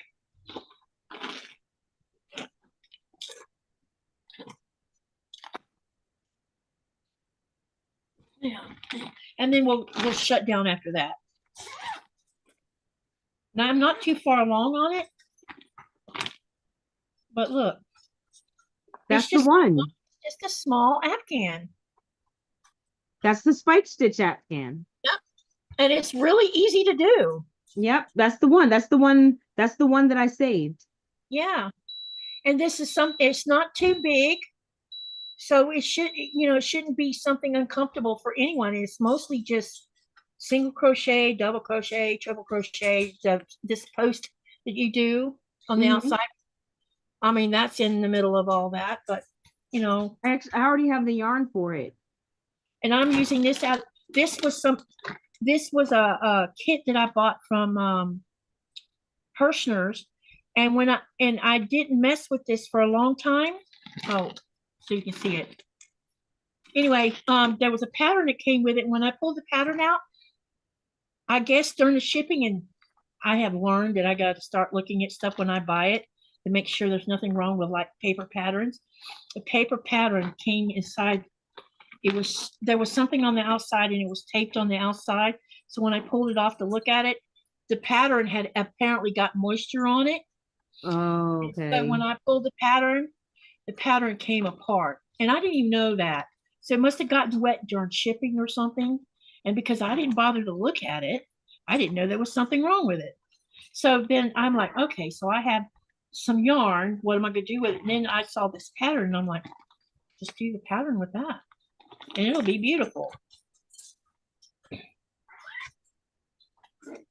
Cynthia says she wants to learn it if it's simple. It's very simple. All of I can't think of the lady's name that does the Attic 24 website. All of her stuff is super simple for the most part. And she loves color. Yep, and that's what drew me to the pattern. Yeah, and that's what I like about her is because she's into color.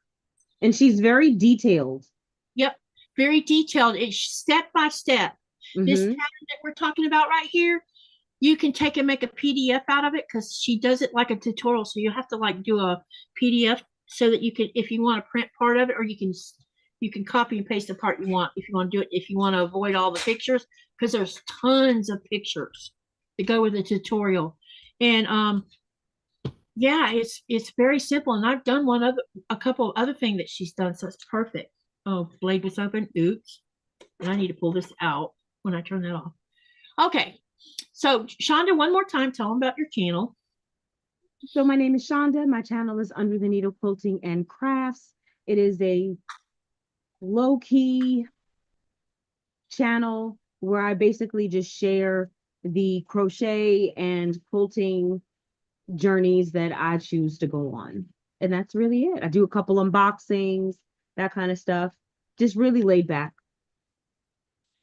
Denise wants to know if that yarn you're using is variegated. I'm actually using two variegated yarns. I am using this Lion Brand mandala in the color Centaur. And I am using this Lion Brand Ferris wheel in the color Cherry on Top. I'm holding two strands together to get this look here. Awesome. And I see that Andy from True Blue Quilts is in here. Y'all, me and Andy's got something going on next week, don't we, Andy? Y'all are going to be tickled pink, I think. Cynthia says, I want to learn it. If it's simple? Yes, it's very simple. And as Zaza pointed out, Attic 24 has some fabulous stuff. Yes, they do. Oh, let me find the link. Hold on a minute. Let me go hunt it down.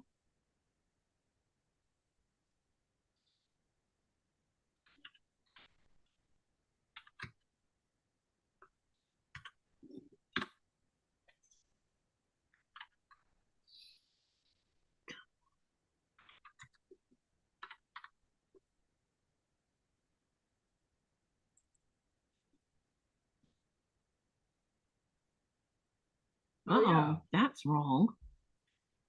I think it's a movie with Rick Moranis in it and Steve Martin in it. He was some kind of doctor or annoying doctor or whatever. Rick Moranis was a florist or something like that. I don't know. I don't watch comedy, remember? I don't know. I don't know which one you're talking about. It has something to do with that one, the plant. This plant? Yeah, I think Rick created some kind of plant that suddenly becomes alive and only wants to eat meat. So Maybe someone here in the channel knows what you're talking about that watches that kind of stuff. feed me or I eat you. Is it Strange Brew? I'm not exactly sure, but Steve Martin was in it, and Rick Moranis was some kind of florist person where he protected a girl from Martins. It's some sort of like a horror comedy. Are you kind talking of about thing. Ghostbusters? No, not Ghostbusters. Um, Oh, Little Shop of Horrors? maybe it's Little Shop of It's Horrors. Little Shop of Horrors because Yeah, I think that's Steve the one Martin that- was the dentist. Yeah. And Martin the was Venus flytrap that eats everybody. Yeah. Big Mean Yeah. Green, and I love that movie. I love that movie. Oh, it's like feed me. Yeah, I'm a big bad mother from outer space, and I'm bad. A big green mother from outer space, and I'm bad. I Yeah. love that. I love that. I'm a musical person. I love musicals, and I like that one. I'm trying to find that pattern because I just realized she's got a lot of stuff sitting on here right now. Oh, Okay. I'll drop it Remember in. what the name of that Afghan is called now? I can't remember what the darn name of it was called. Then I'm pretty sure that you have seen A Star Is Born. Everybody's seen A Star Is Born. Actually, no, You but need I've to seen see but it. I've seen Yentl 10,000 times. Well, the original Star Is Born is not like the new one. I like the No, new I've one. not seen either one of them. It's worth seeing, Shonda. Yeah, I'm sure it is. I just haven't gotten there yet. It's a little bit upsetting at the end. I mean, because he does, he harms himself. But and I didn't know I was gonna, because when I watched the original one, I don't think he did that, did he? No, It was so boring I couldn't watch the original one at all. I had trouble trying to watch it, put it that away. Yeah, I haven't seen A Star Is Born, but I've seen everything Judy Garland is in. I've seen just about every musical she's ever done.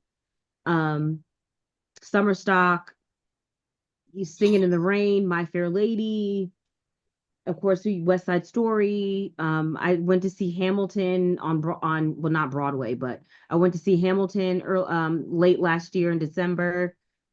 I've seen Les Mis a couple times. I've seen Phantom of the Opera.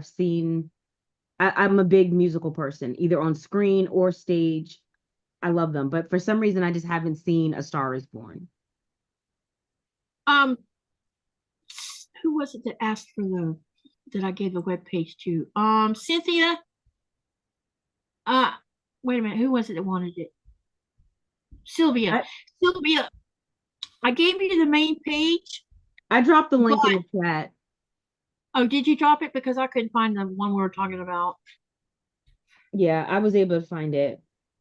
Well, at least the stitch itself, but not which will take you to the crochet along if you look. But this at least tells you how to make the stitch, and then she can figure out if it's within her comfort level. Yeah, because I shared the main page, but I'm still looking for the pattern. Why do I not watch comedy? Because I do not get comedy. My brain is broken for that. My dad broke it, so I'm sorry. Not to me, I don't find none of them funny.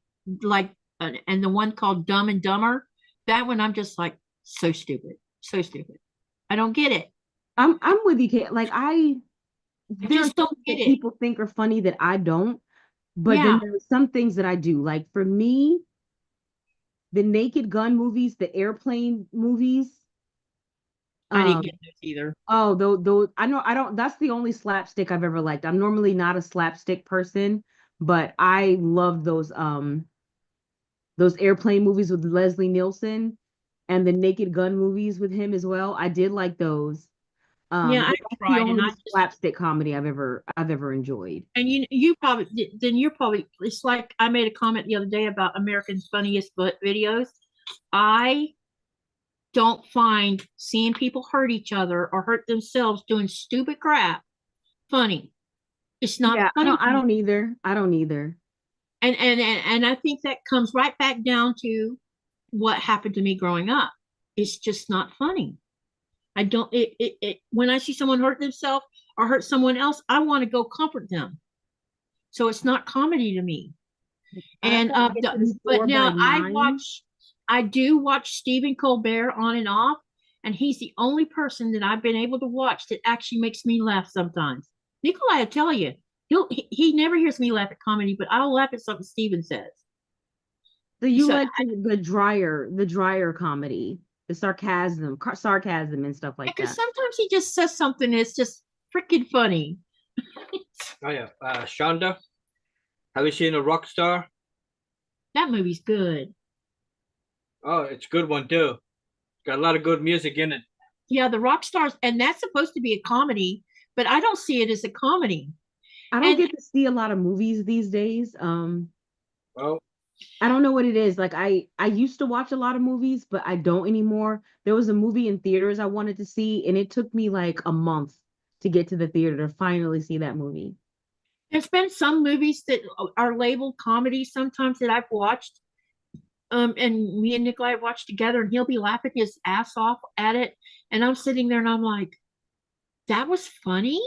I just, he just There, goes, there are there are movies that I never thought, like there were movies that I had no intention of watching because I didn't think they would be funny. And then I watched them and I was on the floor. "Yeah, So you just never know. Like I never thought I would watch White Chicks, guess I haven't but I found ended up the watching it and I thought it was so funny. yeah." It's Guardians of the Galaxy is supposed to be funny.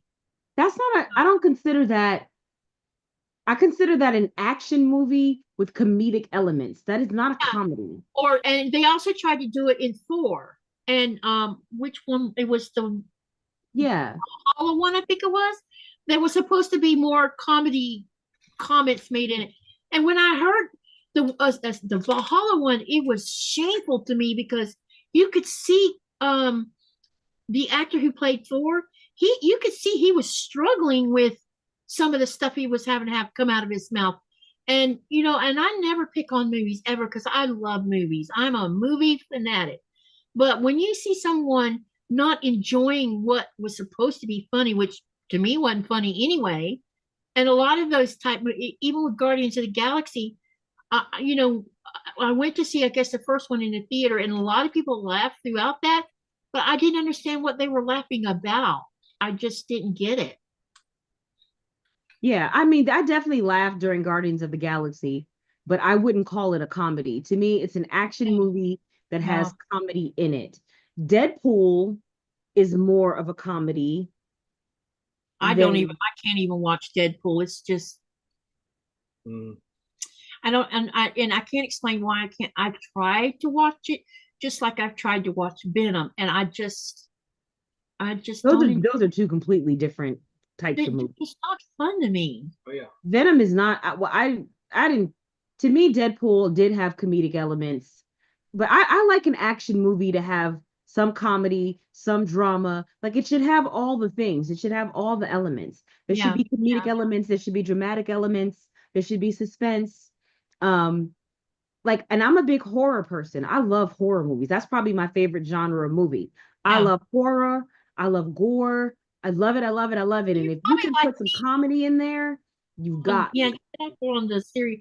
I used to could watch horror movies. I was a big fan of Hellraisers, and I watched Friday the 13th, and then Nightmare on Elm Street came out, and I'm like, this is not a Friday the 13th movie, yay! Because when you hit the first two Friday the 13th movies, and by the time you hit number three, you already know he's going to murder teenagers having sex. I mean, it's just the whole thing of it. But then Yeah. Nightmare on Elm Street came out, and I'm like, well, this is interesting. And the first 2 or 3 were really good. And then it was the repeat, the same thing over and over and over. And I'm like, okay, I'm over this.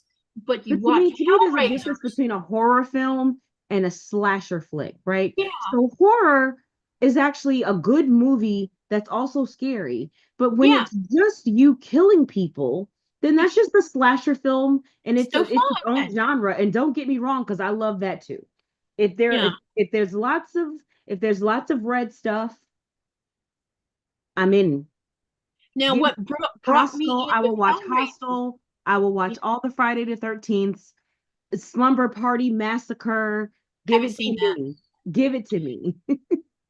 And I was I've been this way since I Hellraiser was a stuff. child. So I was watching these movies when I was like 6 or 7 years old. I've always loved it. It has never been scary to me. Um, the scary stuff to me, like Hellraiser, was scary to me. Yeah, scary. That was And scary. and it had a storyline to Yeah, it. And that every was one I have scary. watched, yeah, each consecutive one I watched, I'm like, dang. That was scary. But Yeah, to me, the scariest movie I've ever seen is Fallen, I haven't because seen that one. it's Denzel Washington is the star, and it deals with demons that can body hop. Hmm. Terrifying as a concept. So Yeah, that movie scared the mess out of me. For me, that is the not no blood in that movie, yeah. but not that I remember, but it's one of the scariest movies I've ever And seen. I watched, I don't know if you've watched, I've watched a couple of the Amityville horror ones. And the first, I actually read the books, and the books were scary as crap. And then when I saw the first movie, I'm like, damn. But do I think that it was, I mean, it was worth watching it, but it didn't traumatize me or anything because, I've had worse that, you know. But now look at here what Zaza said. Nightmare on Elm Street traumatized me. My big brothers made me watch it when they were babysitting me. I was only 10. I would never My let a cousin Vinny is 10-year-old watch it. No, no. I wouldn't let my kids watch the first Jurassic Park. You know why? Because that Tyrannosaurus Rex that sticks his head through the bathroom, whatever you call that, and grabs that guy and eats him. And then I knew my sister was in Jurassic Park, and my kids were going to go spend the weekend, and then they came back and they said, Aunt Cheryl let us watch Jurassic Park. And I said, she did what?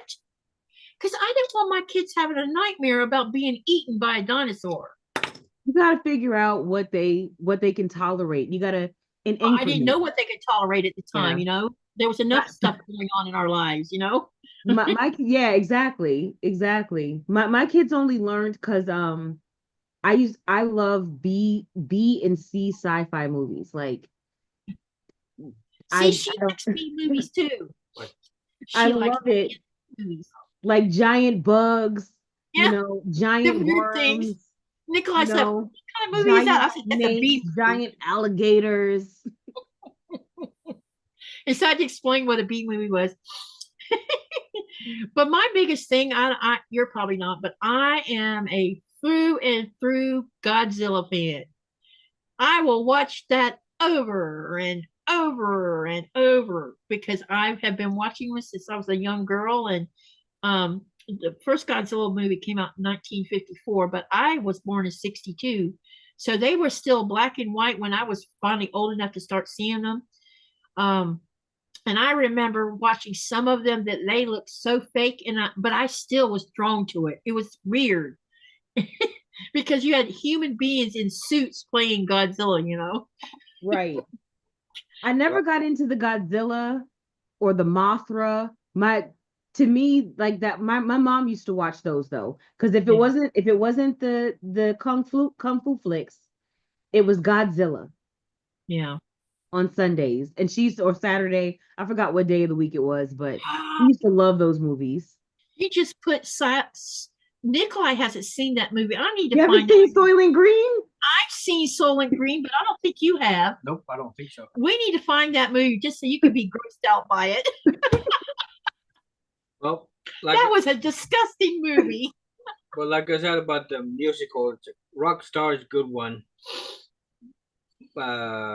Stars Born's a good one, and Mamma Mia's a good one too. I saw Mamma Mia. I saw Yeah. that one. That one too, I heard. I finally saw Mamma Mia when I moved over here. I'd never seen it, but there are some movies that like I don't like. Where's the one where the tornado takes her to there's no place Wizard like of home. Oz. I Wizard cannot of Oz. stand the Wizard of Oz. I like the Wizard of Oz, but I prefer the Wiz, the musical, the black musical, the Wiz. Yeah, I haven't It's got a seen better that. soundtrack for me. But I've got to go because I've got to get to the store Yep, by and 9, we got and it is to do something too. 8:35. Yep, y'all, thank you for coming tonight. And I don't know how we got off on this little tangent, but it's okay. Love you guys. Thank you for coming tonight. Make sure you live, laugh, love, and dream. And what do you do with all that? You make something beautiful. And Tuesday, we will be live with Shonda, myself, Amanda from Scraptastic Crochet, and Andy from Crafty Witch 232. So we'll start at 4:30 Eastern Standard Time, and we'll see you on the next live. Good night, everyone. Bye. And thank you for coming. All right, let me disconnect that part. Honey, will you turn that fan on? Yep. Because it's smoking up valves. There's nothing in the oven, is there? All right, I've got to Money. run.